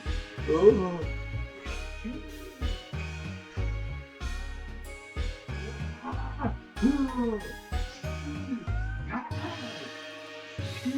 Boom!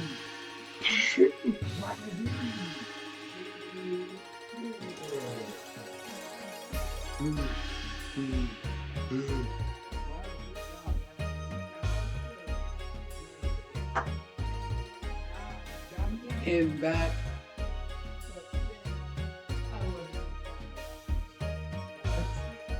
He was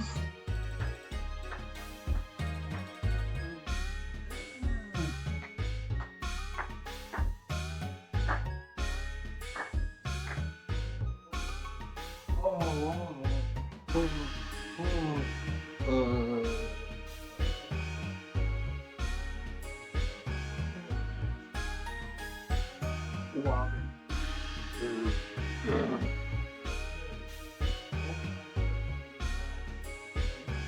Or stay Texas. My apologies. Joker. What's the story? Well, God. Down. That's okay, my child. All of you retreat. I'll handle it. Take off. Alright?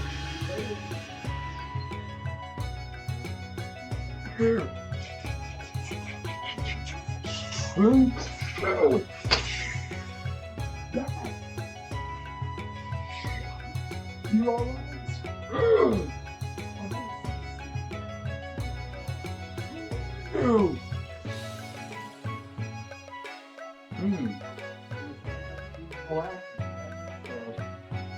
Hey, my dad has a question. Who are you? My name is Nathaniel. And that should be enough.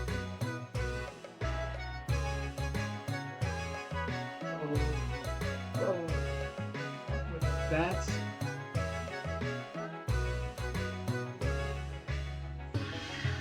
John Wayne's goals.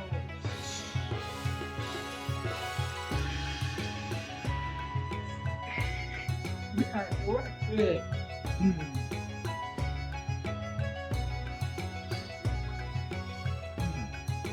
For those who Padawans.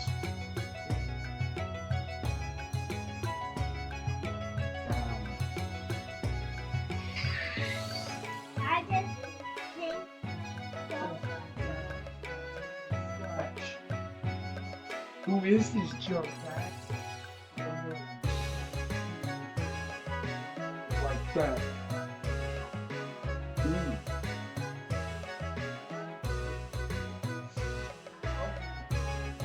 Like that.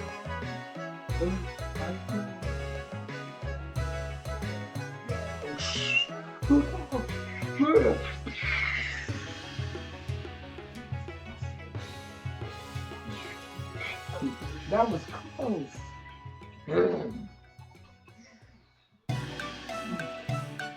Not only did we end up the top together because of the 3.7 medal at impact.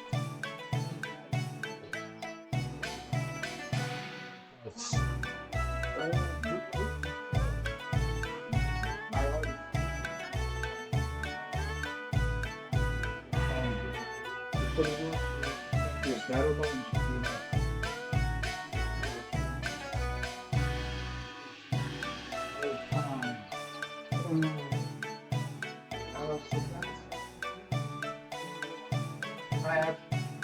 We're out of here.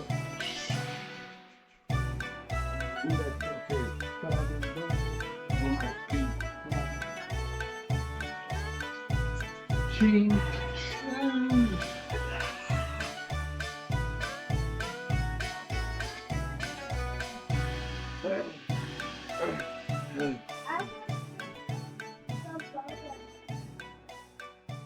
The way back then, it's not like you, but then stealing my life.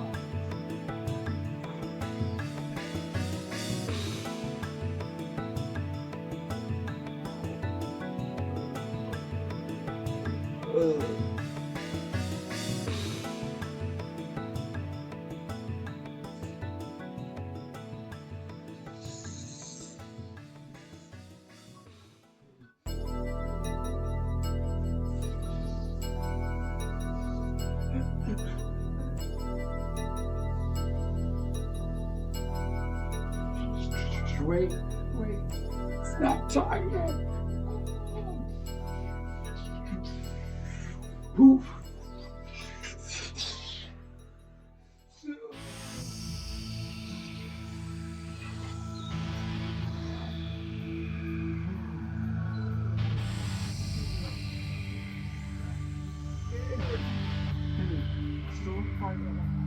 So am I.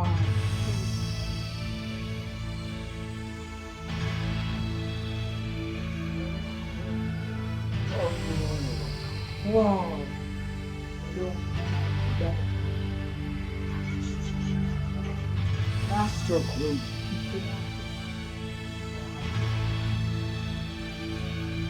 Right?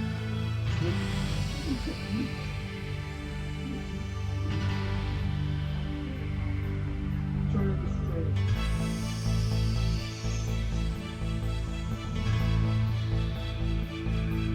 Not true fear right there. Not even Superman.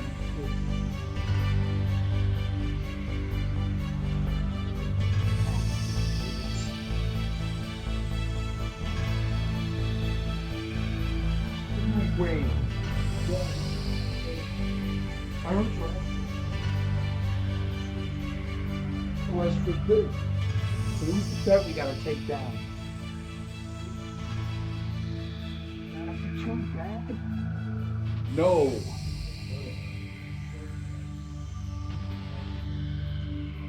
Without that's the realization of what's going on. Basically, existence.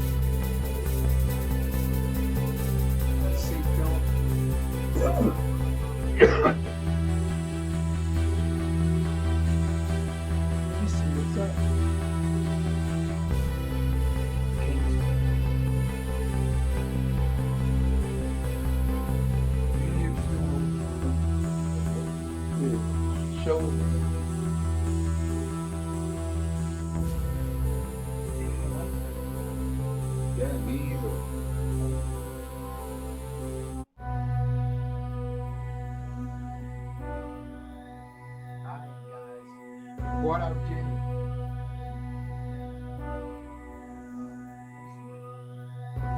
Yeah, just like a great place. Food.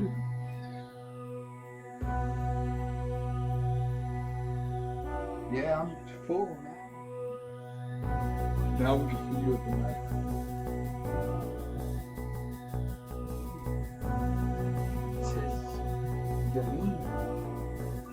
It's not anything.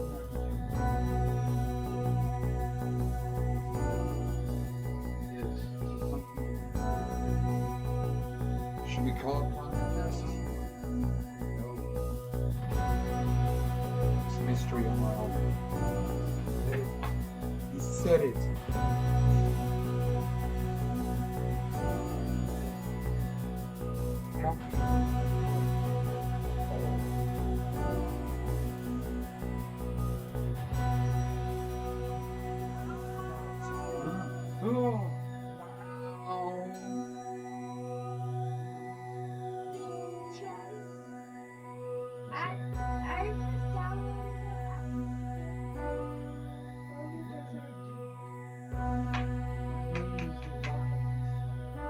And I may be your only hope for my life.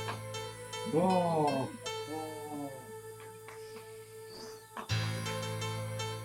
Zing. All right then.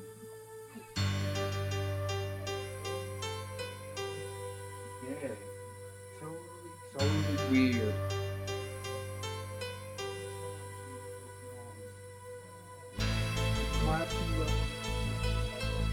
Get it.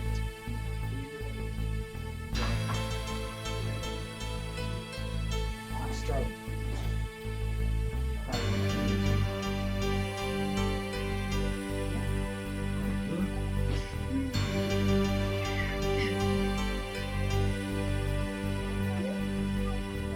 Damn, buddy.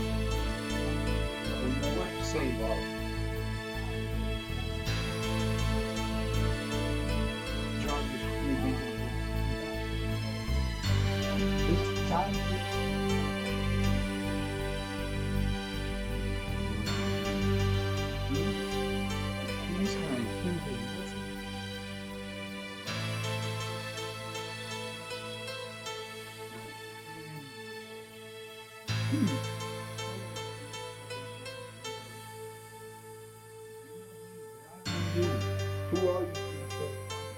I stated it already. My first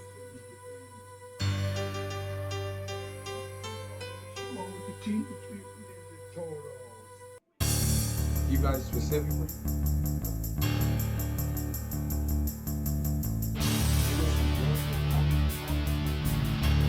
Horrible people.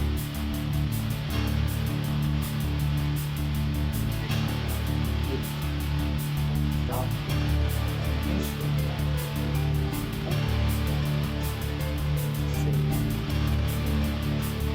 Destroy this world.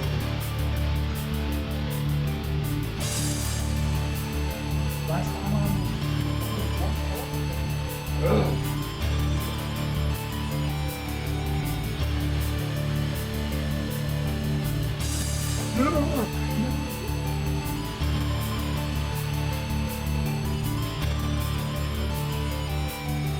What was that?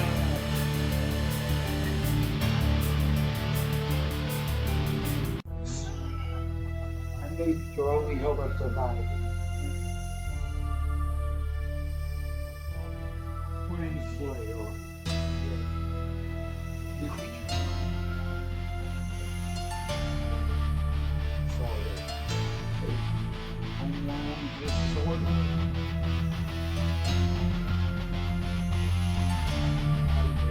We only different dimensions.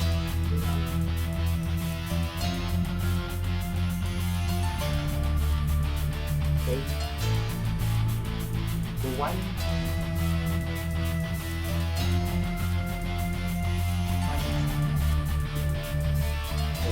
The true hope.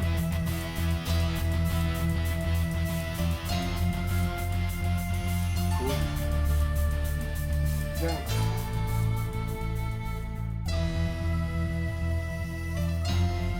Times Square again. Super villain. Try to warriors, yo. That was too close.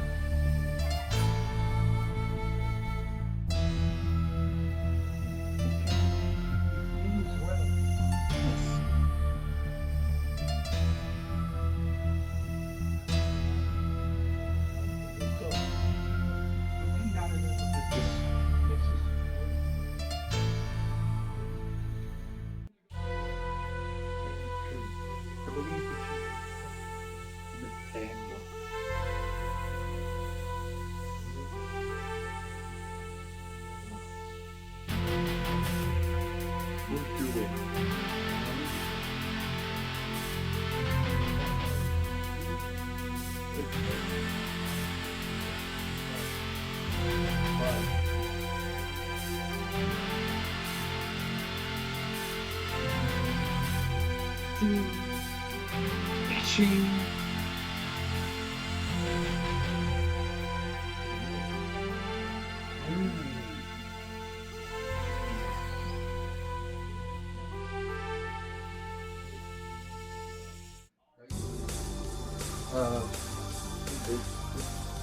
Go. Where is it?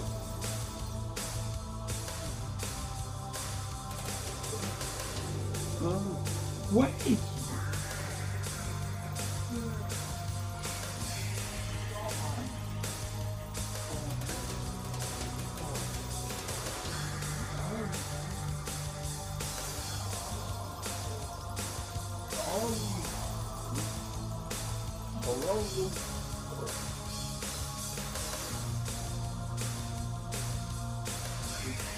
Texture. You would see dinosaur age. Like that.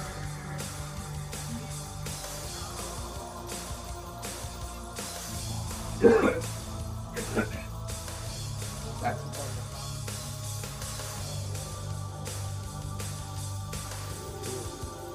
So this main view.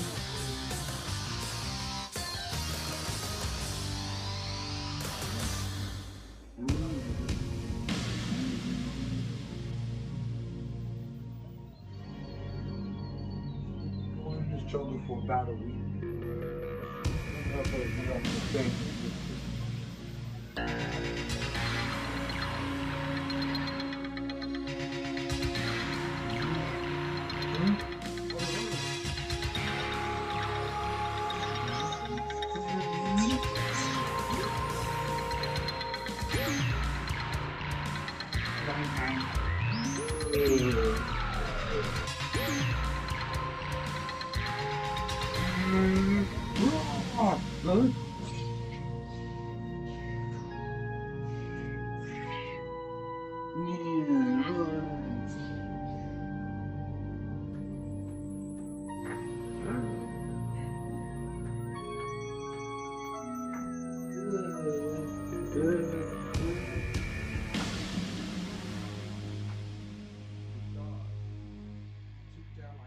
Toys. Toys.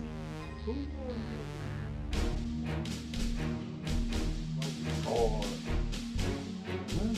Bats.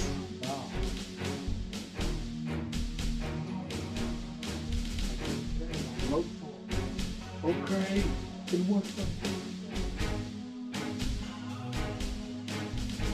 You're the Power Ranger.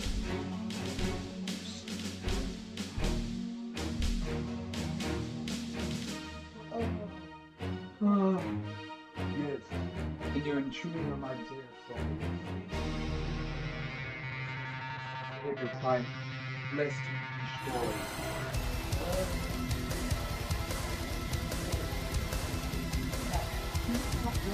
Surrender. What?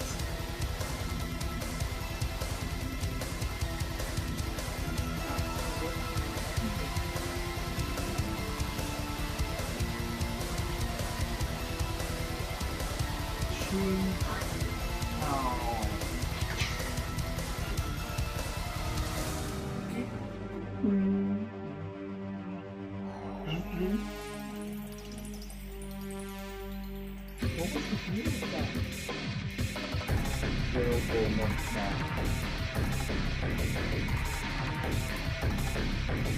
Go.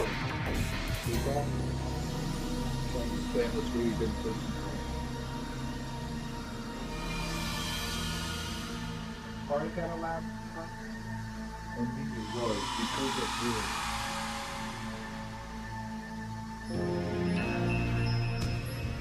Who's that?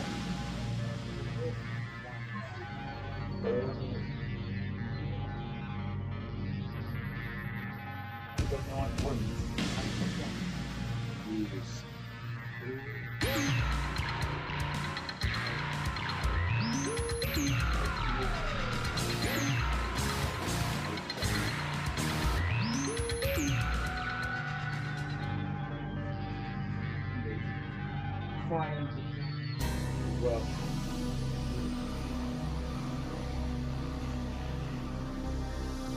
and they help you escape this prison so long as you return it to me.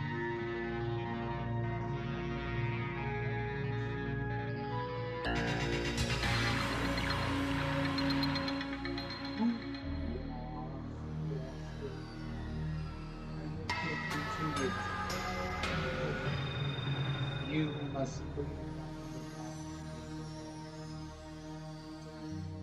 well, yeah, right here.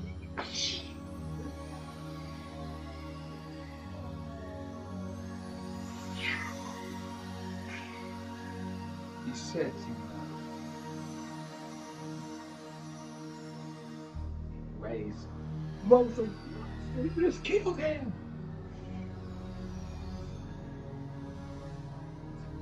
Fine. Well.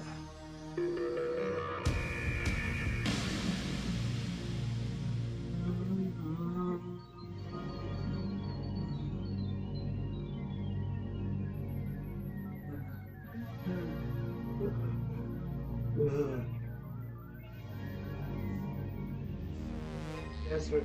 For about 5 months now. Good. And counting.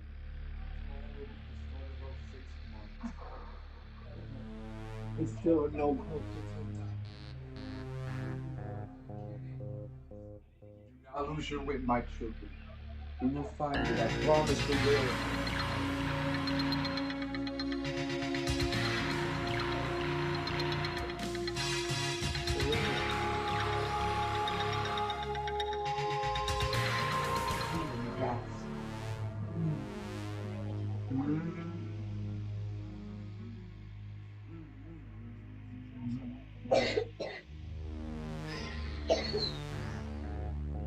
Okay, take cover. Got it.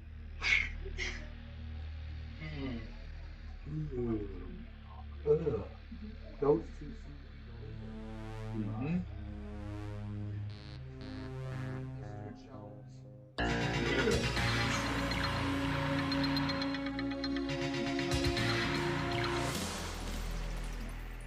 No hands on it. Diamond skeleton.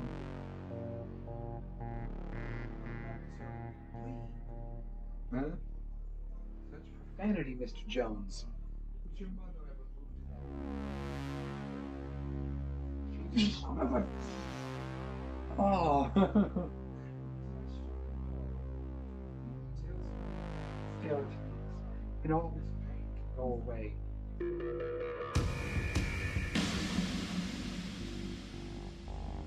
I'm not telling you anything.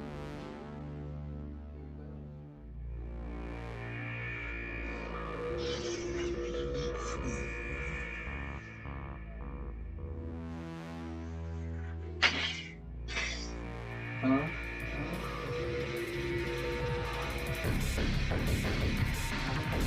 What? You know, using fire horns.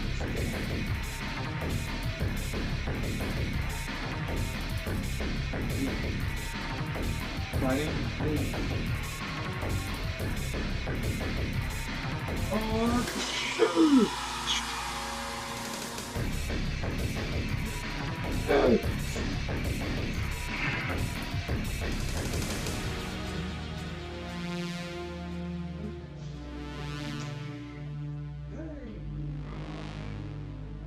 That was you guys not helping sooner when you anybody can know and that's sloppily. You just constitution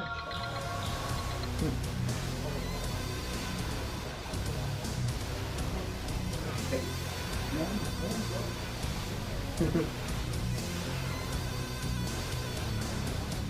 Jones. Jones.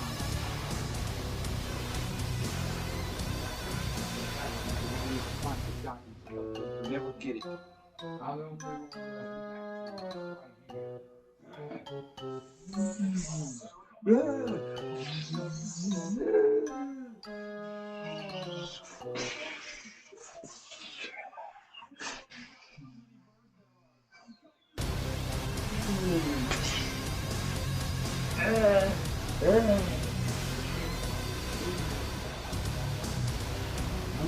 the man.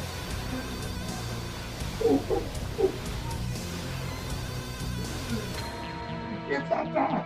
John C.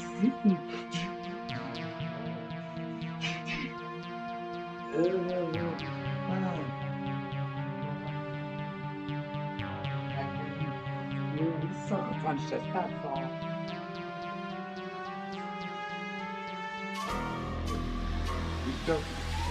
Let's go. Okay.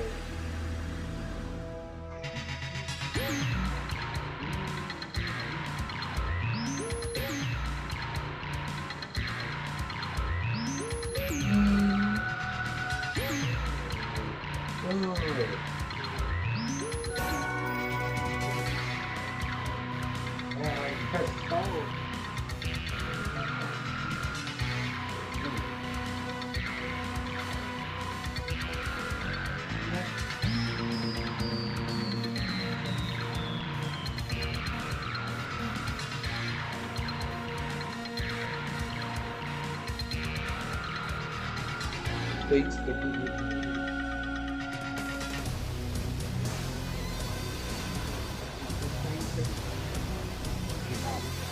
Yes.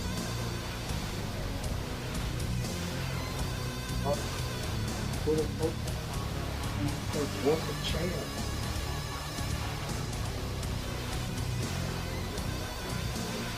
Yep, let's go.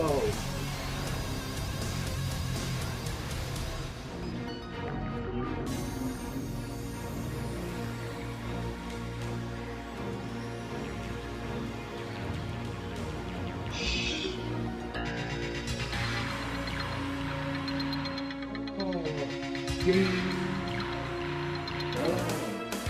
Another one.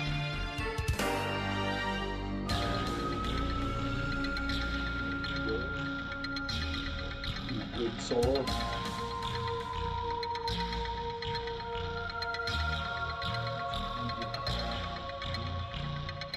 Shit.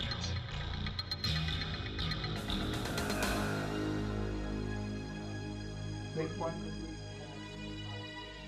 Skeleton.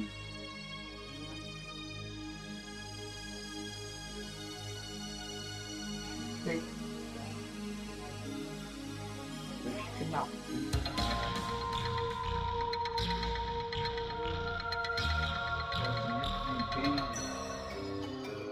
Guess we gotta keep it right.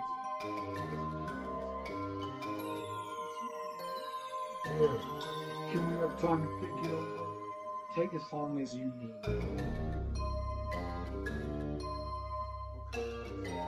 So what's up? Which seems this is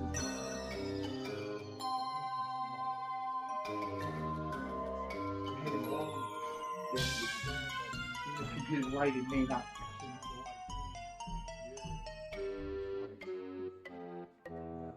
You have to think this over for a long time, it may be.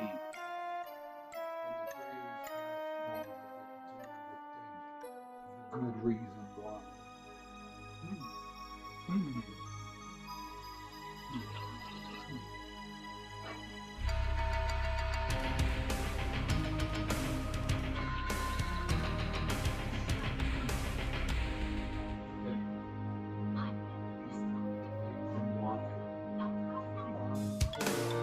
Yeah, so what is it?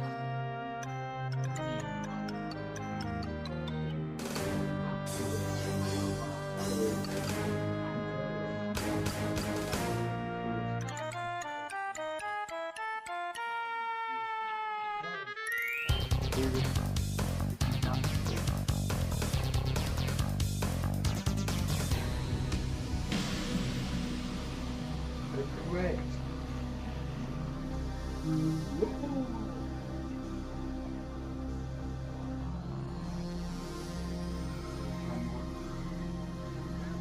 Diamond skeleton.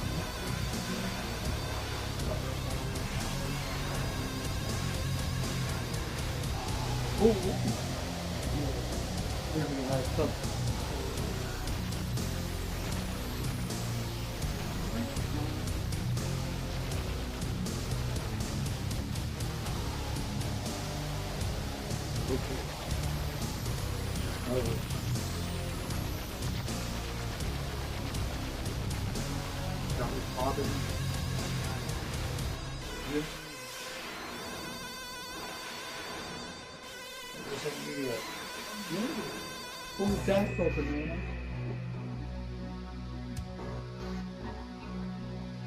Maybe you just need a banana right now.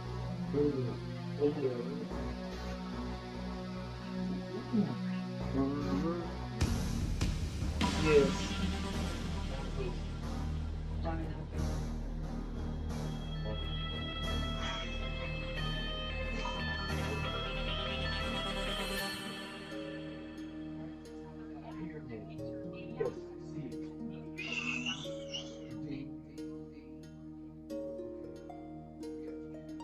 That pyramid. Alright, we'll just use our handy dandy battling hook. Think you're up for it? little bit more about you, but I think I can do it. Lights up the diamond straight. Come on in, guys. Valley look. There you go. Okay. So it seems to be at the top down here. Ooh.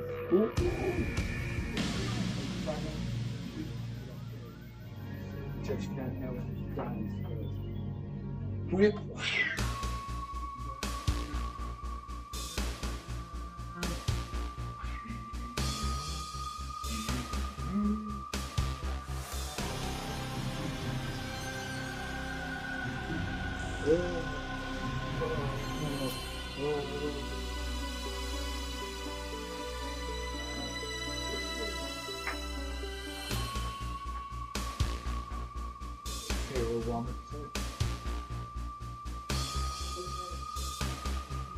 You have a tie.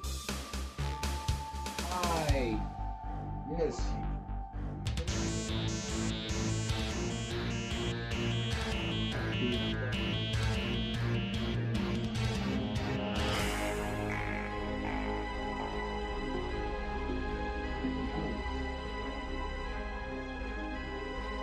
It seems we have a suggestion. Family bananas.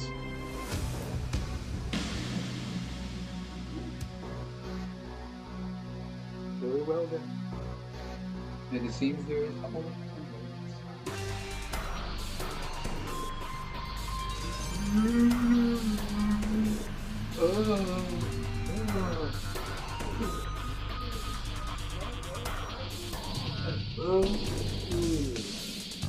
You are now in the glass door. The one known as Jamie Wayne Jones will fight. Bag.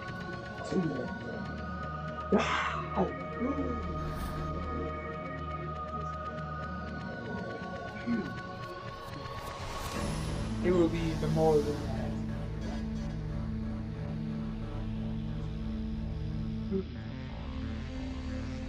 It'll be with sun.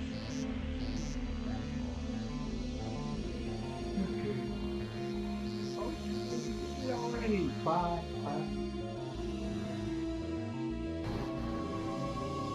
One is actually the jungle. And the victor will receive the diamond. Do it. Like.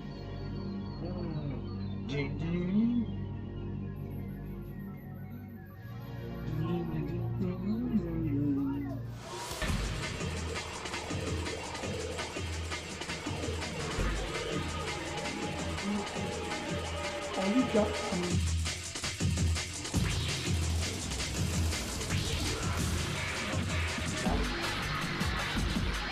Oh.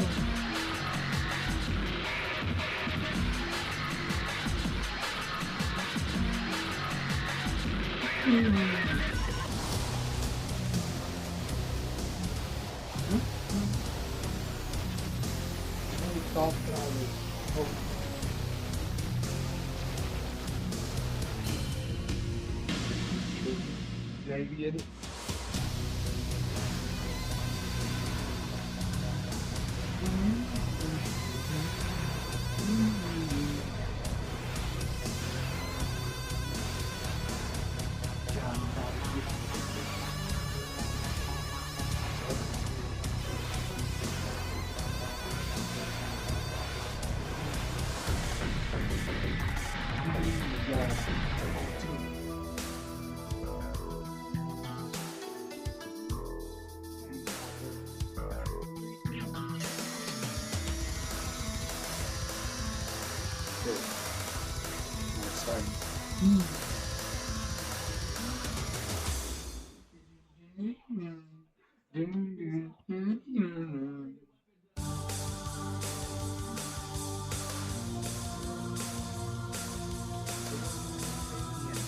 Are you ready?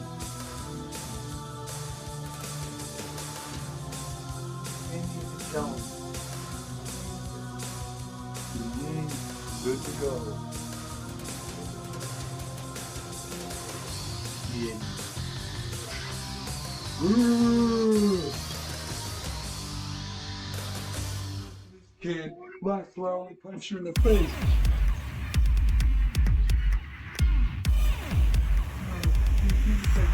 Kill. We also know.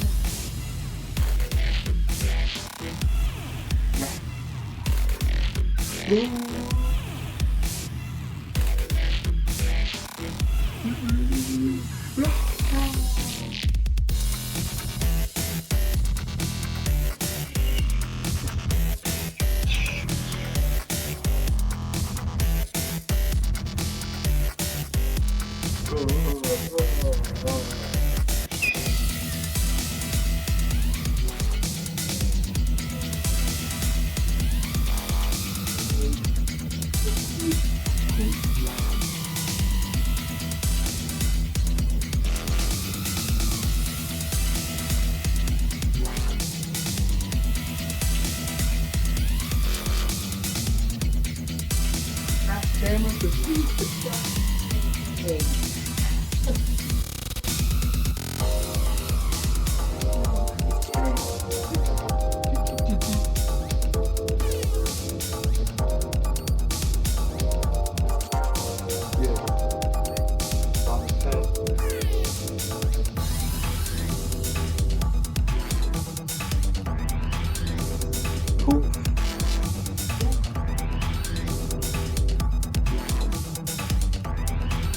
yeah, what now?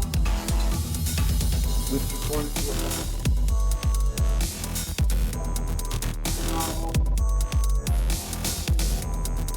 we got the artifact.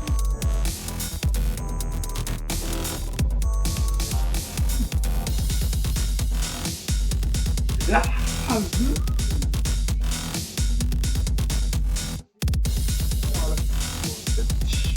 Shot on the ground.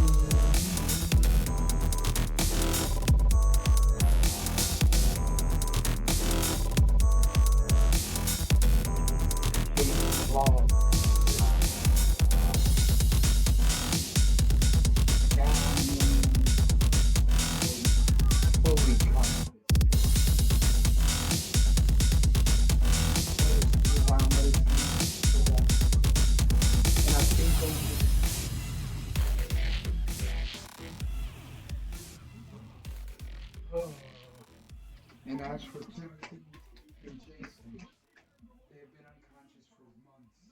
But I know that they're still alive because I make sure that I give some of my heart.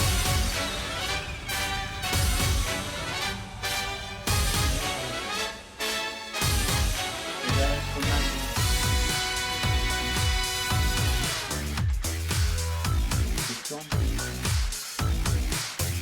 so yeah.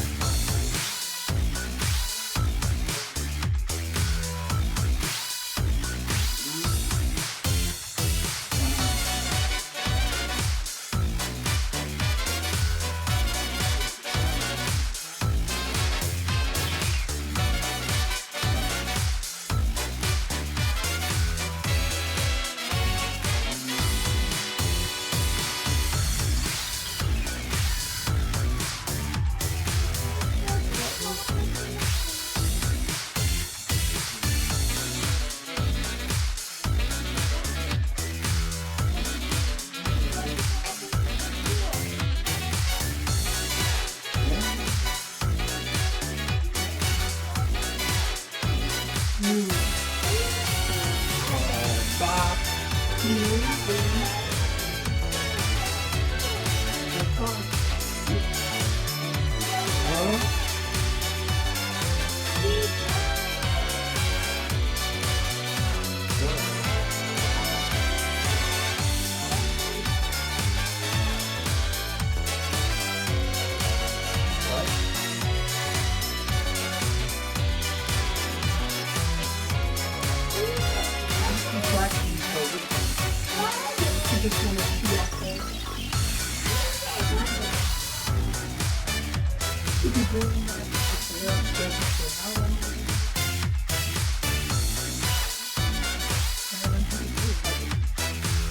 Okay.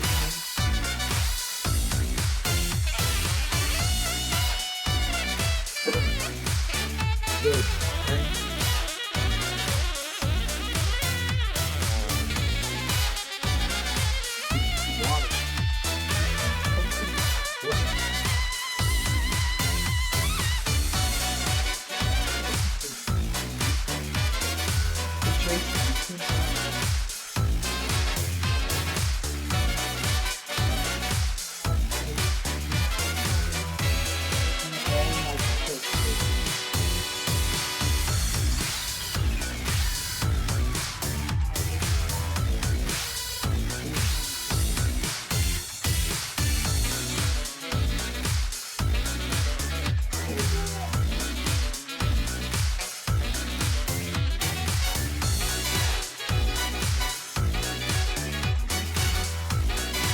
Yeah.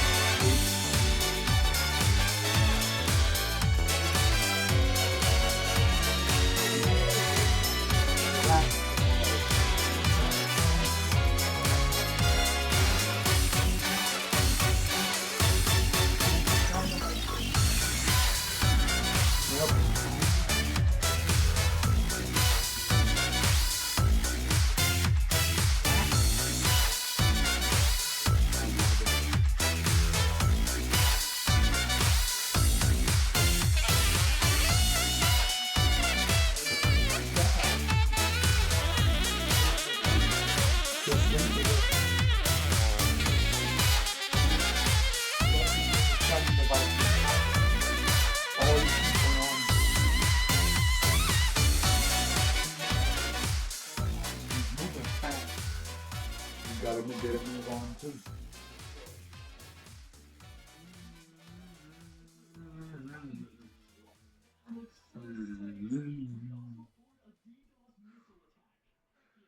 Okay.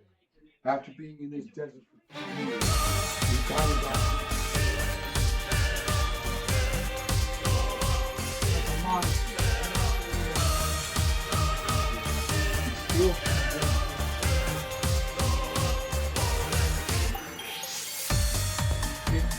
Because we wanted to, everything that we thought we could.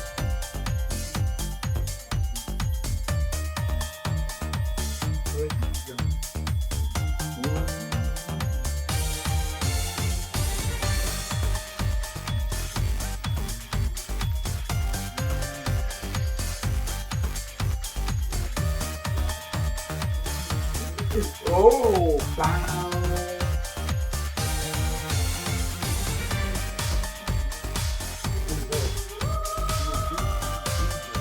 What is your name?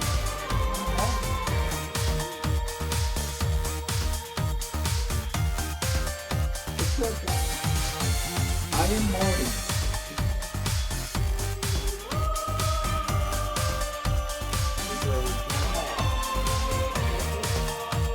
Hello, everyone.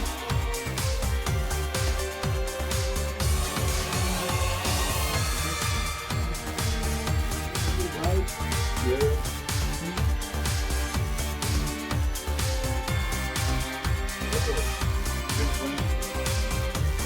Let's go.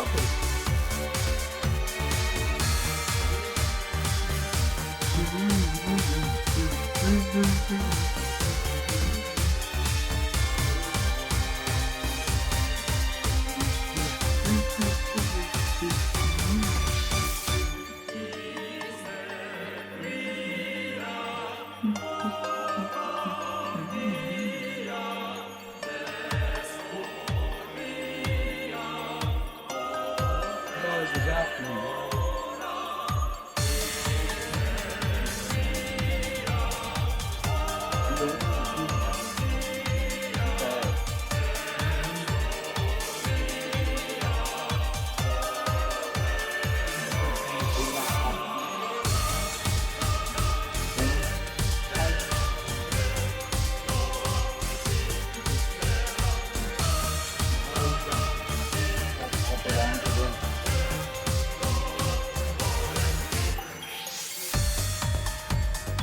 Yeah, sorry about that. It's all good.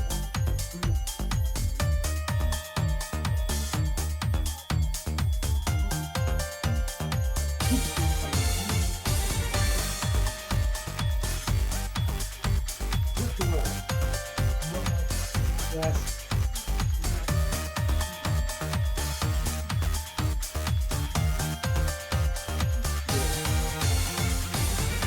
Black.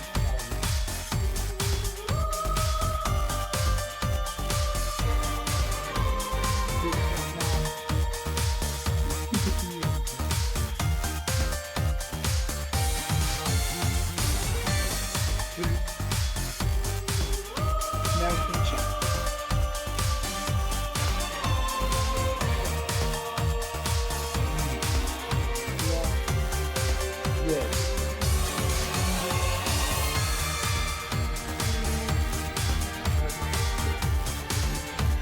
And team.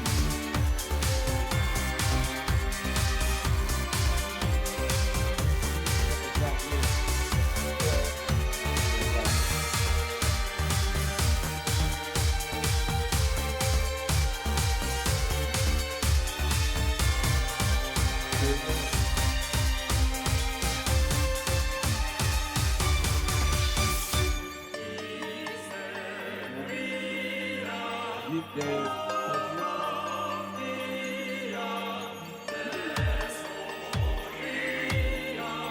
Who?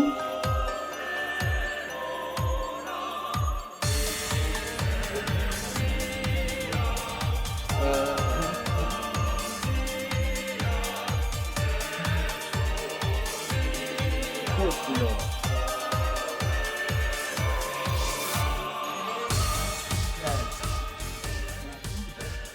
Where are we?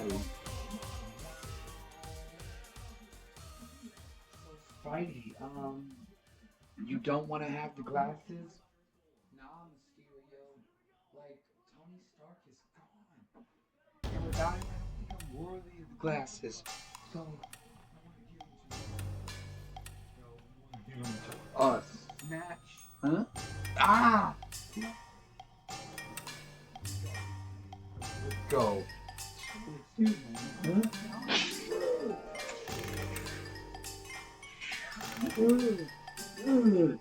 Oh man.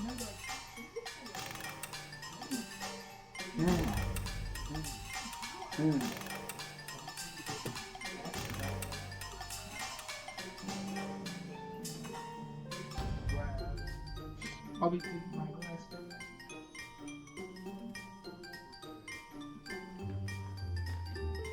You took back the glasses. Mysterio, who you know? Yes. I don't know who these guys are. Let's do this.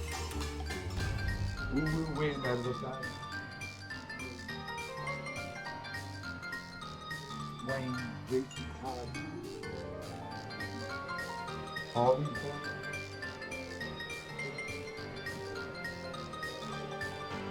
The Avengers, the Multiversal War.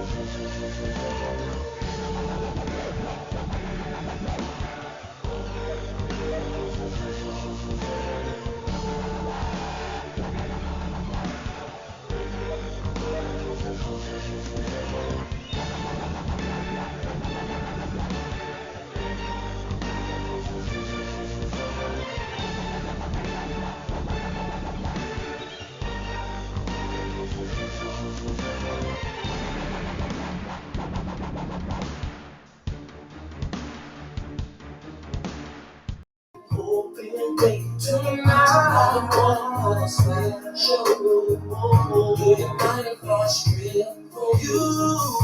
Bring up the second door on today nights. Trench coat is the baby just said sit back in the chair for come about. So I'm about to go there, no page on. Let your girl get home and let you know, yeah, girl, get home. Tonight I'm gonna pull a switch. Show you do you mind if I strip for you? Bring up some dreams go for my soul that's coming on me. Sit back in the chair, baby. So I'm about to go down, baby. I'm about to get home. Do what you get, hoping, baby.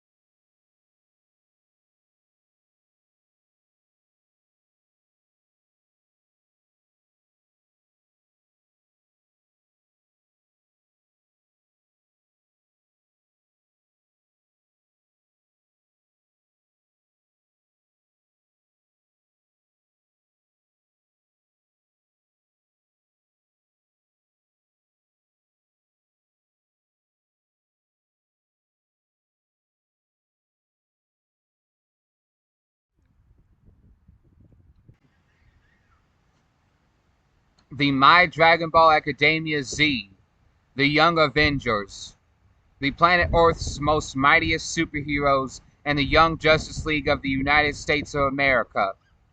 The ultimate, unlimited fight for all of creation. The Multiversal War. The legend of the legendary 10 variation rings of glory. The story and the artwork are solely created by Davon James DJ Bluford.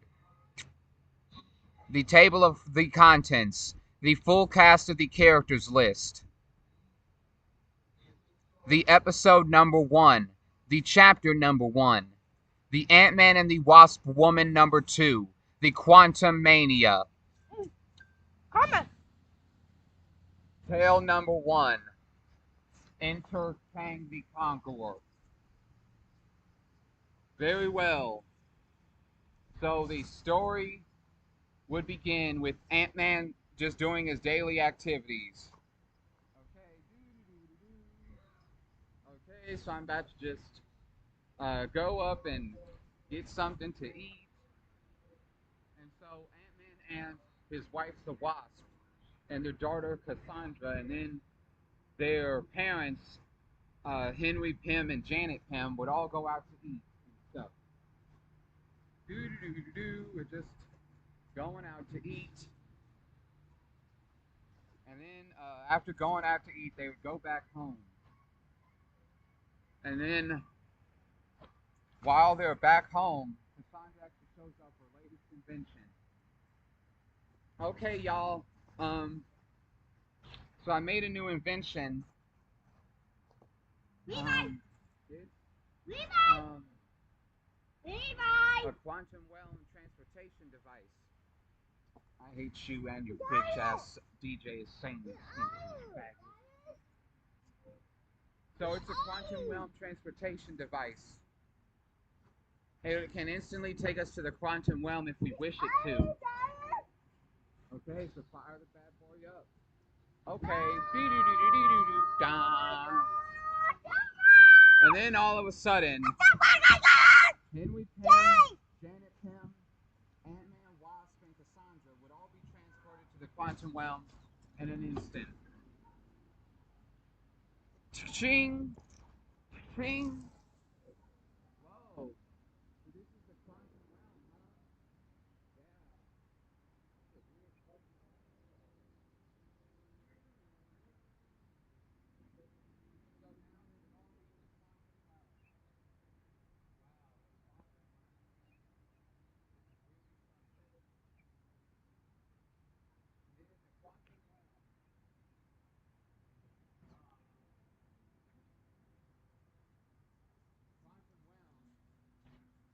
What's it called? First, a big old quantum creature would appear. So it would be a big old quantum creature. And so Ant-Man would power up into his giant form and he would try to deal with the big old quantum creature. Hello. Nice to meet you, big old quantum creature. I am the superhero, a part of the Avengers organization, known as Ant-Man. Hello, Ant-Man. I'm a big old quantum creature. And so, I'm gonna defeat you because my master told me to. Your master, huh? Okay. So, yeah, what master do you serve, Ant-Man? What master do I serve? What am I supposed to say? Jesus? You got jokes, Ant-Man. Very well, it's over. I'm coming for you. Bring it on. Oh! And so the big old quantum creature would go in to attack Ant-Man. Oh! Okay, let's go. Oh, looks like the big old quantum creature is blasting off again. Ding! So the big old quantum creature would be thrown off somewhere. Okay, well that takes care of that now, doesn't it? No, it doesn't. Huh? Science! Whoa! And so they would be blasted upon by somebody else. Okay. We are a part of Princess Jantora and King Kang's royal guard, and you guys are trespassing on Quantum Realm property.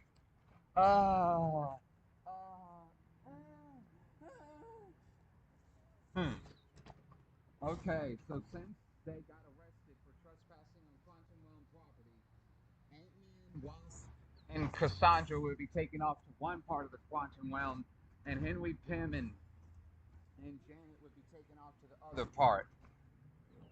Dad, where are we going? No clue. They said if we make a sound with dead meat. And we meant it. Keep talking and it's over. Okay. Well, this sucks. Yeah, me and my mom was about to get our nails done before this. And now we're about to be executed via quantum realm. Yes, you are. And if you keep talking, it'll happen a lot sooner than any of us want it to. Okay. Meanwhile, with Henry Pym and Janet Pym. Okay, idiots, here's your dinner table. Our dinner table? Yeah, it's from an unknown secret admirer. He said you guys have bet before. Janet, do you know what he's talking about? Ding, ding, ding, ding. All you can eat buffet. Wow. Let's dig in. I'm starving. Eat, eat, eat, eat. Pork. Okay. Fuck you and your bitch ass DJ is saying excuses. Pork. Yeah, that was good. Yeah, I'm stuffed. So, my lovely wife, Janet. Huh? Yeah, Henry? Do you know what that guy, that one of those Quantum Realm Royal Guards were talking about when he said it was from a secret admirer of yours? Well, you see, what had actually happened was, huh? Ugh. Ding ding. And then it would be the Bill Murray looking creature from the Quantum Realm who would show up as well. Hello, my lovely Janet. Kiss. Blushing. Whoa, so is this the secret admirer you was talking about, Janet? No, this is someone different, but we have history as well. Hello, Bill Murray. Hello, Mrs. Janet Pym. So I see you and Henry finally settled down and have children and grandchildren. Yes, we did. We actually came to the quantum realm on our own, but we didn't know it was trespassing against the law. A lot's changed since you left us in the dust. We've advanced a lot since then, and Kang even thinks I'm as strong as he is now. Kang. Hey, Janet, what's a Kang? Let's hear him out first. You guys got the VIP suite because Kang still wants to see you guys. He has bigger plans in order for y'all. But for now, just enjoy yourselves, okay? Sure. Another all-you-can-eat buffet. And then this is my son as well. And then the guy who would pop up would be that one creature that Janet had to stand up against in the real Quantumania film. Yo, what's up, Janet? Hey! So the four of them would eat their dinner. And then meanwhile, with Cassandra, Scottish Lang, and Hope Lang, so where are we going? Just shut up and walk. Wow, wow, wow. So Ant-Man, Wasp, and Cassandra would walk down a dark corridor and talk to a figure in all black. State your designation, all three of you. Very well. I am the Hope Lang. I am Cassandra Lang. And I am Scottish Lang. Very well. And I remember you two. The figure in all black would take off his hoodie. And it would reveal um MODOK, who was actually Darren Cross from Ant-Man #1. Whoa, Darren, it's really you? Yes. I survived our first encounter in #1. What? How? We thought we lost you. Well, you didn't. And I bet that makes you angry, doesn't it? Do. When you thought that you had killed me in Ant-Man #1, I'd actually just been transported to the Quantum Realm universe. I've been transported here. And when I was here, an unknown figure in all black saved me. He repaired me and made me stronger than ever in this android-like body that you see. So I am no longer Darren Cross nor the Yellow Jacket. I am the MODOK, the mechanical organization designed only for killing. Wow. That's kind of spooky. Yes. But believe it or not, I'm not your greatest threat. You're not our greatest threat? Not even close. So before you can get to the greatest threat, Master said you have to deal with us first. Deal with us. Yes. Me and my AIM henchmen. Your AIM henchmen. Yes. AIM stands for Advanced Idea Mechanics. They were technologically created soldiers designed by me for my master in black. Very well, we're game. Aren't we, Mom and Dad? Yeah, we can take this on. We fought Thanos and beat him to a standstill. Little AIM soldiers and MODOK from Ant-Man #1 shouldn't be nothing compared. Yeah, let's do it. Okay. This sucks. I wasn't able to contact the Avengers before this. So if we get killed in this quantum realm, no one will even remember. Okay, I think I'm ready as well. You okay, Father? Alright then. AIM henchmen. Hut, hut. Destroy them all. Hut! Look out! Here they come! They're all extremely powerful! Oh!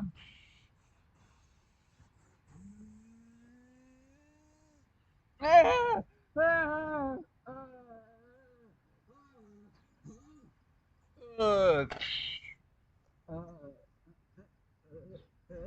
Oh, oh. They all got defeated in one blow, but by who? Me. Cassandra! Wow, you really took them all down in one attack? Uh-huh. I told you. That quantum realm transportation device really works. Interesting. So it seems when she got transferred to the quantum realm, she absorbed a little bit of the energies from all the other realms that we passed by on our way here. So that's what happened. Huh? Ah! Oh! Very good. You defeated the AIM henchmen. And since they cheated, take them back to level 0. On it, Master. Be sure! Wow.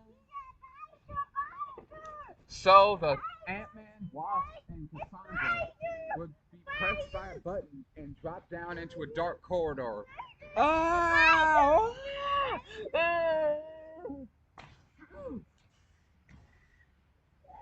Wow, thanks guys. Since you fell on me, it cushioned my fall.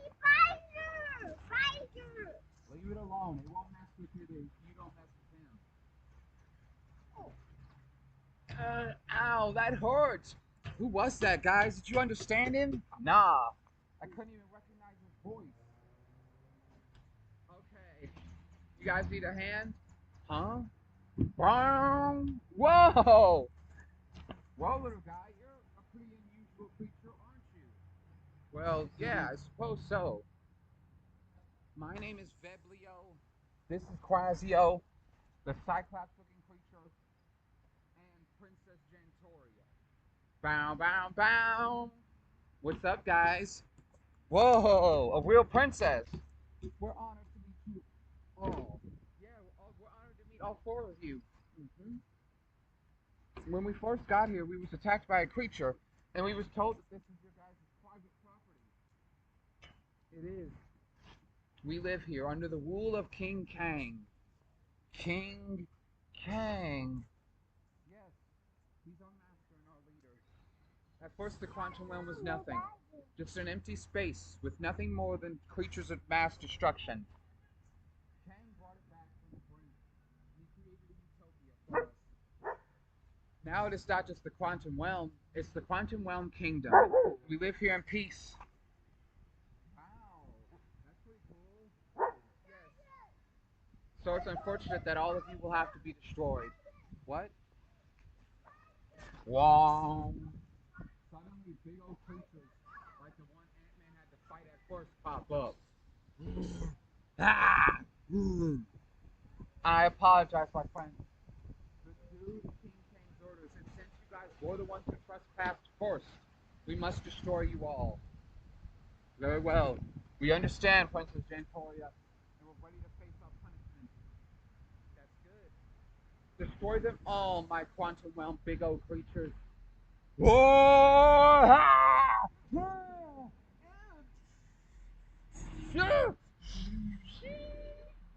Okay. Oh, Cassandra, can you hear me? Yeah, Dad, I'm all in. Yeah, I can hear you, husband. What's up? There seems to be 3 of the big old creatures. I'll take down the first one, you take down the second one, and Cassie, you take down the third, alright? Yeah, we're on it, Dad. Got it. Got it, husband. Okay, I took down the first creature in my giant form. So I'll try to take down this one in my Ant-Man form. Wank, wank, wow. Hey, where'd you go? Have you ever heard the saying? The smaller they are, the harder they hit. Yeah, you. Sure. Whoa, good look, Dad. Yeah. Since you're still a little girl, I just took down your creature for you. Karma, Hope, are you gonna take down your creature? Yeah, I got him. Do you?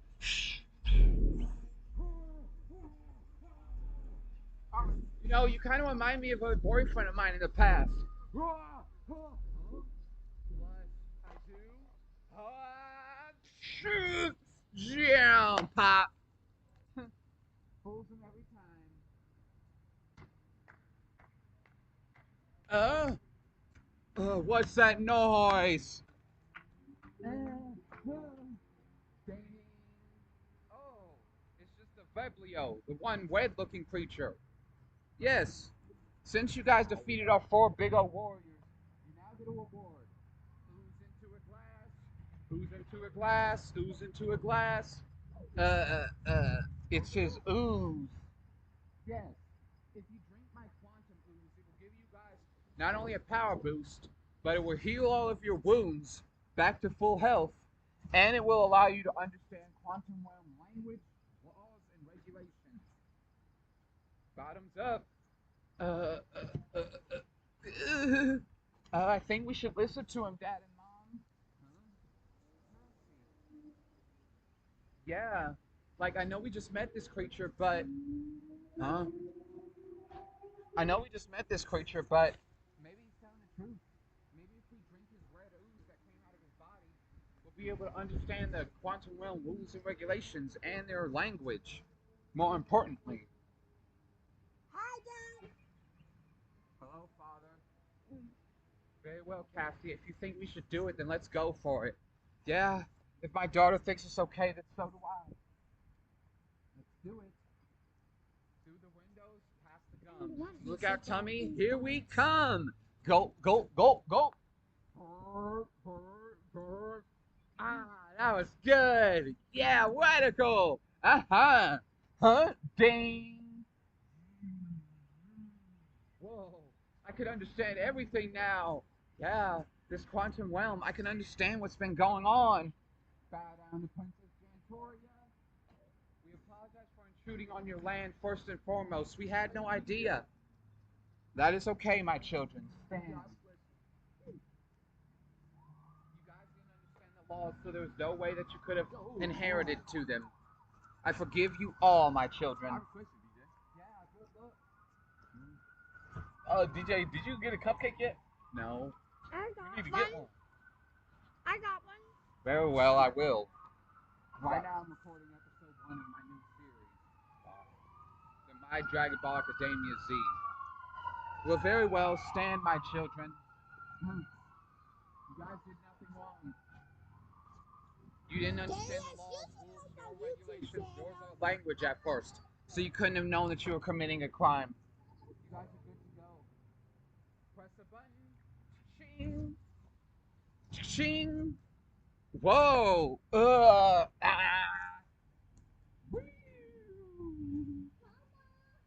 the Scottish Lang, Hope Lang, and Cassandra Lang again walk down a dark corridor and meet up with a figure in all black.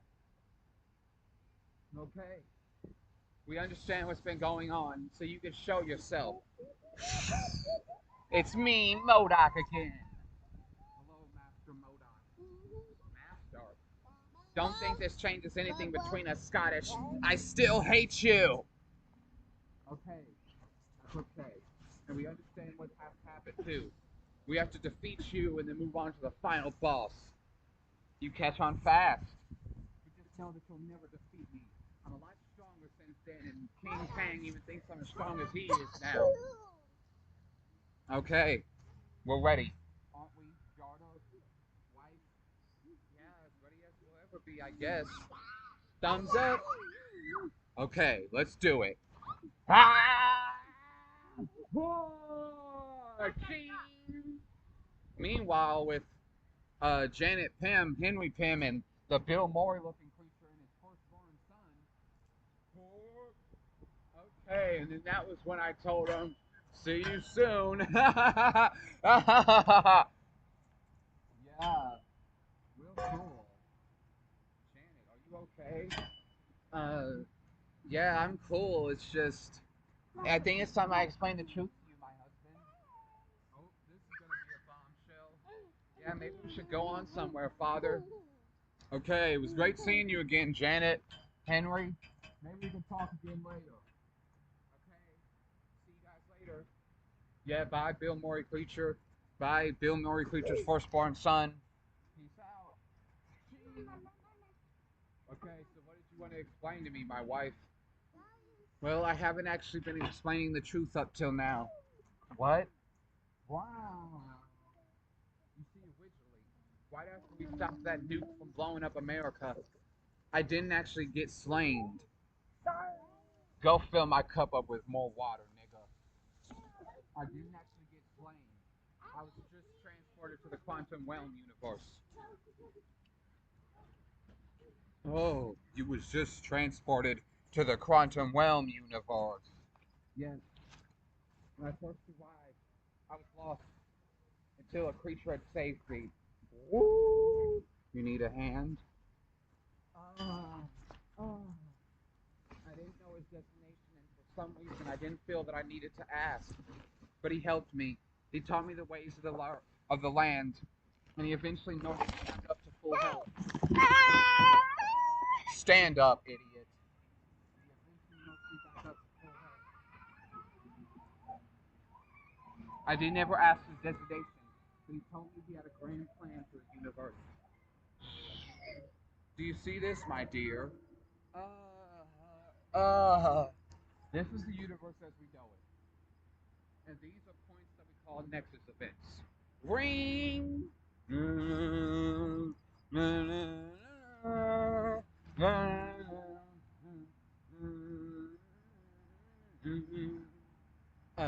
I'll have that drink now. Ring! When the Avengers were first formed, is an event that can never be changed.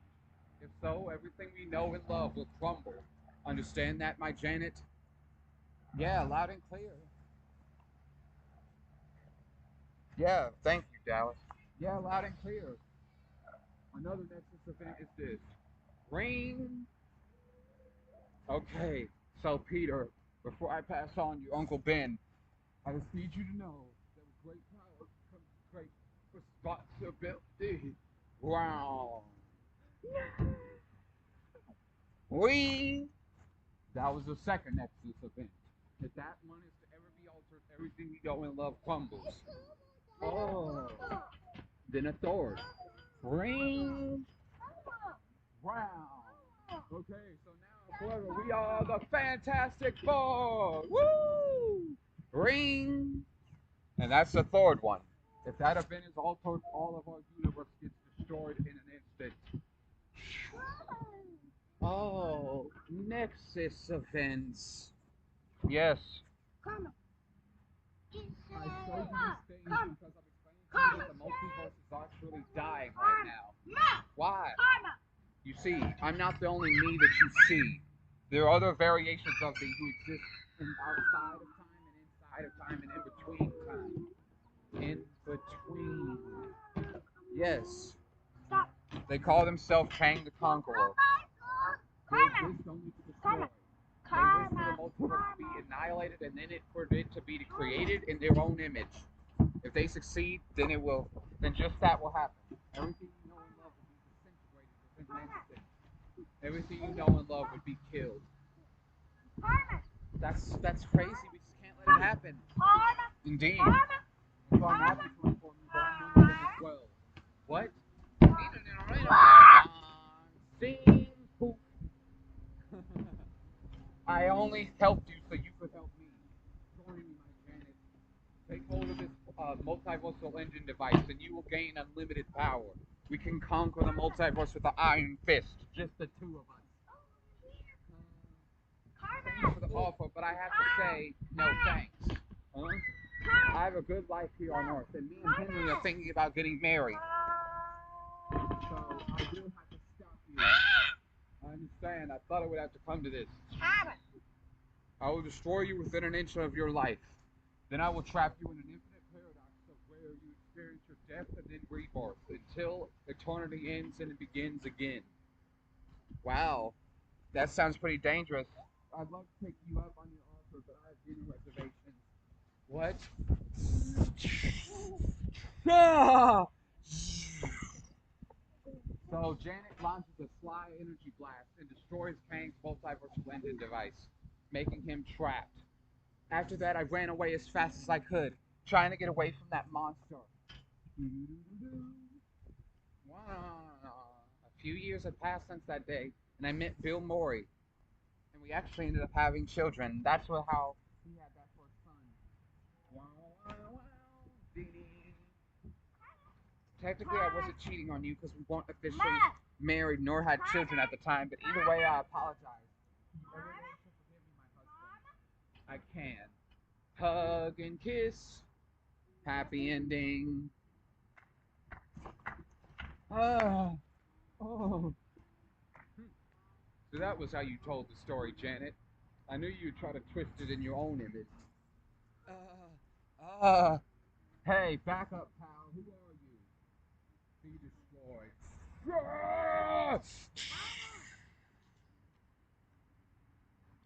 Meanwhile, back with Ant-Man, Wasp, and Cassandra.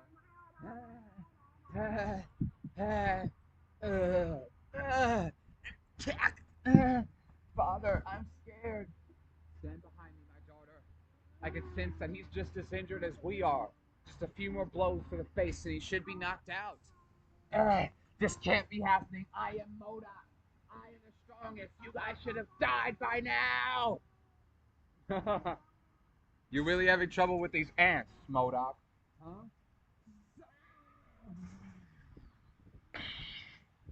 Huh? He attacked Modoc. Hey, Modoc, speak to me. Are you all right? Let's feel. Bum bum, bum bum, bum bum. There's still a heartbeat, so Modoc is still alive. Who was that? Hello, everyone. Uh, uh. A figure in all black blasted Modoc in the back, and now he takes off his black hooded figure to reveal Kang the Conqueror. Hello, everyone. Uh,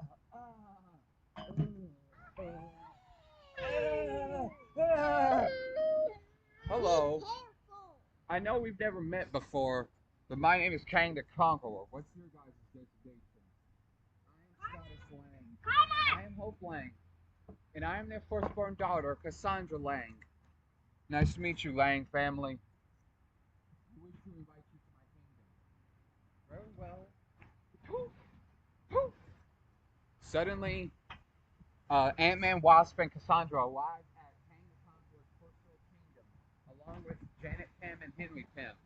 Corp, corp. Hey, father, mother, grandpa, grandma. Everyone gives a family hug. Hey, what's up, guys? Wow, we felt a disturbance and we thought you was being tortured. But he's only been feeding you this whole time? Yeah. Kang is actually a pretty cool guy once you get to know him. Wow, okay. Wow, wow, wow. Okay. So everybody eats the all-you-can-eat buffet? Pork? Wow, that was great. I'm stuffed. Yeah. That's good, my children. Now that you all are well fed, can you please hear me out? Sure. What is it, Kang? Well, you actually did not arrive here on accident. We didn't? Yes. You see, your grandmother, Janet, she had accidentally destroyed my multiversal engine device. I need the 5 of you to help recover it. Recover it. Yes. You do that, and you can leave this quantum realm forever and be free to go. Very well. That should be a small price to pay for us to go home, right? Yeah, let's do it. Anything to go back home. Very well. I will take you guys there. Just know that there are no obstacles. The only thing that will happen is it will show you every probability of yourself. Be sure not to look them directly in the eyes. Grab the multiversal engine, and when you grab it, you will turn back to my kingdom. Is that simple to follow? Yes, Master Kang, we understand. Please, call me King Kang. Very well. King Kang. Since we understand the language, we understand that you're the king, and Princess Janitoria is the princess. Yeah. Okay. Farewell, my children. Grab the multiversal engine, and then Ching, ching. I can't see anything. Neither can I. Is everybody all right? Yeah, we're all good. I think it's just an all black area. Why can't I see anything? What's more is I can't see, hear, taste, or smell. The only thing I could do is sense. This is what Kang was talking to us about. Don't look with any of your senses. Look with your heart and soul. Okay, I'll try. Wow, wow, wow. Ding. Whoa. So, how long has I been here? Is this a pre-recording? No, it's at the front door. Oh, yeah. Are you gonna eat that? So. Give me some dirt. Are you seriously basing your theory off Back to the Future? No. Wow, wow, wow. Okay, so Hope, you still aren't focusing hard enough. You don't know how to regulate your power. And one day I could sense that you're turning to the dark side. Take my hand, Hope. I can give you the power of the multiverse and a whole lot more. As so long as you just say yes. Then Cassandra. So why is it that in Endgame you were a different actress? And same with Ant-Man #1 and #2. Yet in Quantumania you're a different actress as well. What? What are you talking about? That means that you're not the original variation of yourself. You too will die.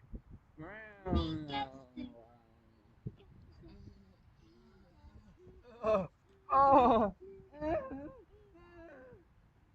No. Okay. I can't feel them at all, but I'm trying to do what you said. Just feel with the heart and the soul. Yeah. So it's just us. Hey, Ant-Man. Yep, just you and me. Okay, Henry, let's do it. Like you said, once we grab the multiversal engine, we'll all just be transported back home. Yeah. So it shouldn't matter if they're stuck in a trance right now. They'll have to deal with that so we could just get the main mission.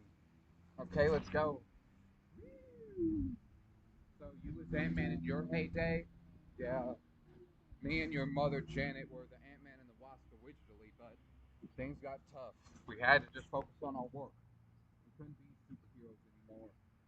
But I'm glad your next generation seems to be handling it well. Yeah, I guess so. Wow, wow, wow. Okay, so this is the multiversal engine, huh? Yes, it is. Just take hold of it together so we won't be disintegrated by its power. Got it. Grab, grab. Woo, woo. Okay, here we are. We're back at the Quantum Realm Kingdom. Kang's Kingdom, more specifically. Yep. Okay, Kang. You completed the mission. You got your multiversal engine device. Snatch. Hey. Okay. Thank you, my friend. Put it in his back pocket. Now that I have this, I think we can begin with the final task. What? There's only one more thing you have to do. Fight me. Fight? You. Yeah. You five Ant-Man family against me, Kang the Conqueror. I want to see if I still got it. Okay. Are you guys ready, Ant-Man family? Yeah, this should be the last battle we have to endure. So we can just go home. Right, let's do it. Wait, husband. Huh? Kiss on the lips. Blush. You be okay out there, okay? Yeah. For sure. Okay. Ant-Man family, is everyone ready? Ready. Break. Okay, the Ant-Man family would attack Kang the Conqueror together.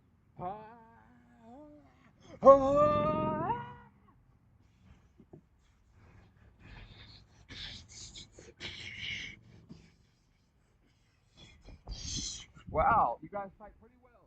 We're a family who hasn't had that much practice.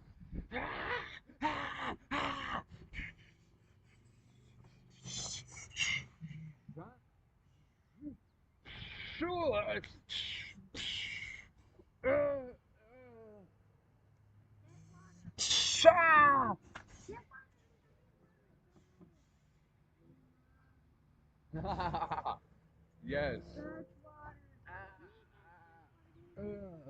Devon, put You guys dirt fought well, everywhere. Put dirt but right here. Put dirt you won't everywhere. win. Put You dirt won't right be there. making it out of here alive. None of you. It's because we couldn't defeat him. You And he get said the the dirt. requirement was that we had to win the fight. That's correct. No, I'll And do since it. you lost for your insolence, all You of you got shall the be dirt. destroyed. No, in here. Put the dirt in here. Don't leave us. Mom, Dad, hold me close. Sure, Cassandra, we got you. Oh!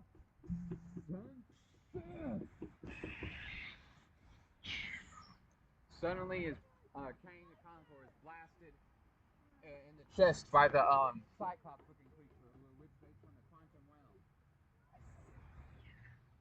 Whoa! Who was that? It was us. Suddenly, Jantoria, Beblio, Quasio, what's it called? Beblio, Quasio, Jantoria, then the Cyclops-looking creature, then Bill Murray and Bill Murray's firstborn son all arrived to help. We thought you guys could use a hand. Man, are we glad to see you guys. Yeah. No sweat. We understand what happened, and Kane the Conqueror betrayed you guys.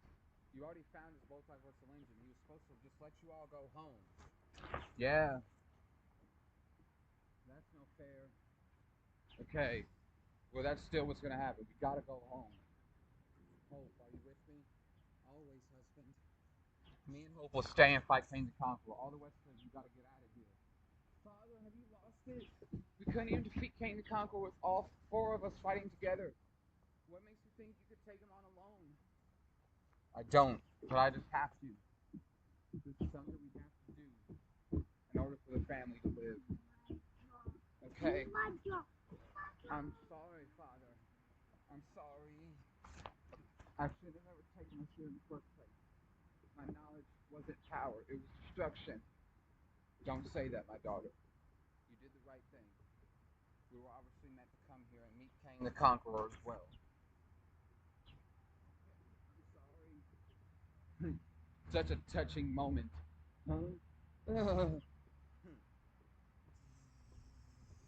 But if you guys think I'm just gonna let you get out of here, you're going to lose what I gave you credit for. Ah! Ah! Push out of the way.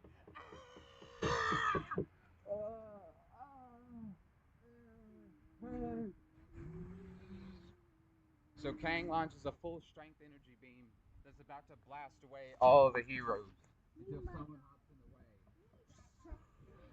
way. Go down! Zing! Just like shooting fish in a barrel, huh? Told you guys, no sweat. It was MODOK. MODOK, are you okay? Yeah, I'm all good, guys. It's alright. This is how it had to be. This is how it had to be. Get away from it, Eli. Get Ah, away from it. yeah. This sacrifice to be remembered, MODOK. You remembered that. It's never too late to stop being an asshole. Yeah. Thanks, Cassie. You're the one who helped taught me that. And I also apologize for when you was a kid when I tried to kidnap you. Huh? What are you talking about? Put it in there. Down. Okay, it's time we get out of here. Okay, Hope, Scott, you guys got it? Yeah, we could do this. Push out of the way. Shing. So suddenly the sixth quantum realm Universe Warriors, and Hope Lang, Scottish Lang, and Cassandra Lang all get transported to their prime Earth reality, while Henry Pym and Ant-Man stay behind. Huh? Father, you pushed my wife Hope back into the portal? Yeah, I was thinking about it, and it made no sense for the female to stay behind. But I'm a strapping man who can help. But aren't you old and decrepit? Do you really think you'll be able to help that much? It doesn't matter what I think anymore. I have to help you guys. The fate of everything is at stake here. I know I'm retired, but I still think I can help you defeat this jerk. Okay, then let's do it. We'll fight our last battle, and hopefully we'll win. Yeah. High five. So they got away. Stick. That's okay. So it's just me, Kang, vs you, Scottish, and you, Henry. That's right, Kang. What a farce. Your whole family couldn't defeat me together. What makes you think that the two of you alone stand any hope of winning? We don't think. We just do. Very well. I like your confidence, but it won't get you that far. Here. This gives you guys something to hope for. What? Come to me, my Dino Power Rangers. Ching, ching. Huh, huh. Suddenly, the Dinosaur Power Rangers and the Ninja Storm Power Rangers arrive as well. What's up, Master Kang? Hello, my children. You have a new mission. What's up? Any more battle bugs? Something like that? Mutants? Neither. They're just regular humans with some pathetic quantum technology. Oh, no sweat. Your target is the Scottish Lang, better known as the Ant-Man, and the Henry Pym Sr., better known as the old Ant-Man. Do you guys think you can handle it? Yeah. No sweat, King Kang. Good, my children. Destroy them. And when you're done, we'll go out for dinner like we always do. Okay. Thanks, Father. Do with them as you will. So that's them, huh? The Dinosaur Power Rangers. And the Ninja Storm Power Rangers. Yes, that's them. That's them. That's them. That's them. Huh. So there's like 10 warriors here. We're supposed to take them all on by ourselves. That's why we had our family escape. This is our job. This is our job to save the quantum realm and bring back peace to reality. You think you can hack it? You don't have any more choice. You got any more of those Ant-Man costumes on you? Yeah, I always pack at least one more. Grab. BB with it and Suddenly, Henry Pym Sr. goes into his Ant-Man costume as well. Ah, it's a little old-fashioned, but I think it'll work. Okay, looks like the two Ant-Men are ready to fight. Okay, so are we. Let's do it. Dinosaur Power Rangers, Thunder Power Rangers, fight forever. Okay. Man, they look good. Mm-hmm. Ha! Okay, so the first Ant-Man is mine, and the second one is yours. Yeah, we're gonna defeat them. We're gonna beat them to a bloody pulp. We're gonna beat them until we can't beat them anymore.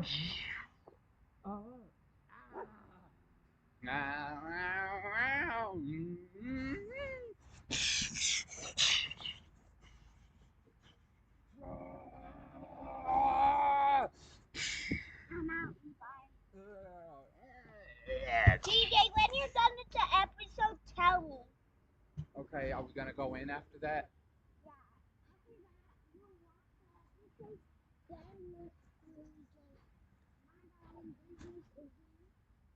We're gonna watch the episode inside. I don't want to be out here when I'm done with this episode double one.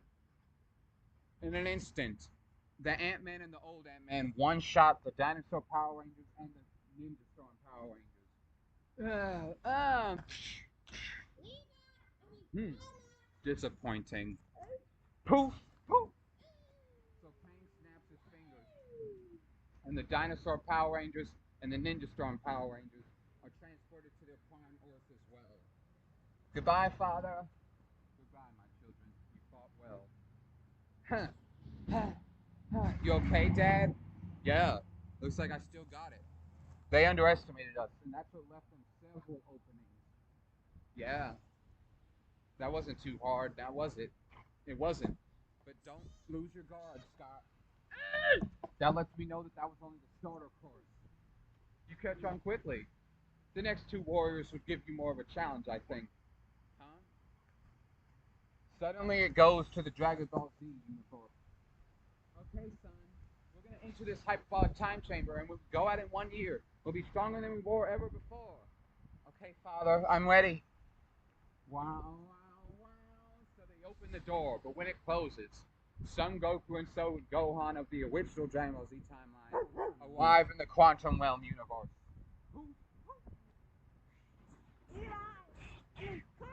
What in the world? This doesn't look like the hyperbolic time chamber. Yeah, I wonder it doesn't. So I went here as a kid, just for like a month in the King Piccolo arc, and it looked nothing like this. Maybe they changed it up since then, Father. Yeah, it's possible. Hey, what's up, guys? What's up? Who are these two warriors, Scott? I'm not sure. I've never seen them before, and I don't think they're in any of the Avengers databanks either. Yeah, crazy. Hello, my two warriors. What? I am your father. You're our dad? Yes. My name is King Kang the Conqueror. I brought you here because I'm actually in need of your assistance, Saiyans. Okay, what's up? You see those two in the Ant-Man costumes? Yeah, we can't miss them, and their chi is great. Yes, those two have threatened my laws, and they came here uninvited. They're trespassers. I want you to destroy them both within an inch of their life. Okay. Kami-sama and Mr. Popo said the hyperbolic time chamber would be filled with crazy training. I guess this is the first lesson, Gohan. Yeah, right, Father. Yes, of course it is. Destroy them both, and I'll reward you both with an all-you-can-eat buffet. An all-you-can-eat buffet? Go! Ah!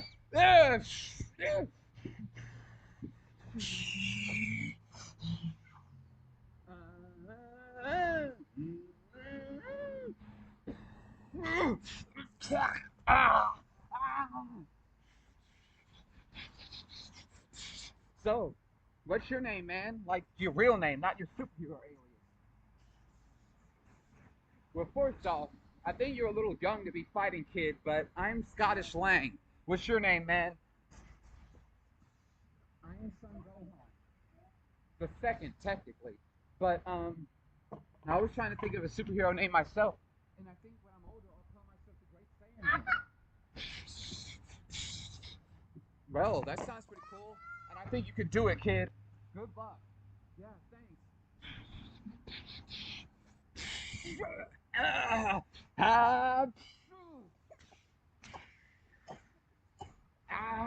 ah. Yeah, this is spirited training, all right. Hey, man, are you okay? Hey, are you all right? I'll ask you for the last time, old man. Are you all good? Oh, what?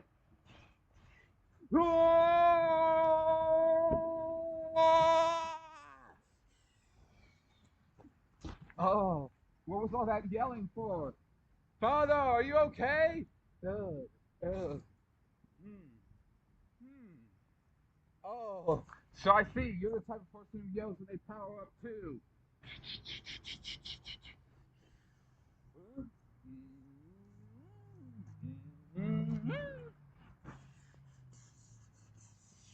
Ah!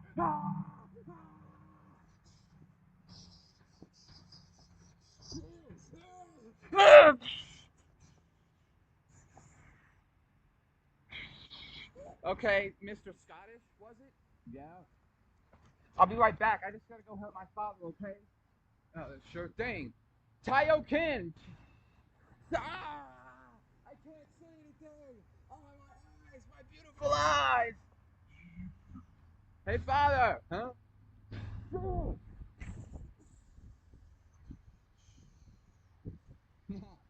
you could lend a hand. Yeah, good look, Gohan. Yeah. Okay, Gohan, let's switch dance partners. I'll take on the Scottish Slang and you take on Henry Penn Sr. Okay, Dad, break. I can't see. I can't see. Scottish Slang's eyesight slowly returns. Hi. Huh? Meanwhile, with Gohan and Henry Penn Sr. Hey, here you are, man. It's a child. Yes, my name is Son Gohan. It's a pleasure to make your acquaintance, sir. What's your name? I am known as Henry Pym Sr. I apologize that a child was brought to this war zone. It's okay. Kane told us everything. You guys are trespassers, but I'm finding that more hard to believe. That's okay. Believe it. Because we did come here uninvited. And so, we are the villains here.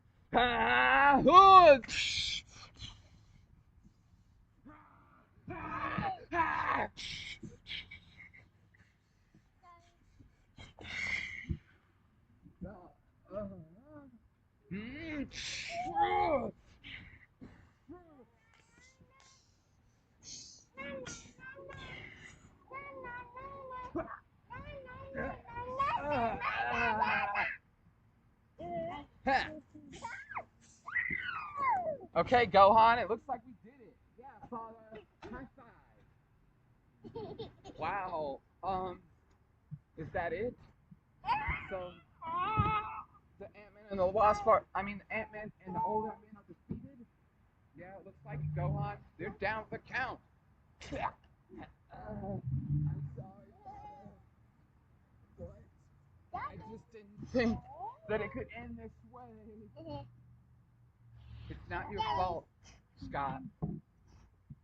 It's none of our fault. If we were meant to die here, then that's just how it is. Well, perhaps pitting you two against Son Gohan and Son Goku was a bit unfair. So let's even the playing field, shall we? What? Ching, ching. Stop throwing sticks in my computer. So let's even the playing field. So let's even the playing field. Even the playing field? Yes. Ching, ching. Okay. Suddenly, the Ant-Man and the old Ant-Man are imbued with some type of new power. I don't know what this is, but I feel a little bit different. Yes. Let's try out that new ability that Kang has gifted us. Okay.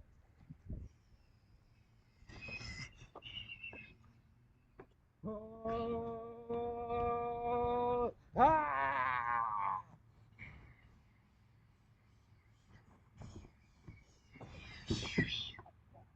Whoa! They have golden hair. Suddenly, Scottish Lang and Henry Pym Sr. unlock their Super Saiyan transformation.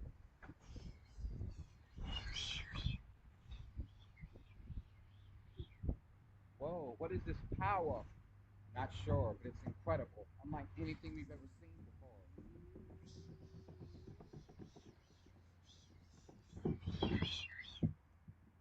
Okay, son, you know what to do. Yeah, I guess we'll go super. Ah! Ah!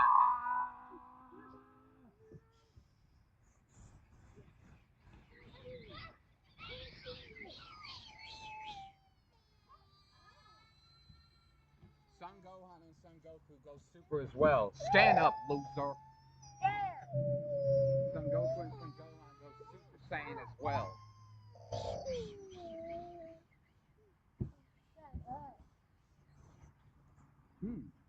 This should be a much even battleground. Two Super Saiyans versus two Super Saiyans. Now begin again, you all.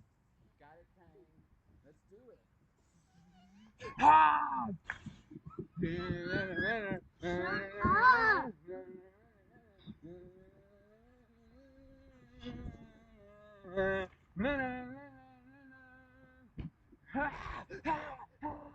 Whoa!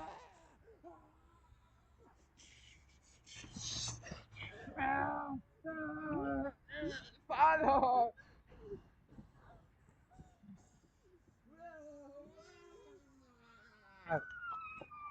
Okay, son, let's do it. Right. Father, son, Ant-Man family, me.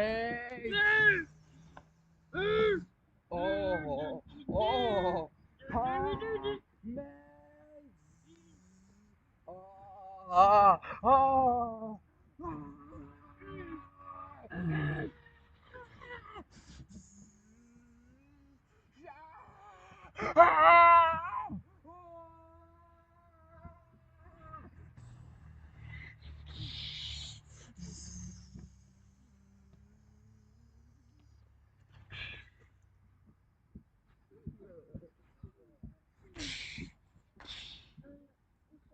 Fuck you and your bitch ass DJ's saying excuses.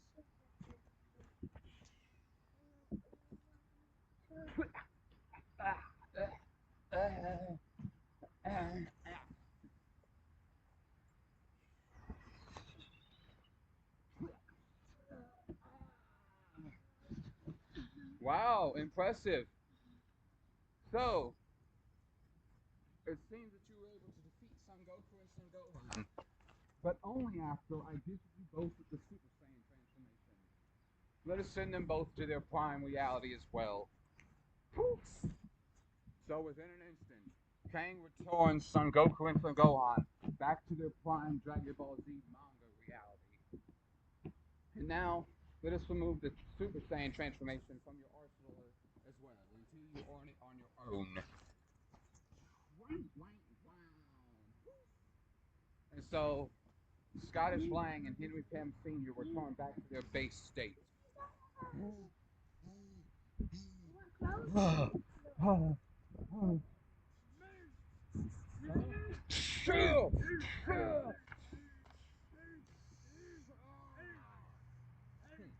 You thought that it was over, didn't you?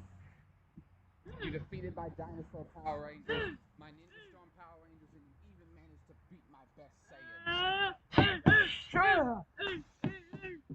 This is what you get for being called Scottish slang. This is what you get for being a Pym. This is what you get for being an Ant-Man.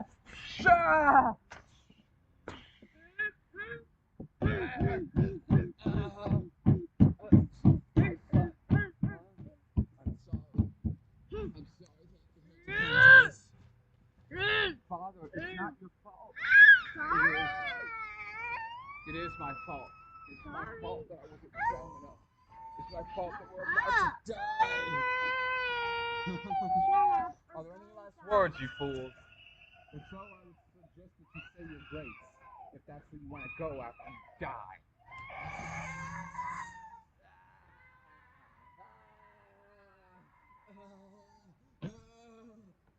Let us take it like a man, my son. We have to honor the fact that we're about to die. Oh. Sorry. Hey, stop throwing shit at me. I wasn't trying to do that.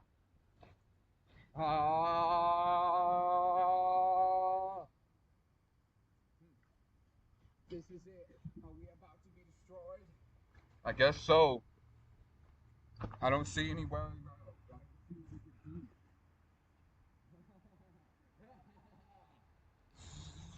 Excuse me. Huh?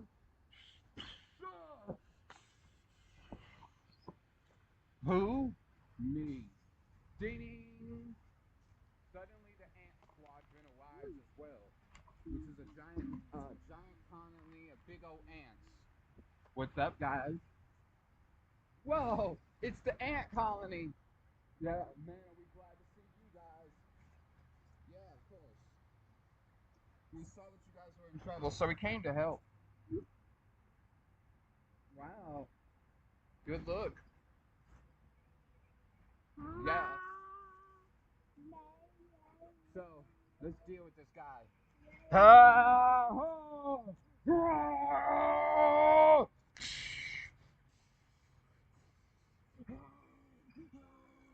All of your ant colony will fall. You'll all fall.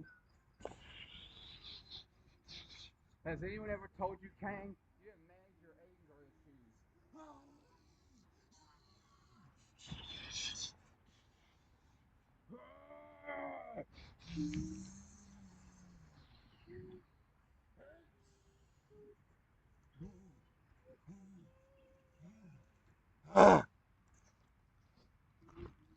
Suddenly, all of the ant colony is killed, except Kang the Conqueror loses all of his technological armor as well. So I was able to mortar the ant colony, but I lost all my armor in the process. Let me check. Okay, I still have the multiversal engine device. After I kill you, Ant-Man, and the old Ant-Man, I intend on going to your planet Earth and murdering your wife and daughter as well. What's up, Prezzo? Really? Yes. It's what I do. I'm a supervillain. I'm a stand. Father, are you alright? Yeah. I just think my ribs are broken. A lot more than that is going to be broken when I'm done with you. I think I'm going to snap the Henry Penn Sr.'s neck. And then with you, Scottish Lang, you'll get the worst punishment of all. You're a monster. I'm not a monster, fool. I'm a man. I'm just a man. Very well. Let's do it, Father. One last battle. We'll defeat this guy once and for all. Let's go!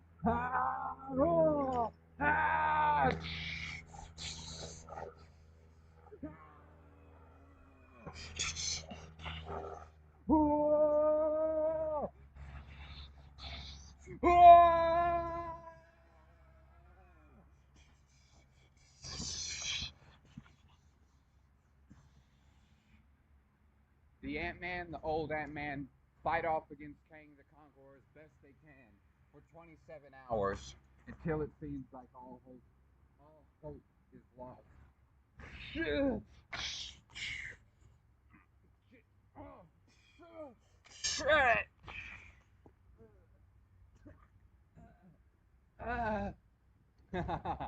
That's it. I'm done with you. I'm going to take my multiversal engine device, and I'm going to go back to your Earth and murder everyone there as well. No. Yes. Yes. He reaches in his pocket. I am inevitable. Ring, ring, ring. Ring, ring, ring. What? Ring, ring, ring. Checking his pockets. It's not there. Looking for this? Huh?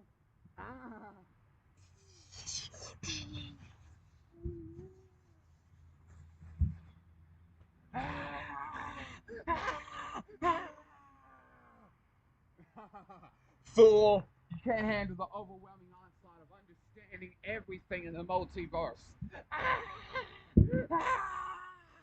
My son grabs his hand.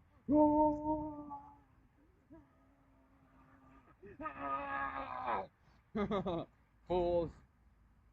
After you two get disintegrated by the overwhelming onslaught of energy, by you just touching the multiversal engine device, you guys will die. And when you die from that pain, you'll never have existed at all. You see, the multiversal engine device, it's a collection of every reality that ever was, ever is, and ever will be. That's why it's called a multiversal engine device. It can take you anywhere, anytime, all at once. So once you guys be destroyed, I'll be taking it back. I'm the only creature in existence who can handle power like that.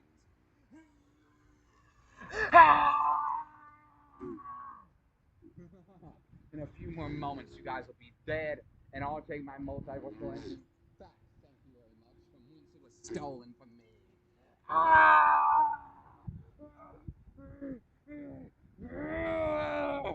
What?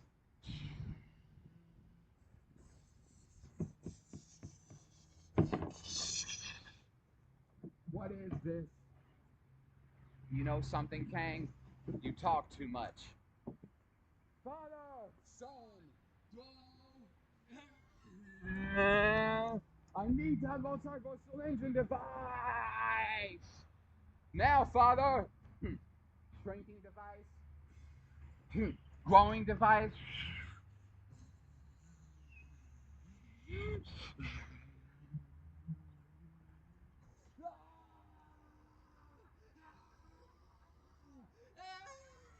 Ah! Oh!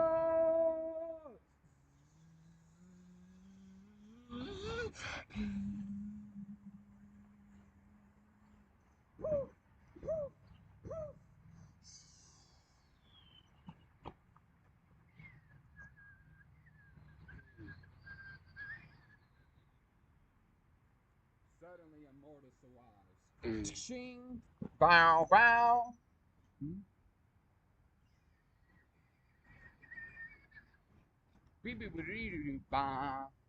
Ding. This is the Multiversal Council of Kang the Conqueror. Who am I speaking with? This is Agent Number Immortus. I've arrived in the quantum realm after the battle has been completed, and everything has been annihilated. Only the quantum realm universe itself remains. Very well. What of the multiversal engine device? What of the Kang the Conqueror variation? It's hard to tell, but I think that the Kang the Conqueror was sucked and pulled into his very own multiversal engine device. Ironic, I know. Very well. What of the Henry Pym Sr.? What of the Scottish Lang? They have been both transported to an alternate universe in which their original variations were supervillains and presumed dead. Very well, but it's over. Return back to the Multiversal Council of Kang the Conqueror variations. Our mission here is complete. Very well. I'll be back in a jiffy. Very well. Kneel down. Kiss the ground. Very well. King Kang the Conqueror, Scottish Lang, Henry Pym Sr. The three of your sacrifices helped mold the multiverse into a better place. Thank you. Shing. Suddenly, the ancient number Immortus disappears as well, and all that's left is an image of an empty and desolated and destroyed quantum realm universe. Then the scene returns to the main Marvel Universe planet Earth with Janet Pym, Hope Lang, Cassandra Lang, Princess Jantoria, Bill Murray's first son, Quasio, Veblio, and the Cyclops-looking creature. Very well.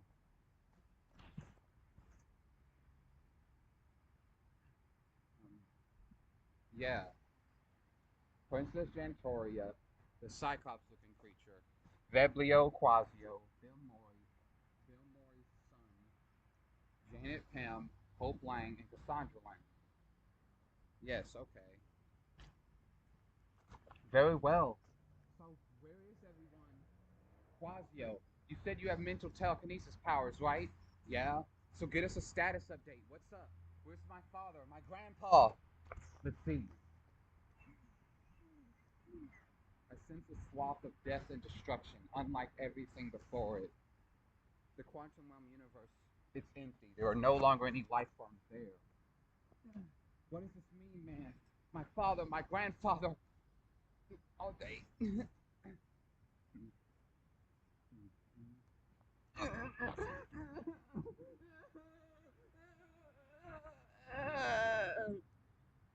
Then the scene shifts to the alternative universe timeline with the original Henry Pym Sr.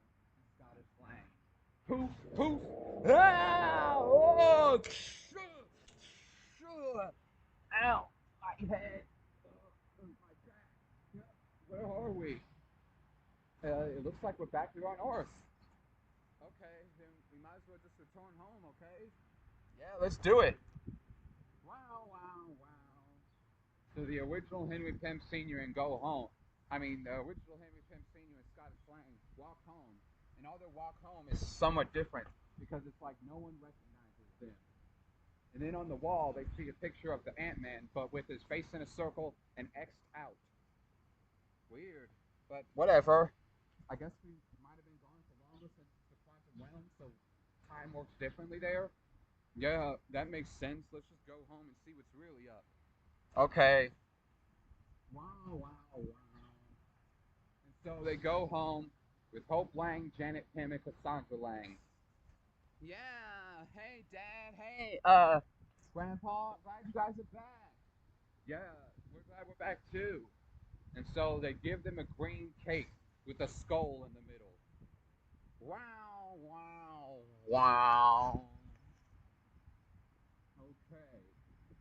So that has been episode number 1, the chapter number 1.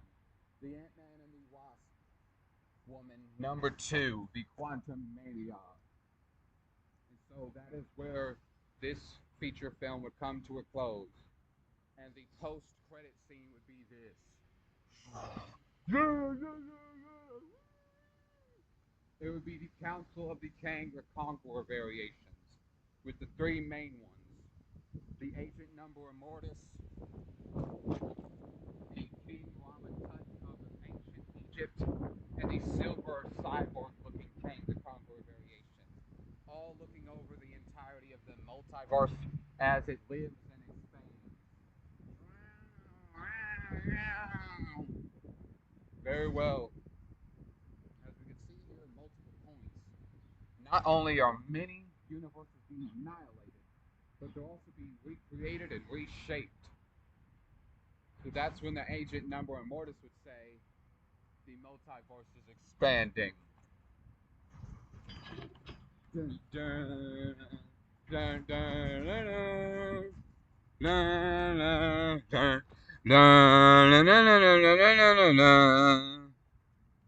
Very, very well, everyone. So this would be the end of the episode number 1. Thank you guys so much for watching this episode number 1.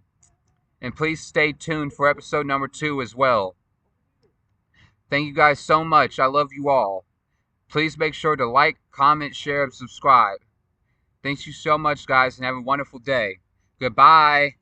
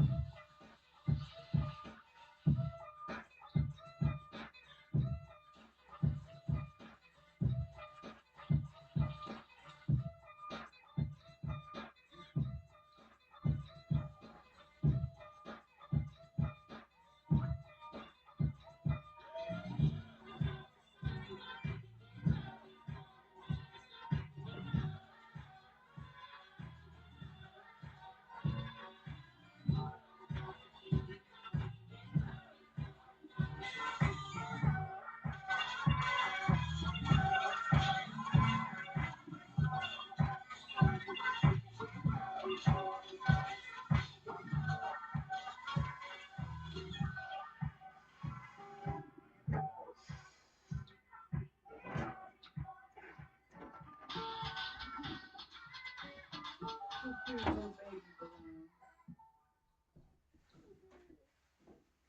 Well, see, I know again. It's coming really fast. But 5G now is crazy powerful. But you can't break that. That I can. Now you're close. No, it's for Dacia's birthday party. Yeah, balloons for the party. Daddy blue, mommy. No, I'm not giving you these. These are decorations. Use the big balloon. Right here. Right here. Right here, Levi. There's a green one. Right over here. Go get it. Right there. Go get it. Tell me no.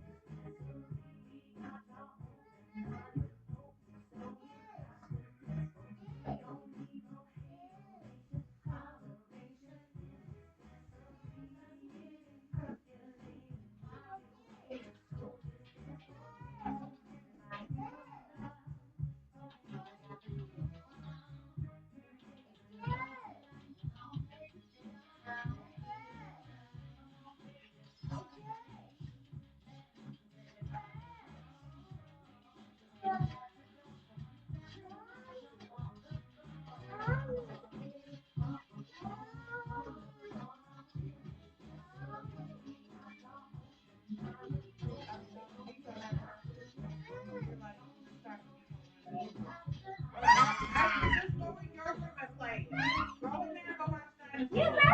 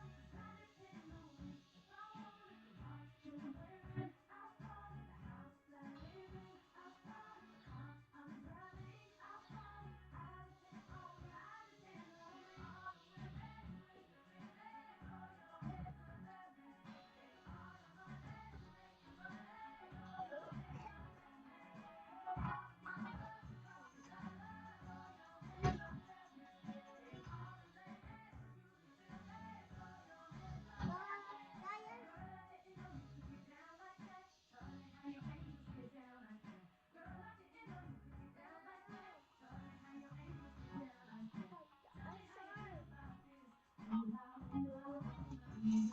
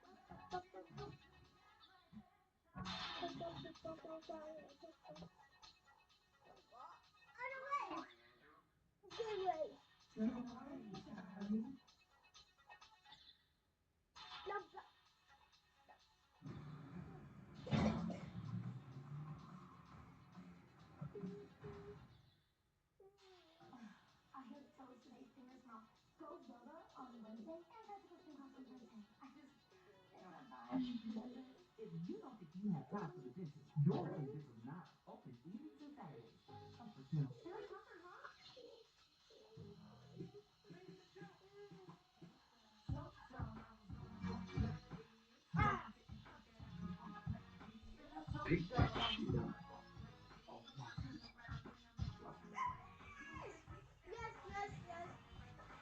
I am coming.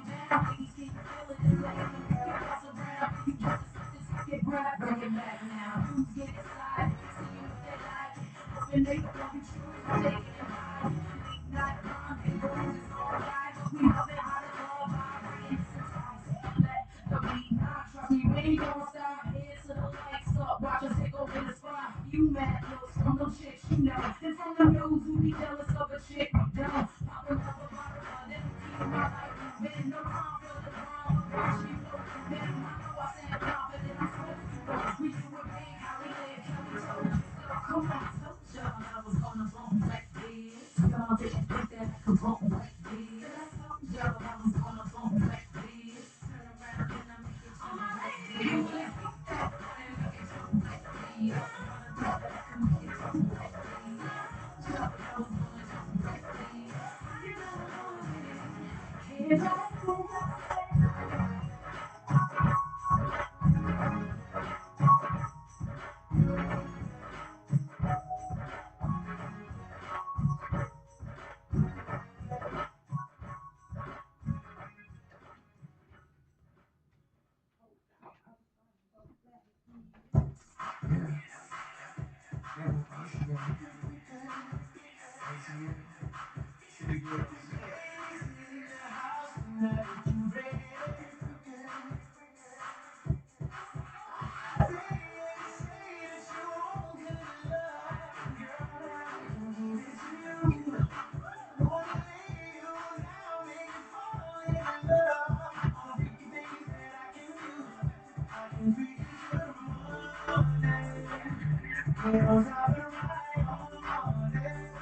What's wrong with it being on top volume?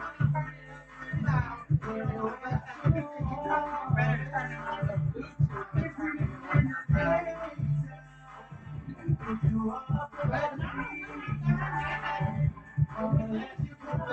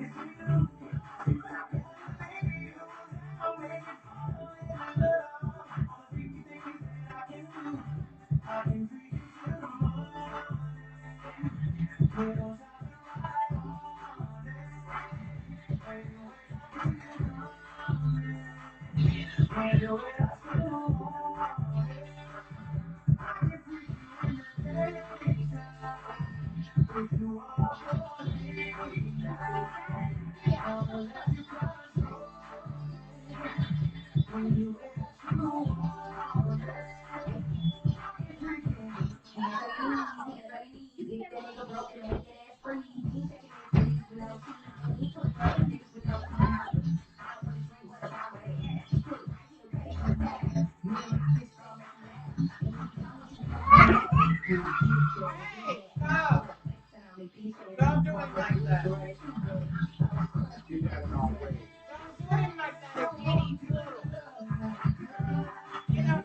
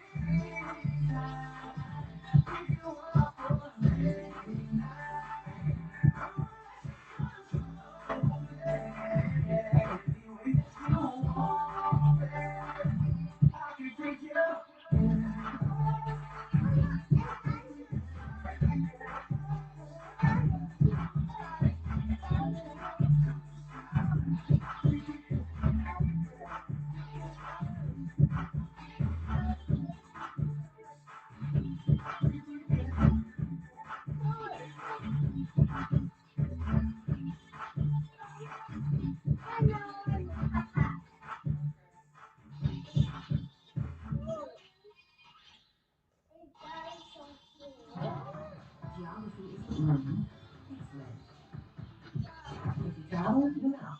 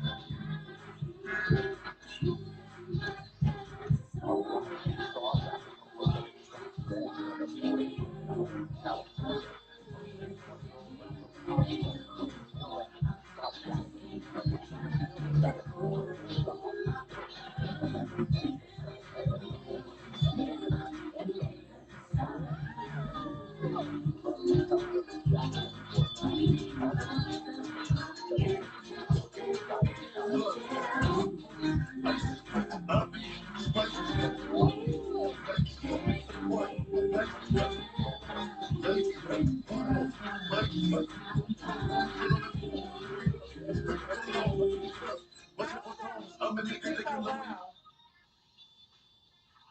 How is that little speaker so loud? You'll have to wait till we leave to do all that. We're gonna be leaving in the next 2 hours. You can play your music all you want there, but right now you can't play yours while I'm playing mine unless you go in the other room.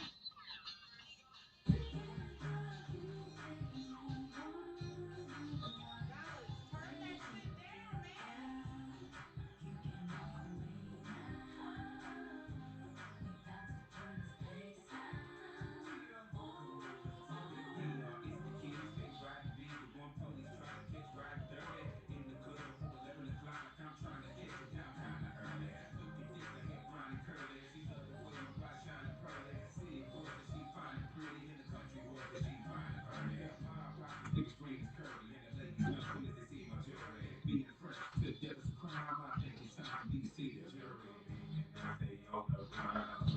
Whoa!